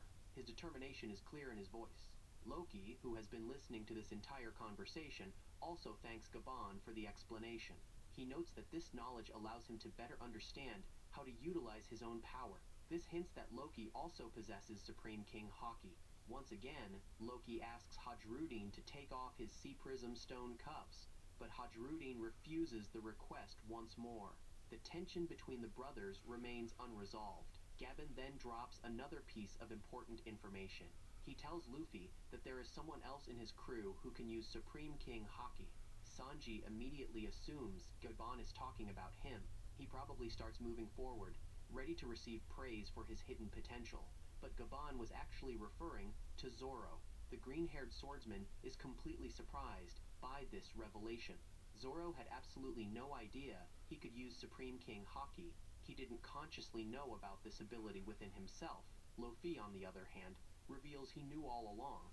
He's been able to sense the Supreme King Haki coming off of Zoro this whole time. He's just surprised that Zoro himself didn't realize it. Gabon chides Zoro for his obliviousness. He tells the swordsman that he needs to be able to control his haki consciously if he wants to continue supporting an emperor like Luffy properly. This is an important skill for someone in Zoro's position. Zoro sheepishly apologizes for not being aware of his own power. Sanji, clearly disappointed that it wasn't him, asks Gabon if he also has Supreme King Haki. The implication is that Sanji doesn't possess it, adding to his frustration at being overshadowed by Zoro once again. Loki expresses his outrage at the current situation. He can't believe that Hadrudin would rather have outsiders save Elbaf instead of accepting his help. The insult to his pride is clear, but Hadrudin stands firm in his position. He tells Loki that he doesn't believe Loki wouldn't betray them to join the world government. And, after all, Loki already betrayed the country once in the past, or so everyone believes. Luffy, trying to end this quarrel between the brothers, comes up with an unexpected solution. He invites Loki to join his crew. His reasoning is simple. If Loki becomes part of the Straw Hat Pirates, then Hadrudin would have no choice but to accept him, since Hadrudin himself is a member of Luffy's Grand Fleet. Zoro and Sanji immediately reject this idea in unison. They point out the obvious problems. Loki is way too big to fit on the Thousand Sunny. He would take up massive amounts of space. Plus, he probably eats even more than Luffy does, which is saying something considering Luffy's enormous appetite. But Luffy remains optimistic. He figures it would all work out somehow. His reasoning is that Elbaf already doesn't want Loki anyway, and he seems like a fun person to have around. To Luffy, those are good enough reasons. However, Loki is also against this idea. He refuses to become someone else's subordinate. His pride won't allow him to serve under another captain. Hadrudin takes note of Luffy's instincts to trust Loki. Luffy's judgment of people is usually spot on, but ultimately, Hadrudin still refuses to let Loki join Luffy's crew. Loki is already condemned to death for his crimes. Releasing him and letting him join the Straw Hats would be going too far. Before Hadrudin and Luffy can head to the lift, Gabon speaks up with authority. He orders Hadrudin to set Loki free. This command surprises everyone present. Hadrudin asks why he should do this, citing all of Loki's crimes from the past. The evidence against Loki seems overwhelming, but Gabon reveals new information that changes everything. He explains that on that fateful day 14 years ago, he and Shanks were actually in Elbaf when Harold was killed. Both of them sensed an abnormal haki at the time. It was a presence that felt wrong, dangerous, and out of place. However, they didn't see everything that happened. They only sensed the strange haki from a distance. This revelation makes Hadrudin reconsider. He orders his crew to go on ahead without him. He needs to hear this story. Luffy also tells Zoro and Sanji to head up first. He wants to stay behind and hear more about Shanks. Anything involving his idol is worth listening to. After the others leave on the lift, Gabon tells Loki to explain the whole story. Everything that happened that day needs to come out. Hadrudin gives Loki exactly 3 minutes to tell him the absolute truth. No lies, no exaggerations, just the facts. Loki ultimately agrees to tell his story, but he warns them first it was a horrible day. The memory clearly still haunts him. The scene shifts to 14 years in the past. Loki and Jarul were summoned to Arist Castle by King Harold. As they walk toward the throne room, Loki ponders what his father could possibly want from them now. Loki expresses his frustration openly. He says he has no interest in listening to someone who serves the world government. His voice is filled with contempt. He adds that the world government were the ones who killed Rox, revealing his knowledge of that ancient history. This shows that Loki viewed the world government as enemies, not allies. Jarl, walking beside him, warns Loki to keep his voice down. They're in the castle where anyone could overhear such dangerous talk. But Loki doesn't care about being careful. He continues his rant, stating that Jarul's laid-back attitude is exactly why Elbaf has become filled with children who prefer peace over fighting. The warrior called... Take a moment to reset and massage envy. President Trump is draining the swamp, but John Fleming, he is the swamp. After leaving Congress, Fleming cashed in, becoming a lobbyist. Fleming's firm, bankrolled by foreign governments, allies of China and Russia. And after 2,600 Americans were killed on 9/11, Fleming's firm took millions from the Saudi government to block victims' families from seeking justice. Drain the swamp? We can start with lobbyist John Fleming. The Accountability Project is responsible for the content of this advertising.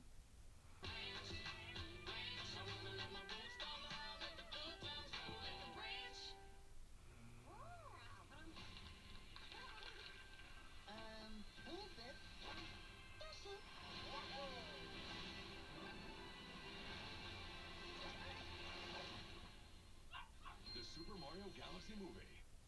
Culture that once defined the Giants has been weakening. Jarl responds calmly to this criticism. He says he has no issues with the age they live in now. As long as his children are okay and safe, he's content with a more peaceful Elbaf. The two clearly have very different views on what's best for their nation. As the two approach the throne room, they suddenly hear a noise coming from inside. It's not a normal sound. Something is clearly wrong. Loki doesn't hesitate. He kicks the door down forcefully, needing to see what's happening to his father. What they see horrifies both of them completely. Harold, the king of Elbaf, is being stabbed by his own men. The royal guards, who should be protecting him, have turned on their king. They're murdering Harold right there in the throne room. It's a scene of complete betrayal. Elsewhere in Elbaf at the same time, at Gavan's house, a completely different scene is unfolding. Gavon and Shanks are relaxing together in a bath. Ripley had prepared this bath for them, knowing both men could use the relaxation. The two friends reminisce about how much time has passed since they last spent time together like this. Shanks mentions that even though he wanted to form a pirate crew with Buggy and live a laid-back life, he finds that Elbaf still has much more to teach him. There's wisdom here he hasn't yet absorbed. Gavon, however, has a different perspective on Shanks's path. He calls Shanks a child of fate. He tells him not to sweat over small details like what he originally planned. Destiny has other plans for him, plans that go beyond a simple, peaceful life with Buggy. After the two finish their bath and get dressed, Gavon asks Shanks if he knows anything about Harold. Shanks reveals that he actually met Harold in Mary Giai's, the holy land of the world government. The two got along well during their meeting. However, Shanks figured there was something the two of them couldn't talk about there. Some topics were too sensitive to discuss in that location. He had hoped to have that conversation here in Elbaf before it became too late. During this scene, something significant is revealed. Shanks used to have a tattoo on his left arm. This is the same arm that would later be bitten off by the Lord of the Coast when he saved young Luffy in Chapter I. The tattoo resembles the symbol of the Knights of God. This raises many questions about Shanks's past and his connection to the world government's elite forces. Back at Orust Castle, as the massacre of Harold continues, a mysterious figure moves through the chaos. This person comes across something incredibly important: Elbaf's forbidden devil fruit. The fruit that the giants have kept locked away, the one that grants immense power. The identity of this figure isn't revealed, but their discovery of the fruit will have massive consequences. Another flashback begins, this one going even further back in time for the present day. This flashback exists to explain how Harold eventually became so beloved by his people, because he certainly didn't start that way. Back in those days, the giant warrior pirates were considered the most fearsome pirate crew in existence.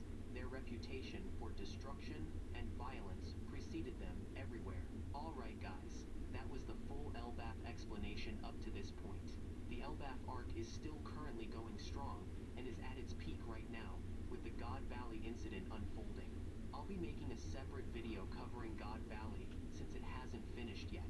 The whole God Valley incident is essentially Loki's backstory, so everything will be covered there, actively. Loki's past, and the complete God Valley flashback. After that's done, I'll make another comprehensive video that will have the full explanation of Elbaf, including the entire Elbaf arc from the beginning, the God Valley flashback, and the aftermath. Basically, the complete arc, all in one place. For that to happen, I need your support. Subscribe to the channel, hit that bell icon so you don't miss any updates, and drop a like on this video. It really helps the channel grow, and lets me know you want more content like this. Until next time, have fun, and thanks for watching. Summer is here, and Kroger is your destination for hot savings. Find unique items at low prices with a wide assortment of products from our exclusive brands. Fire up the grill with cookout classics like burgers and brats, and don't forget delicious produce like fresh melons. Or beat the heat with frozen treats while chilling poolside. Whatever your summer plans, Kroger makes it easy to enjoy high-quality, fresh food at affordable prices. Kroger, Texas proud since 1955.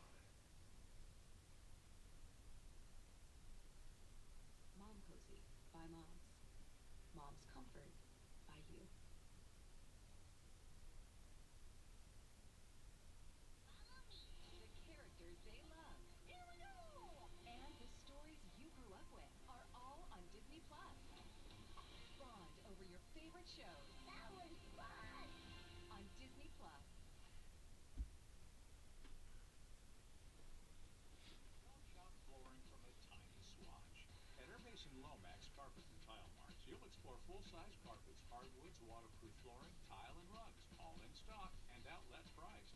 Airbase and Lawmax Carpet and Tile Marts. Get enough QVC? Stream the QVC channels you love live anytime, anywhere on QVC Plus and HSN Plus. Download the free TV app or visit QVCplus.com to start watching now.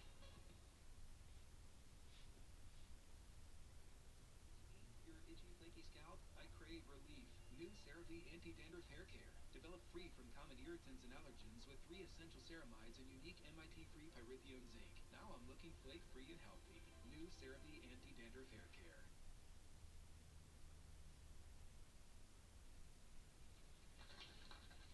Set the scene, everybody. July 17th, 1994. Pasadena, California, United States of America. Italy versus Brazil. Baggio miss.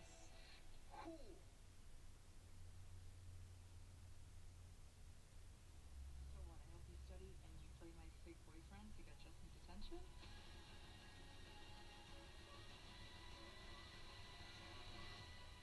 Deal.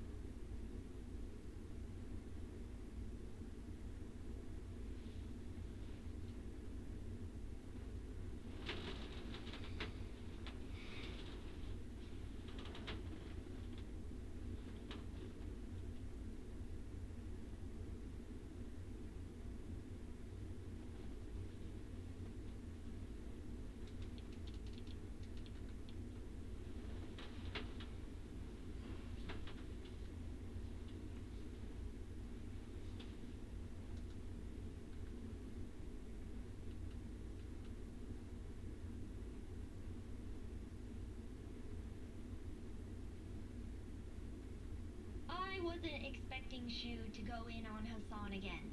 I really thought that what she had said in her last video was a slam dunk, because that guy was mad. And it could be because him and Valkyrie broke up, so he was feeling very sad and emotional and mad. That's just a theory though. But let's give this a watch and see what she has to say about Hassan even more. Men goon to you, responding to Hassan's meltdown about me, posted 6 minutes ago. We're real fast to it. By the way, if you're watching me watch this video, please go give her a like. Give her video also a watch, just to support her.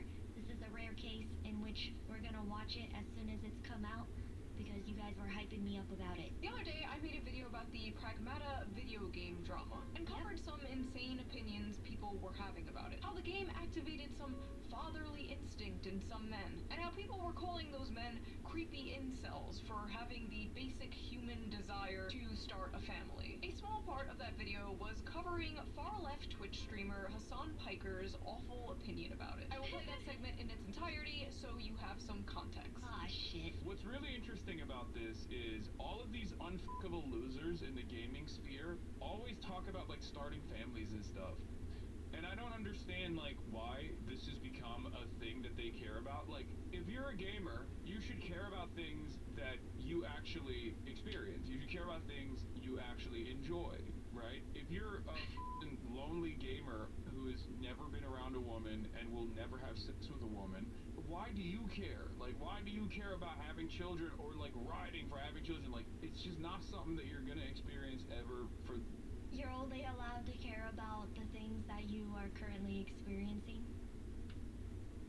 Okay. Your life, for the rest of your life, right? This is something that I never understood. What a dumbass. Maybe there's a reason people are yearning to start a family and can't afford to have one and can't seem to find a partner. They feel alienated from their work and atomized from their community. If only there was a political commentator around to speak about all this. Oh well, guess not. First of all, the only care about something if it affects you is extremely libertarian coded and also very weird coming from a guy who understandably wants everybody to care about a genocide that is happening across the ocean. Second of all, what is this nihilistic horseshit? You never aspire for anything, never aim for greatness and meaning. And I love how he's like, unfuckable losers. Like, okay, congrats on the sex, bro. Check out this sex haver over here. I'm sure all those unfuckable losers could easily go to foreign brothels and pay for sex like you, Hassan. Also, yeah! I remember when we first watched this, and I was like, yeah! Going in on him. 35? No kids? Sitting in his ugly ass $600 Gucci sweater. I swear I've never seen this guy in a fucking normal ass t-shirt. Sitting on his high horse, looking down at people for wanting something more out of life. I don't understand how someone could be so mentally mind raped that this is their reaction to such like a Wait. When she pulled up the clock, could you say that she clocked him?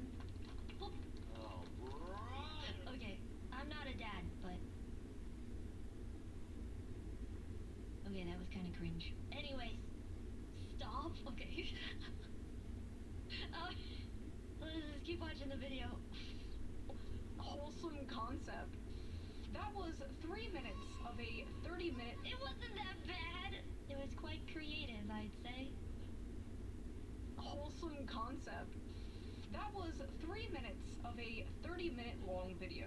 I didn't think much of it, I just uploaded it and moved on. The next day I woke up and my YouTube homepage was flooded with videos like Shoe on Head just ended Hassan. Shoe on Head destroys Hassan. Shoe on Head finishes on Hassan. Wait, what? I had no idea what was going on. And to my surprise, he actually responded back, which then prompted a bunch of new videos. Hassan just had his biggest meltdown. Hassan's biggest meltdown yet. Shoe on Head has completely mind-broken Hassan. His response to me couldn't be that bad, right? right? What an unbearable f***ing way to exist, dude. Oh, I'm getting all my politics from Shuon Head. Ooh, look at me. I'm an emo girl. Ooh, look at me. 4chan guys who are now 38 years old want to fap to me. Why would you openly admit that you listen to Shuon Head? What the f*** is wrong with you? In this video, I'm going to show my... I remember commenting on this and I was like, I just love it so much because it's just, ooh, emo girl, oh my god, wow, emo girl, just wow. I want to kill myself. You didn't even have anything to say in regards to what she said about him. You didn't even have anything to refute. It was just like, wow, emo girl, wow, oh my god. She really got under his skin.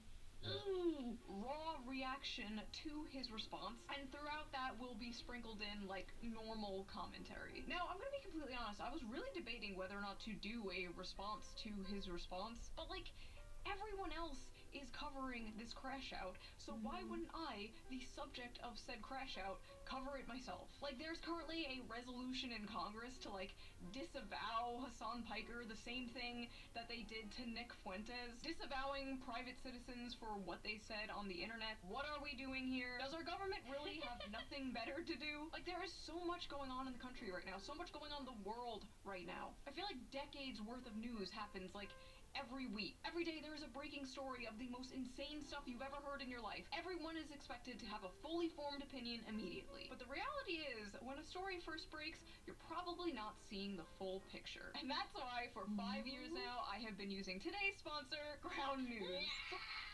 God damn it, they're getting more clever with these ads, huh? I see how it is. She's making it sound like she's got more to the story. Okay, I'm invested. Alright, let's watch this ad, though. Let's quickly give them a shout out before we dive into today's reaction and video, shall we? When you browse the news, you will probably arrive at completely different conclusions depending on what outlet you see first. For example, if you saw this headline first, you might think things are going according to plan and the war may be over soon, and this is just a smart pressure tactic to get the deal done. However, if you saw this headline first, you might think that things are going to escalate. And if you saw this headline first, you might think Trump is going crazy and probably is not emotionally stable enough to even be the president. 3 headlines, 3 completely different conclusions. And that's why today's sponsor, Ground News, is so important. Ground News is a website and an app designed to make reading the news easier and more data-driven. Every day they pull in thousands of stories from all around the world. Who and needs each story Ground comes with visual break. Wait, who needs Ground News when you have Asmin for free? Yeah, I don't need to form my own opinion. I'm just gonna watch Asmin and regurgitate whatever his opinion is. No, you silly goof! You have a mind of your own. Asmin's pretty funny about it, I'll be honest though. Makes me laugh. Yeah, so he has some decent opinions. I'll say. I seldom disagree with him. It also helps that he makes it funny and enjoyable to watch. Downs of political leanings and ownership bias. Let's go back to that story to see it in action. Right away you can see that 117 outlets covered this story. That's a lot. You can also see the bias distribution chart for the story. The coverage was pretty even all across the political spectrum. And under that you can check the overall... Hold on, my model's gonna spaz out for a second. I need to blow my nose. I'm allergic to the news. Sorry. Factuality and ownership. You can even see who broke the news first, which is pretty cool. But one of my favorite features of Ground News has to be the blind spot feature. It is so fun. It basically shows you news stories that have been covered by one side of the political spectrum, but ignored by the other. For example, here's a story about how the US government wants Google to share data on an unidentified Canadian Trump critic. Bizarre and dystopian. 32 outlets covered this story, 22 were left-wing, and only 2 were right-wing. That's insane. I am definitely going to read up on this. I've been using Ground News for years now. It is one of the first apps I check in the morning. It really helps me digest all the news better and helps cut through all the noise. But don't just take my word on it. The Nobel Peace Center called it an excellent way to stay informed, avoid echo chambers, and expand your worldview. Best of all, I'm currently offering 40% off their Advantage plan, which is the plan I use to access all their amazing features. So go to ground.news/shoe or use the QR code here on screen, or use the link in the video description down there. Big thank you to Ground News for sponsoring this video, and thank you, the viewer, for not skipping the ad. I can always count on you. Right? And now, without further ado, let's get back to this video. I listened. So I thought it would be fun if someone joined me responding to this, because... Yeah, oh my gosh! Yes! Yes! Yes! This is why she was getting in contact with her! Wow! Oh my god! You guys see? VTubers! They're breaking containment! Yay! You love to see it! Alright, I'm curious, cause Alana, from what I can tell, doesn't really get into politics all that much. Shuanhead is a lot more political than her, to my knowledge. So, let's go. It is so ridiculous. I needed somebody to like bounce off with because I felt like I needed some like emotional moral support because I feel like I'm going insane watching this. So I am joined here today with the... I didn't know Shuanhead had shutters. Sorry. I got distracted. Women. These shutters are so freaking cool, guys. I really like them. They're really easy to clean. Okay. Now that I'm done with my woman moment, we can keep watching. Lovely, smug Alana, the VTuber, everyone's favorite Oshi. Hey guys, I'm a JPEG and I would bow, but I can't, so just pretend I am doing it right now. No, nice bounce. Don't get the views in, you know what I'm saying? Bro, you were on the last Shuanhead video. I will literally myself if you bring that shit up in here, okay? Why? What do you want me to do?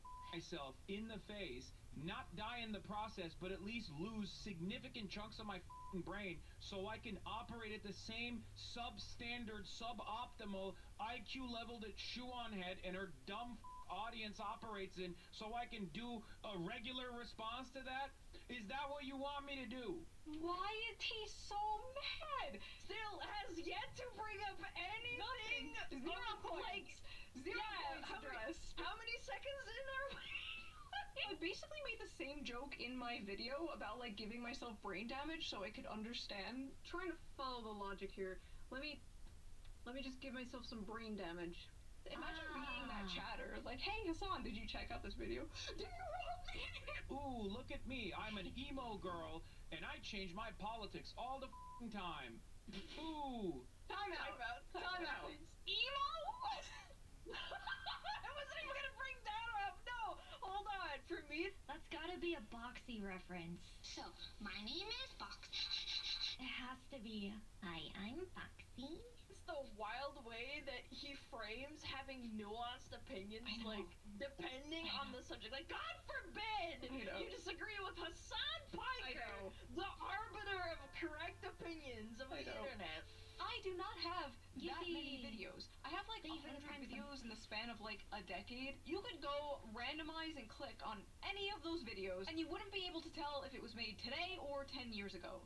Which, honestly, I shouldn't be bragging about. But, okay, my point is, I haven't changed that much. And the things I have changed my mind about, I'm very open about. The way he's framing people changing their minds, changing their political opinions over time as, like, a bad thing is bizarre. Especially as a guy whose goal is, I assume, to change people's mind politically. He's totally for people changing their minds politically, but only when they change their mind to agree with him. He supports people changing their mind as new information presents itself. He supports iDubbbz apologizing for the crime of being funny 5 years ago. But when it comes to me changing my mind on like, oh, no. iDubbbz. What a fall from grace. Sad. 3 things over the course of a decade. That's bad. Like, yes, I've changed on a few things, obviously. From the ages 23 to 35, yes, your opinions are gonna change a little sometimes. No way, really? Like, you probably don't believe the same things you believed like 10 years ago. No, absolutely not. Well, I think in that video that you talked about, I don't know, I remember like a couple of months ago, you were like, I had a baby, and then I lived in the city, and then I was like, man, baby safety and putting money into the police isn't that bad, you guys. And maybe that was different when you were like 20 or 25. Right, exactly. Like, when I was living in like sheltered suburbs, I was like, ACAB, the police. And then you live, and then you're an adult with a child, and you live in the city, and it's like, oh, actually, no, we need... A lot of people are like that, actually.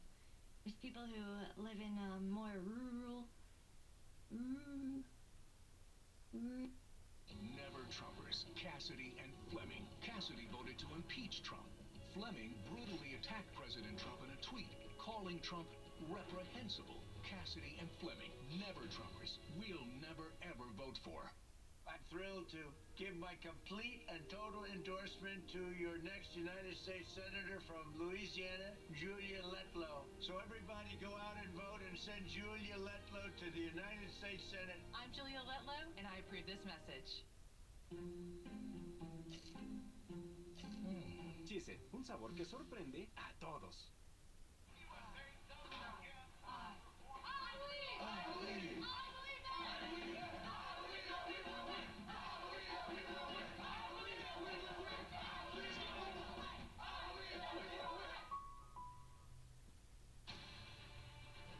Jack Ryan, what do you know about Stawning? Do you mean an unsanctioned black ops team designed for psychological warfare, assassinations? Let's shut it down. The Starling has been resurrected. The storm is coming. You ready? Let's go cause an incident.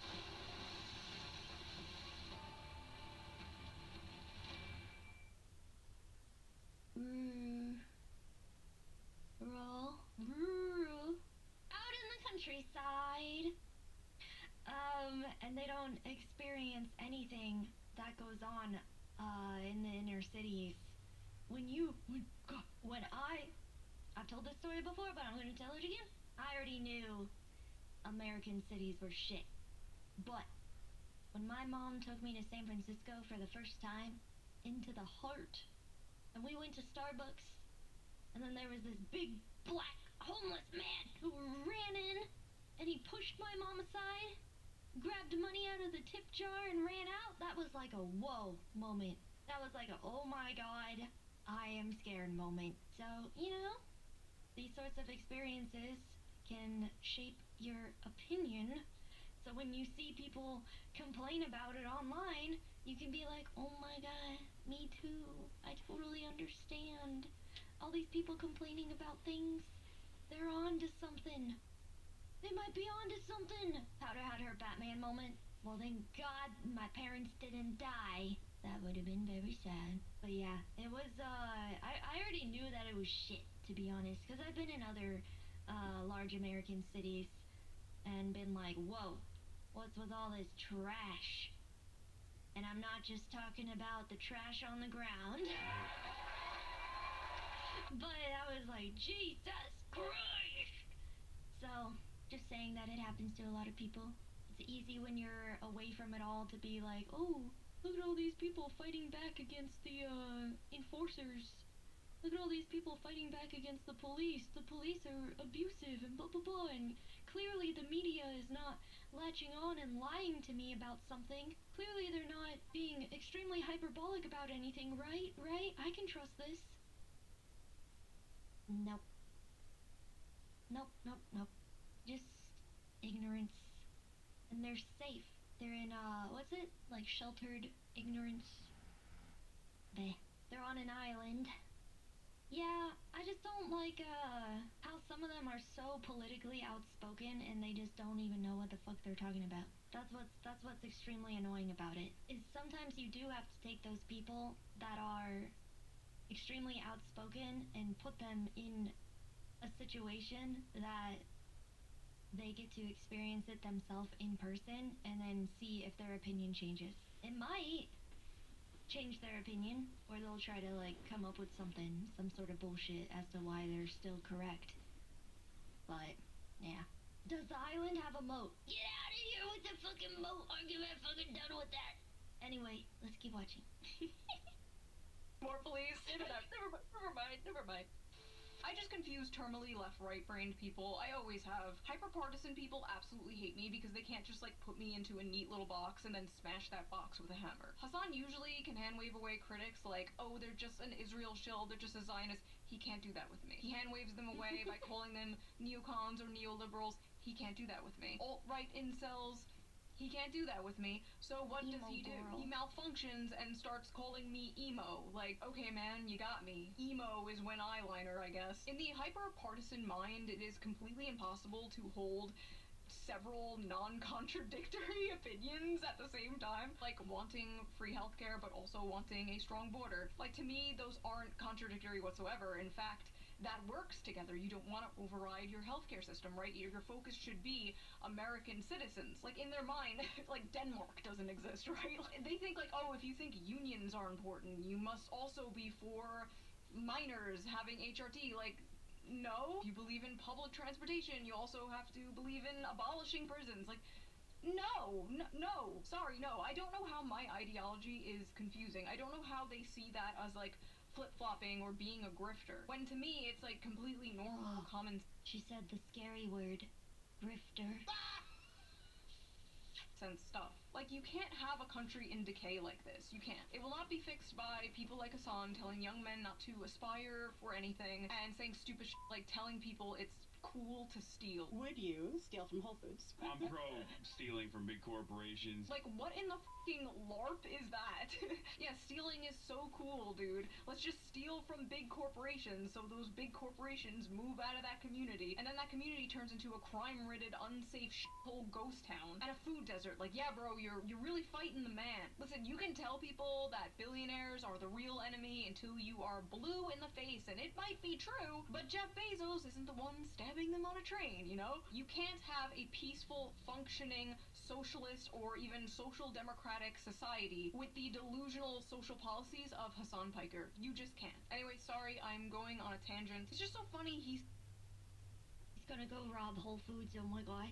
Whole Foods, lock it down! I don't agree with you on everything, but I respect she's very stable in her opinion. Yeah, I mean, I also just, like, don't watch Hassan, so I don't even know, like, what his opinions are fully, but yeah, it's not really a good look to say, like, yeah, I'm all for stealing from Whole Foods, because we all know the types of people that would steal from Whole Foods. Sees my politics as, like, incoherent, when to me his politics are the ones that are incoherent. The video was barely political. My response to him was about his, like, nihilistic mindset when it comes to young men. Because for years, we had to watch the media shove this guy down our throat like he was the Joe Rogan of the left. Oh, he was gonna save young men from the alt-right pipeline. By the way, this guy is never going to be the Joe Rogan of the left, because, like, Joe Rogan, at least Joe Rogan from years ago, I don't know about now, was all about listening to other people's beliefs and hearing other people's opinions. Hassan does not do that. Hassan closes his ears and goes, la la la, I can't hear you, you're stupid, I'm smart. For years, we had to listen to how this guy is gonna push young men away from the GOP. They are leaving the GOP, but they're not going to the Democrats, and I don't know if they're going to the left either. But anyway, my video was not political. In fact, the only part that, like, was political was the part where I agree with Hassan about the genocide in Gaza. If you're a gamer, you should care about things that you actually experience. Very weird coming from a guy who understandably wants everybody to care about a genocide that is happening across the ocean. My point there was, you can't be telling young men to only care about things that directly affect them and then make it your life mission to tell those same young men to care about things that don't directly affect them. Do you want me to lose chunks of my brain? Do you want me to John Fetterman myself so I can understand the... God, this guy's just dropping his spaghetti. Just going everywhere. The compelling argument the Shuon head makes, one that should have been left in the dustbin of history all the way back... It makes me really, really sad, too. Because he does dress quite nicely. And, you know, people who dress nicely, you're inclined to listen to them more. It sucks what he's saying is so bad. Back in 2016. A lot of opinions from 2016 aren't still here today that are good. Literally, technically, I mean, I'll put my stats on the screen. I am literally more than 2016. Like, more people are watching. So these aren't opinions from 2016. These are opinions from now, Hassan. People disagree with you now. Look at me. As an emo girl, 4chan guys who are now 38 years old want to fap to me. Look at her face. It's always such a weird thing to do. Like, it's always overly violent or overly sexual when they have no good argument. These people crash out and they say something so bizarre. You have to imagine their audience is also like, dude, what? Any average person would listen to that and be like, dude, what? What are you talking about? It's like the guy the other day that was like, I asked him what his argument was, and then he was like, oh, I don't know, I hope you get jizzed on. What? Like, what a weird thing to say. You know, like, what are these arguments? Wait, 4chan guys want to fap for me? Wait, I thought it was super cool and progressive to have, like, an army of men who simp for you online. That's not very woke of you, Hassan. First of all, I like how he used the word fap.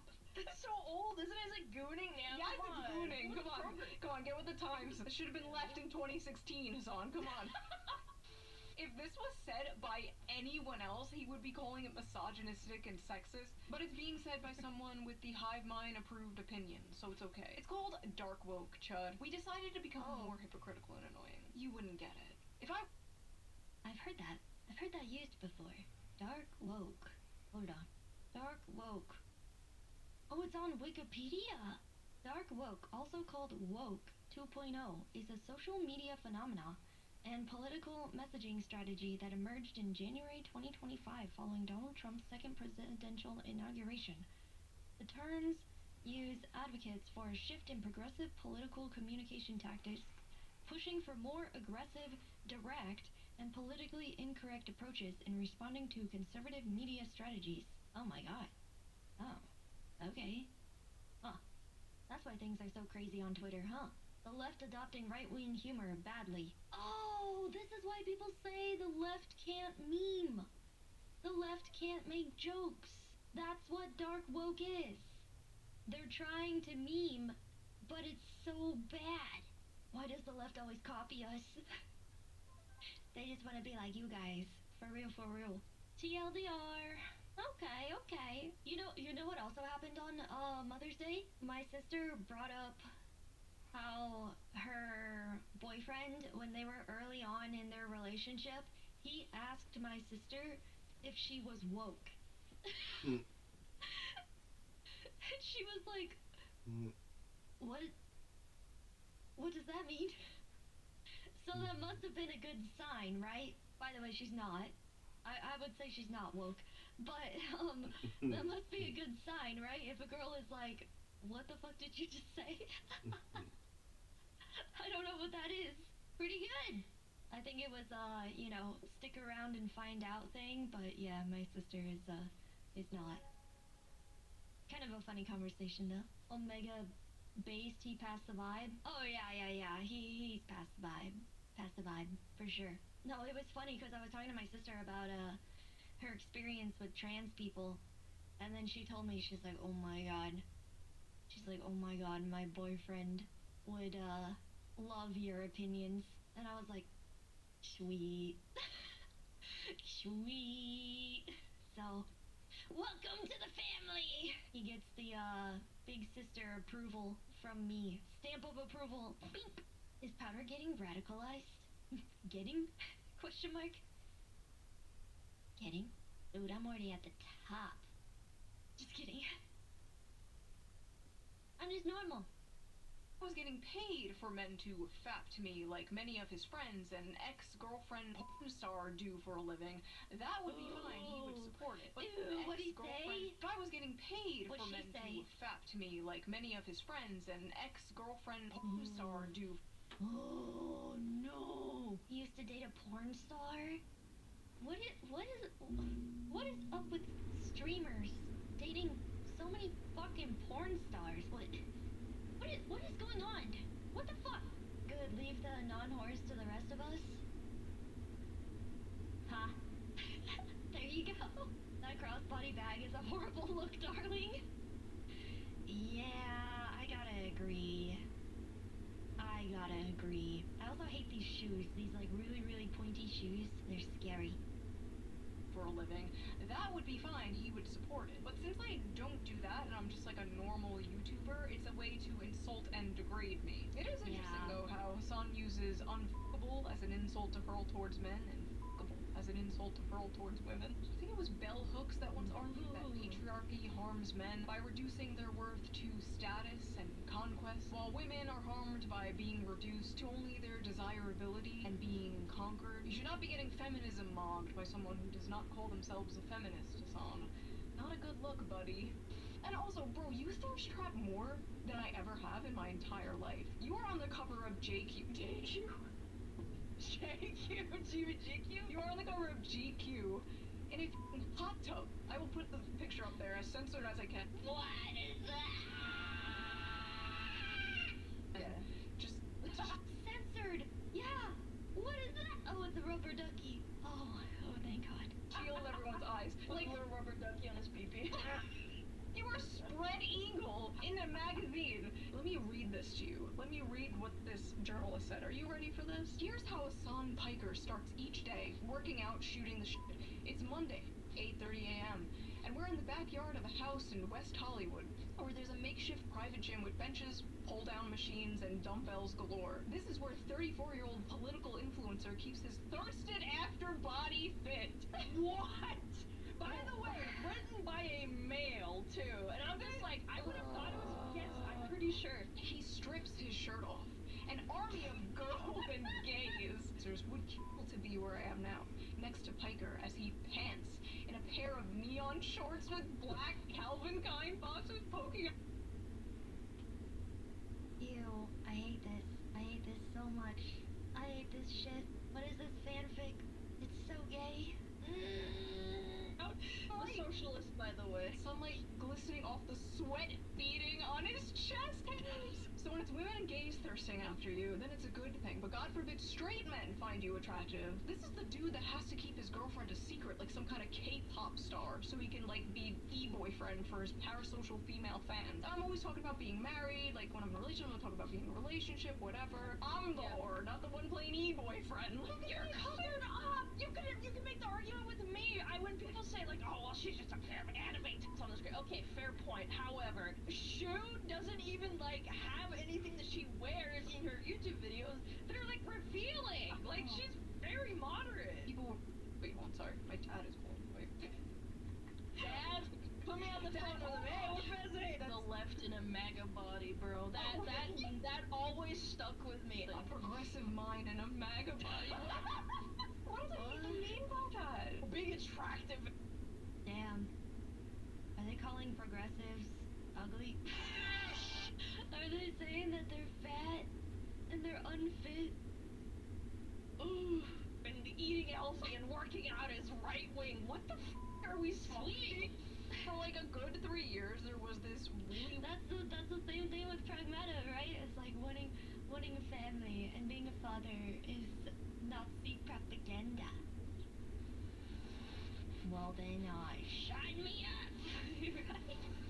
What are these people doing? Weird campaign to make Hassan Piker like the face of progressive masculinity in a bizarre attempt to move men to the left. A progressive in a MAGA body, they said, which like, what the f did they mean by that? Hey guys, we're not all ugly, dysgenic freaks. Look, there's one of us who's attractive. What? Mr. Piker's success on camera, in some part, has been aided by the fact that he is, by conventional standards, a very handsome man. He is 6 feet 4 inches tall and built like a professional athlete. A square jaw, a beard, and a head of thick, dark hair. It's the one aspect many of my haters can't shake, Mr. Piker said of his appearance in a Twitch broadcast last year. They can't turn around and be like, I like your mocking tone. you're not hot. Indeed, tens of thousands of viewers may watch his videos for his political views, but many also tune in for their view of Mr. Piker himself, whose social media profiles are littered with suggestive images of his muscly body in states of undress, or thirst traps, as the pictures are known. Some of his fans scrape, screenshot, clip, and repackage them into fan cams that travel across the internet, glorifying Mr. Piker's appearance and indirectly his beliefs. That is yet again another mainstream article saying one of the only reasons people watch Hasan is because he's attractive, and that he uses his appearance and thirst traps to gain a following. So is he like projecting onto me? Is that what this is? Is he like insecure about his thirst traps and his reputation of being nothing but eye candy? And listen, I'm not delusional, okay? Obviously your looks can help take you further in life, online and offline. Like if I was morbidly obese or hideously ugly, I probably wouldn't have like half the following I have. You can easily say the same thing for Hasan, but at least I organically collected my simps. I didn't have some like astroturfed glaze fest. This Where is Waldo chick is very self-aware. Propping me up for years as some kind of like political sex symbol.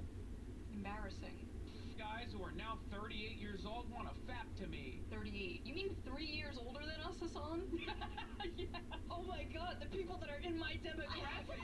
And what's so funny is like his little fangirls were coming at me on Twitter like, you're nearly 40 and you dress like a Hot Topic cashier. Like, man, Hasan and I are the exact same age. I think we're like a month apart in age. And like, look how he dresses. We are literally co-workers at the Hot Topic, okay? People Wait, that was such a good photo.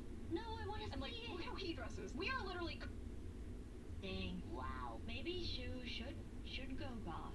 She'd look good. Should give it a try. That'd be cool. Hasan, it doesn't quite work for him, I'd say, because his face and head is co-workers at the Hot Topic, okay? People like Shuonhead are basically a humanoid version of a f***ing Reddit aggregator. Reddit? Reddit hates me. Literally 80% of his audience are f***ing Redditors. Are we f***ing for real right now? Bro is loved on Reddit. Like, why didn't he say 4chan or Twitter? He's not even funny. Yeah. He can't even banter or do the jokes correctly. Unironically, I think this entire rant, this clip, just sounds like if you were just to post the question, what do you think of Shuonhead on r/politics, and then read the comment section? Yes. It's just angry Reddit-coded malding. You know the worst part? This is the best thing you could come up with. This is the best you could do. Jesus Christ. What an unbearable f***ing way to exist, dude. Oh, I'm getting all my politics from Shuonhead. If you're getting your politics from a person like Shuonhead, you should be embarrassed. What do you mean, get your politics from Shuonhead? I guess we should get our politics from Hasan? Oh, no! I expect my audience to get their politics from me. I expect them to be entertained, to laugh, to think, to engage with the discourse at hand. I don't try to, like, pass off as someone you should get your politics from. I don't think my audience should get their politics from me or any YouTuber for that matter. I think they should do their own research, come to their own conclusions. I just say my opinions, and people are free to agree or disagree. Hasan, on the other hand, like, really thinks he's some serious political commentator. Bro, you're a Twitch streamer. I'm a YouTuber. But that's the difference between you and I. I know what I am. Oh my god, the things I want to say to people like this. Then say it. Say it. Say it, Pussy. Did he change into a suit because I made fun of his Gucci shirt? Like, you can literally see him scanning his chat of domestic terrorists, like Redditor for insults, right? This is so lazy. I find it more compelling when someone deconstructs why you're being stupid. I swear, I think if he had an audience that thought it was okay, he would obviously bring up that you're a girl. Stupid woman! It's like he's fighting his bro, like, instincts. He's reverting back to bro tips, Hasan Piker. Yeah. This week's bro tip is about bringing out the alpha male in you. Wait, what the fuck is this? Wait, I've never seen this. Is this real? What is this? You never saw this? This is deep lore? Oh my god. Wow. I'm so glad she did her homework then. How can you not know about the creepy bro tip era? I don't know. I don't know the lore. I don't know the lore about all of these streamers and YouTubers. I only really started being terminally online in the last, like, 5 years. So I've got a lot of catching up to do. And also, I was, like, mainly just all about VTubers and VTubing. Now I'm breaking containment. And you can see that Smugglana has broken containment as well. She's with the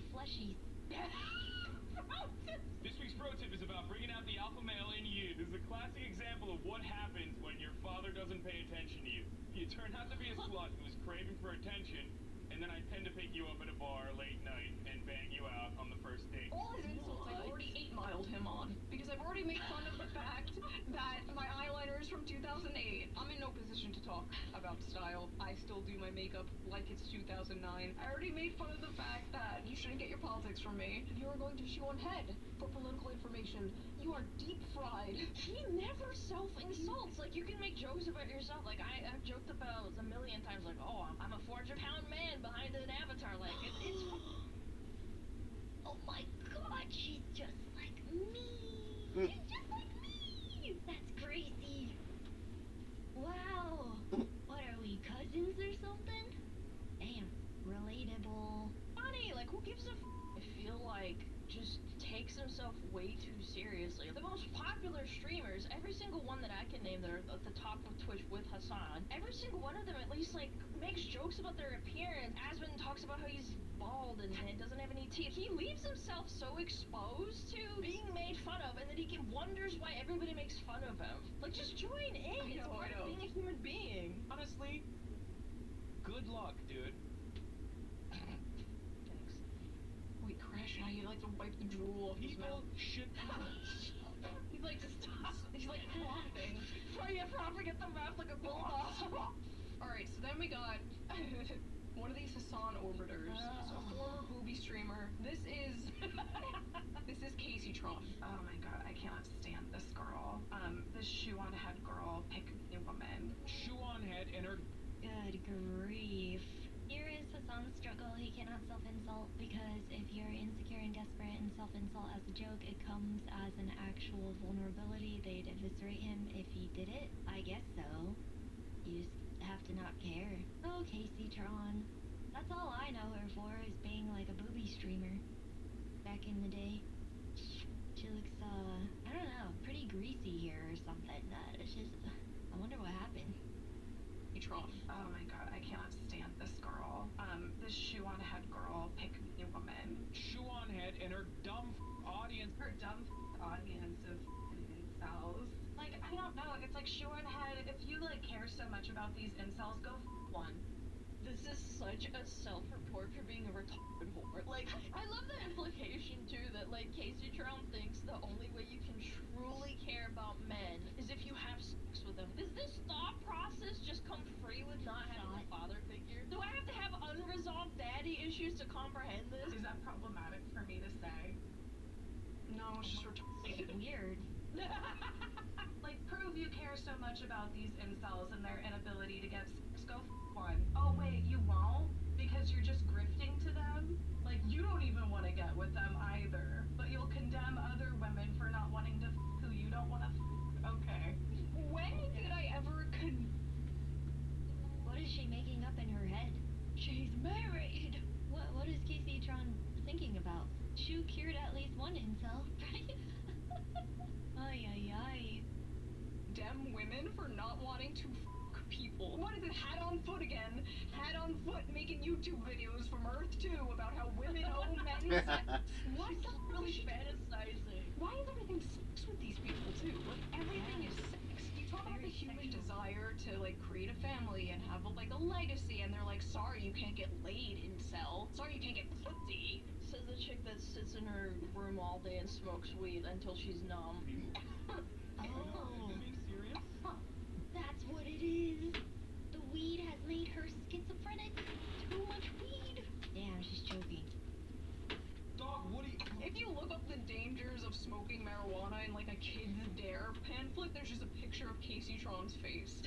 You're happily married and have a child, but because some fat retard on Twitter is your brother, you're gonna need to f*** a bunch of random men to prove them wrong. What do you just have to do? Like a weekly raffle? Pull a random incel out of how do you verify that one of your people are 20? Yeah.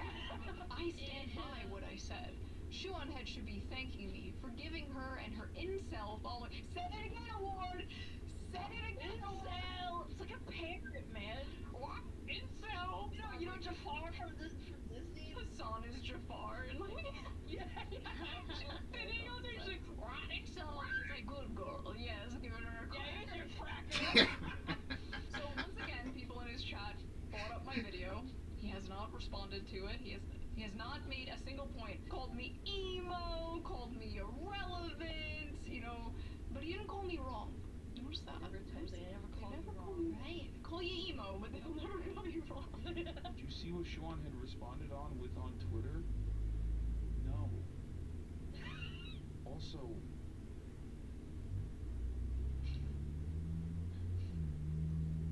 what? Why is it so quiet? Dial up.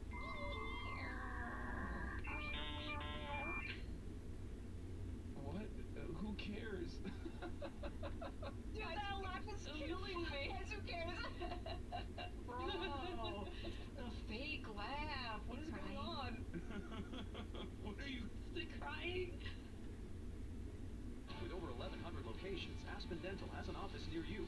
Aspen Dental. It's time to smile again.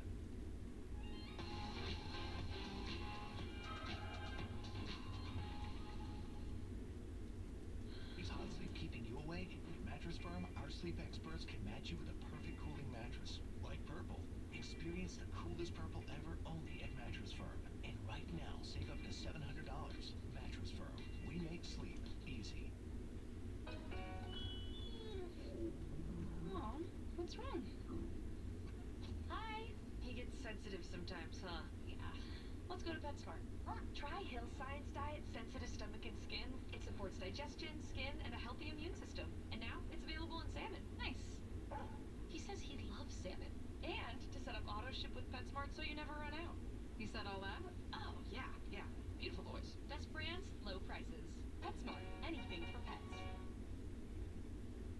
What are you guys talking about, man? What are you guys talking about? Bro, I'm literally over here talking about how I'm doing a rally with someone who's running in Philadelphia. I'm out here doing the revolution, okay? Like, that's cute, Hassan. That's adorable. He's not a politician, man. The majority of the people that know your name only ever heard of you because you electrocuted your dog live on a stream. Maya, please, just f***ing go back. Just stop. Damn. Does he not understand that 95% Yeah, that's his legacy. Yep, he's the dog shocker. of his fan base are terminally online predators? Like, they don't give a f about your rally bro in the background over here. They want you to call Shoe on Head a Nazi to validate their hatred and their feelings. Whatever the Shoe on Head said. It's the laugh again! No, you're joking. Stop. Hassan is pissed because, like, he's finally out doing something in the real world, and the only thing people care about, the only thing people are talking about in regards to him online right now is this. And you know what? To be, like, completely fair, which is something these people would never do for me, this was a better response than his first response. He's basically just like, I don't care, I'm busy doing, like, real things in the real world. Okay, fair enough, understandable, have a nice day. But then, then he says this. Talk to me when we got the wiki feed ratings up for Shoe on Head, okay? Does she... What is going on? Now he wants feet? What is this self-report? He's freaky. Freaky dude. What's her wiki feed looking like? What? Okay, does she... What's her... Did I listen to what that woman said? No, absolutely not. Let me know if I can see her feet, though. What? Honestly, it would be Giga Chat if it came from anyone funny or likable. Like, if the chatter didn't even bring it up, why did you bring up WikiFeed? I know. By the way, if you guys don't know, WikiFeed is a website where people upload pictures of, like, celebrities' feet. Let's look up Hassan's. No. Oh my, no way. No. You guys bear Tootsies online? Wait! I have a higher feet score than Hassan. Whoa! What? Where are people getting feet pics from? She has better feet, though. This is what you motherfuckers were telling me on Twitter, too. You're like, oh, don't you know? Don't you know the, what you're supposed to do when you get 100K on Twitter? You're supposed to post your feet. That's what you're supposed to do, Powder. What? I did not read the terms of service. All I did was hit agree. Pippa started it when she posted her feet at 100K on YouTube. Oh no. Wait, I think I'm close to 100K on YouTube. Oh no. of the law is no defense, pal. Get them creepers out. Please do not lament. Too many freaky people online. I'm too afraid. Hassan's gonna crash out on me one day and then he's gonna ask to look at my feet. No, weird. I have a higher feet score than Hassan. Is this what this is about? He's mad? He's been foot-mogged. By the way, never address anything you said. Never even attempted to refute a point. No. Just starts going on about, like, wiki feet. If I sold feet pics, if I sold pictures of my feet, would he use this as an insult? No, because he's Mr. Sex Positive, Mr. Sex Work is Real Work, Mr. Brothel Boy. Yeah, I'm making a difference, unlike Shu and her stupid video. Also, did you know she's stupid? She's stupid, don't go watch the video. Don't go watch it, guys, she's stupid. Also, her feet are kind of nice looking. The craziest part about all this was after his crash out and like after everyone was making fun of him, he gets on Twitter and he's like, I've yet to watch any of her content. Excuse me? So what the f are you basing all of this on? How am I stupid? How do I change my politics? How am I just an emo girl that men fap to? Either A, he's lying and he has seen my content, or B, he's just blindly repeating things he's seen other people say about me. Either way, it's pathetic. He's stuck between, like, wanting to be above it all. Ugh, I don't even know who that is. I'm out here doing the revolution and wanting to tear me down. But he can't do both. So as it stands right now, what he's saying is that he has literally never heard me speak. He just looked at me and went, woman online must be a whore. Which honestly, not a bad guess. Right. People should be more embarrassed, okay? What happened to shame? Oh, wait. I find it incredibly ironic that the guy who used chain lightning on his dog live on stream in front of thousands of people and then lied about it and gaslit everybody thinks that anyone else needs to be embarrassed about anything. Like, you spent your entire f***ing career, the better part of a decade plus, being a political commentator, but the only thing that the majority of the internet knows you for is zapping your dog for stepping off its 4 square foot cot that you've designated for it. That's your f***ing legacy, Hassan. Shot my dog, I can't stop. Yeah. Like, obviously, he watched the video and something in it really had him rattled. Like, was it the brothel thing? Was it the clock meme? Because if it was the clock meme, that was a joke, okay? We're the same age, Hassan. It is not too late. This is all not that serious. I just thought it was really funny and everybody was asking for a response video. So there's your response video. I also just want to make it clear that if he responds, I will not be responding back unless it's something absolutely insane that requires a response. I refuse to get caught in the Hassan Piker content loop. I will leave that to the professional Hassan Piker farmers. There are people who have made Yep, TikTok, Ashwin. I can't think of anyone else that I really watch. Those guys. follicle wealth off of farming. Me? No, I don't. What is it? Indirectly get it from watching a Seanhead video, or watching a Asmin video, or watching a Tectone video.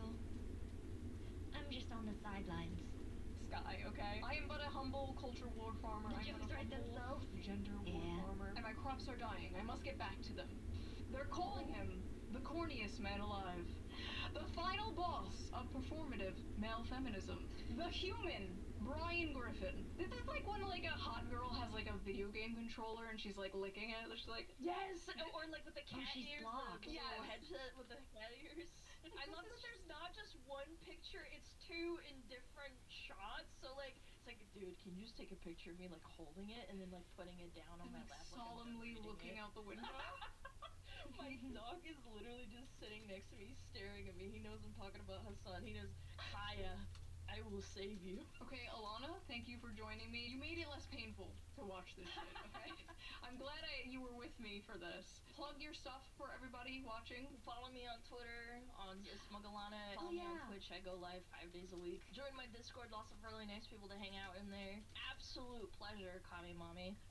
Emo girl with the feet. Yes. If you like this video, please subscribe, and if you can, donate to my Patreon, link down below. I'm going to start doing live streams for Patreon members only. That should be a lot of fun, and I will see you guys next time with a new video. Long for the day, I'm known for more. I'm here for the people they ask for sure.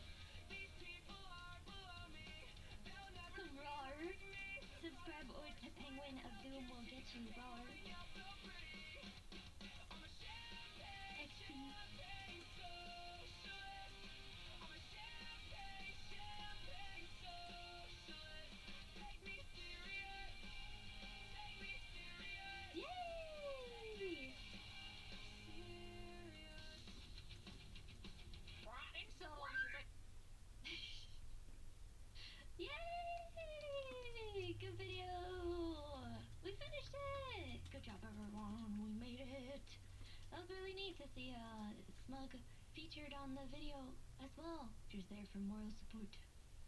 There to get a dunk in on Hassan as well. Yeah, I guess, capitalize on it. Everyone else was. I guess that's her reasoning, make them money. People do like these fights, these online fights, especially when it's between two large content creators. Guardian, happy 11 months. Thank you. Here's some money for a pedicure. What did you just say? Lick you later? Sorry, no lick emote on Kick. What?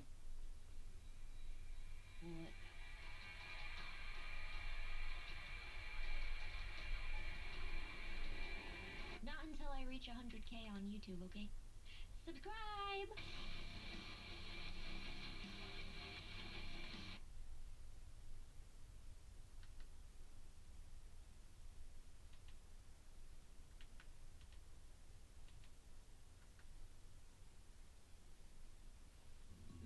It's like fruity, marshmallowy, sour candy. Sweet and tangy at the same time. This is how sour was meant to be! What the pup? 16 grams of protein? It's the first of its kind! Did you say it's your first time? Tangy, fruity, and packed with protein? What the pup? Try new Built Sour Pup. What is an annuity? An annuity is a financial product typically designed to provide a reliable stream of income. It's most often used by people who are saving for a particular goal, like retirement. Everything about Mixtape just keeps coming to the same conclusion, which is that this whole thing stinks, like really bad, man. And people are also starting to look into what exactly led to this thing's creation in the first place. And well, let's just get into that one, shall we? So in case you don't know, Mixtape was made by the Australian dev studio Beethoven and Dinosaurs. Everyone who has criticized this game has wondered, well, how did this sort of thing even get made in the first place? Who funded it? Well, now we actually know. Mixtape was created through Business Victoria, as seen here on that group's website. So Business Victoria is a branch of the Australian government that uses its budget to create and cultivate media created by Australian artists. This isn't necessarily bad, of course, since games like Cult of the Lamb, for example, were also to some degree funded by the Australian government as well. Government funding is nothing new, really. However, in Australia's case especially, they tend to only fund things that, align politically with what they believe that should exist in the here and now. If there's any doubt that Mixtape was not funded by the Australian government, here is the exact excerpt from Business Victoria's own government page, as you can see there, detailing that, yeah, Mixtape was indeed created through the use of Australian taxpayer dollars. As they say there in bold, Vic Screens funds were integral to the creation of Mixtape. Meaning this is a game that could only exist because it was created through both government funding and a publisher in Annapurna, which has very deep pockets. Either way, this is why Mixtape now exists, because it's not necessarily organic in how it was even made. It was created to push the idea that indie games are still indie, even if huge mega groups with deep pockets are involved with every step of the way, which kind of goes against the whole indie thing. But this does mean that Mixtape, just like games such as Dustborn and more, are all being suspiciously created and artificially pushed by their respective governments by using taxpayer dollars, which is really weird. This is also why you have websites running such defense for games like a Mixtape, because they want to normalize the idea of games that are, first of all, not really video games, but also Mixtape's reception with the glowing scores and whatnot. That proves another problem that I think really does need to be discussed, which is that this game's legitimacy and reach only exists because of one simple reason: the will of the game's media. You see, the game's media for a very long time now has hated the idea of YouTubers, or really anybody who is not owned by some corporation. It's much easier to silence a games journalist employee because they work at some website, and likely due to the fact that IGN, for example, tends to own a vast majority of these sorts of websites. They all tend to say the same things and champion the same ideas. That is not by mistake. It's why everything feels homogenous, because because it's by design. Nothing is really organic. But why I say this is because you see, before the rise of independent content creators, the life and death of many games were not dictated by, well, you or me. They were instead allowed to exist and survive based on the recommendations and push of games media. You can circle this back to IGN, even X-Play as a TV show. Or even further back, like Canadian programs like Electric Playground, which I used to watch all the time as a kid. The point was that the existence of Mixtape is not only astroturfed, but also manufactured, as if this game was made in a lab somewhere. Like some weird chimera monster that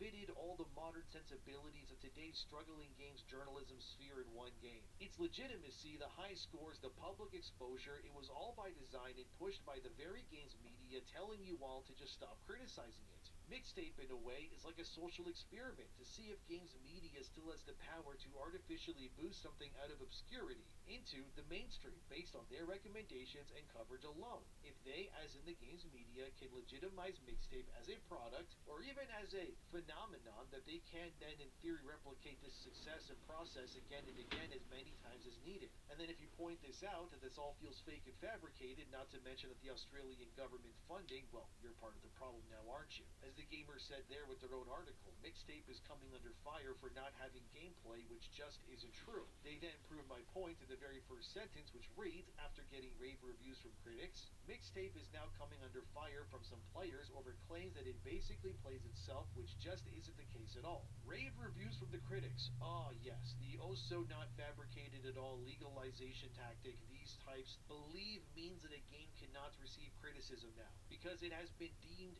untouchable by the game's media. Gee, wonder where I've heard that such talk like this before, hey? The Gamer then brings up a clip of Mixtape from a user on Twitter as seen here as proof that the game does not play itself because there are moments where Rockford, that's the main character, has to, and no I'm not kidding, walk forward very slowly by you just holding forward on your analog stick. Wow, such gameplay. Definitely worth a 10 out of 10 now, isn't it? These people are so hard-pressed because their recommendations and opinions are not being accepted with open arms the way that they used to. Why are people hating on Mixtape? We specifically told you that it was a good game, which magically means that we're not allowed to criticize it because some reviewer gave it a 9 out of 10. That's not how it works anymore. We don't live in the era of X-Play or Game Informer's reviews mattering more than the common players does. Now anybody can say their opinion, but that's what angers these people the most, because they don't want us to be able to do that. They're mad that their influence has effectively been so diluted and damaged that they've become walking jokes at best. Funnily enough, the Gamer ends up ruining their own stance, where they say here that there are scenes in the game where you barely need to play the game. It's also pathetic,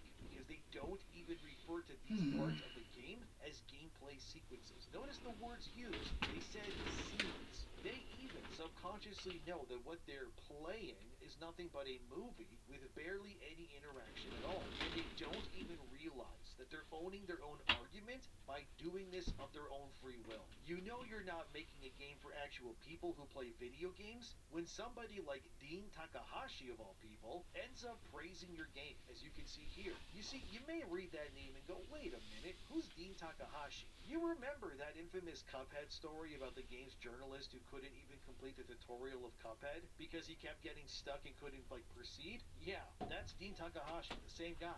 Dean, as seen here, gave Mixtape a 4.99 out of 5, which is just ridiculous. He deducted a 0.1 point because of the graphics, apparently. Again, if you ever needed more examples of why people don't take gaming journalism seriously, there you go. He even says in that same paragraph there that Mixtape is a triumph because it's an indie game not made with millions of dollars. Oh, Dean, I know you're never going to live down the Cuphead tutorial a moment, but can you at least try these days to sound genuine? So you're telling me that Mixtape, the game where it has over 20 licensed songs that weren't cheap to get the rights to, by the way, is somehow not a, I don't know, millions of dollars like game budget-wise too? Are we being serious? The same game that is backed by Annapurna with their deep pockets, and again, this was all funded by Australian taxpayer money too, which I guarantee you, probably not many people in Australia even knew that they were paying for things like this in the first place. Dean unironically ends his article by saying this about Mixtape. Others will criticize it for being a walking simulator, but that didn't bother me at all because I was really there for the continuous story. I'm sure it didn't, Dean, because we all know what happens when you actually have to play a video game yourself and not be led by the developers like a dog on a leash.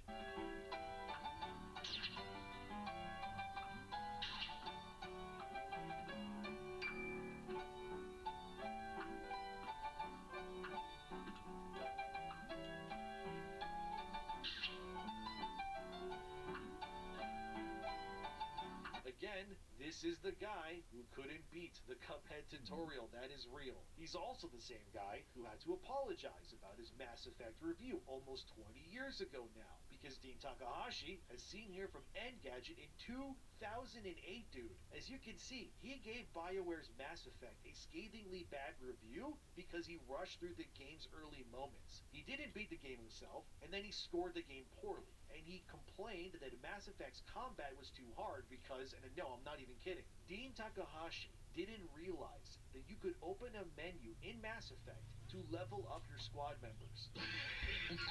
Even though the game does tell you how to do this very early on in the game. I would know. I've played Mass Effect over 10 times, okay? I know all the lore of that world. I love those games. I would know this. So Dean was not paying attention to any of this. And again, he scored Mass Effect poorly because he doesn't know how to read menus or play games properly at all. Again, 20 years ago. Remind me again why anyone would take what this guy says is real ever again. The guy's worked in games media somehow for almost 30 years. Despite routinely proving he doesn't know what players want, can barely play the things that he has to. And he literally admitted that he reviews games before even beating them. Not 20 years, it was 18, but close enough. Again, why do this, right? No wonder he loves mixtape. It's again because these people artificially boost the sort of games that they want to see more of. It's really no surprise that the Cuphead tutorial guy wants more games like a mixtape, because it would, make his job infinitely easier to do so. Because Dean, and other reviewers like him, can just sit there passively and watch and hit X once or twice while checking their phones. And look at that, the game will just play itself. Oh, it's so convenient. And again, he gave Mixtape a 4.99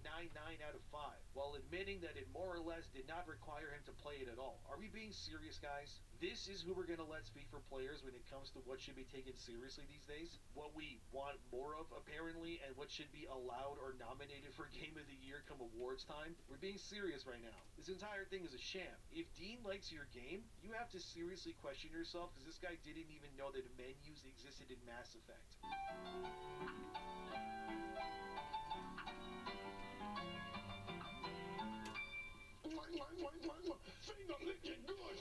I'm honestly baffled by that. Like, how do you not know to level up your characters in an RPG? What the F? It's so stupid, man. It's so dumb. These are the same sorts of games journalists who hate the upcoming James Bond game, by the way, that's coming out, because as you can see there, James Bond is apparently too suave and cool, and they can't relate to him, so this means that magically James Bond is not allowed to have his own video game series, apparently. Like, where does this sort of stupidity and pick-me attitude end? They want games to be just as lame and easy and stupid as they are. Why are these people being handed the keys to the industry engine? Never mind not speaking for players, okay? These people can't even play video games. Seriously, the PC Gamer James Bond article is so laughably bad, man. I know this video is about Mixtape mostly, but it all just gels together into the same gelatinous gray goop in the end anyways. These people do not speak for you or me clearly. Hiring Dean Takahashi to review video games is like hiring somebody who's illiterate to review, like, full-blown novels. Doesn't make any sense. You don't see me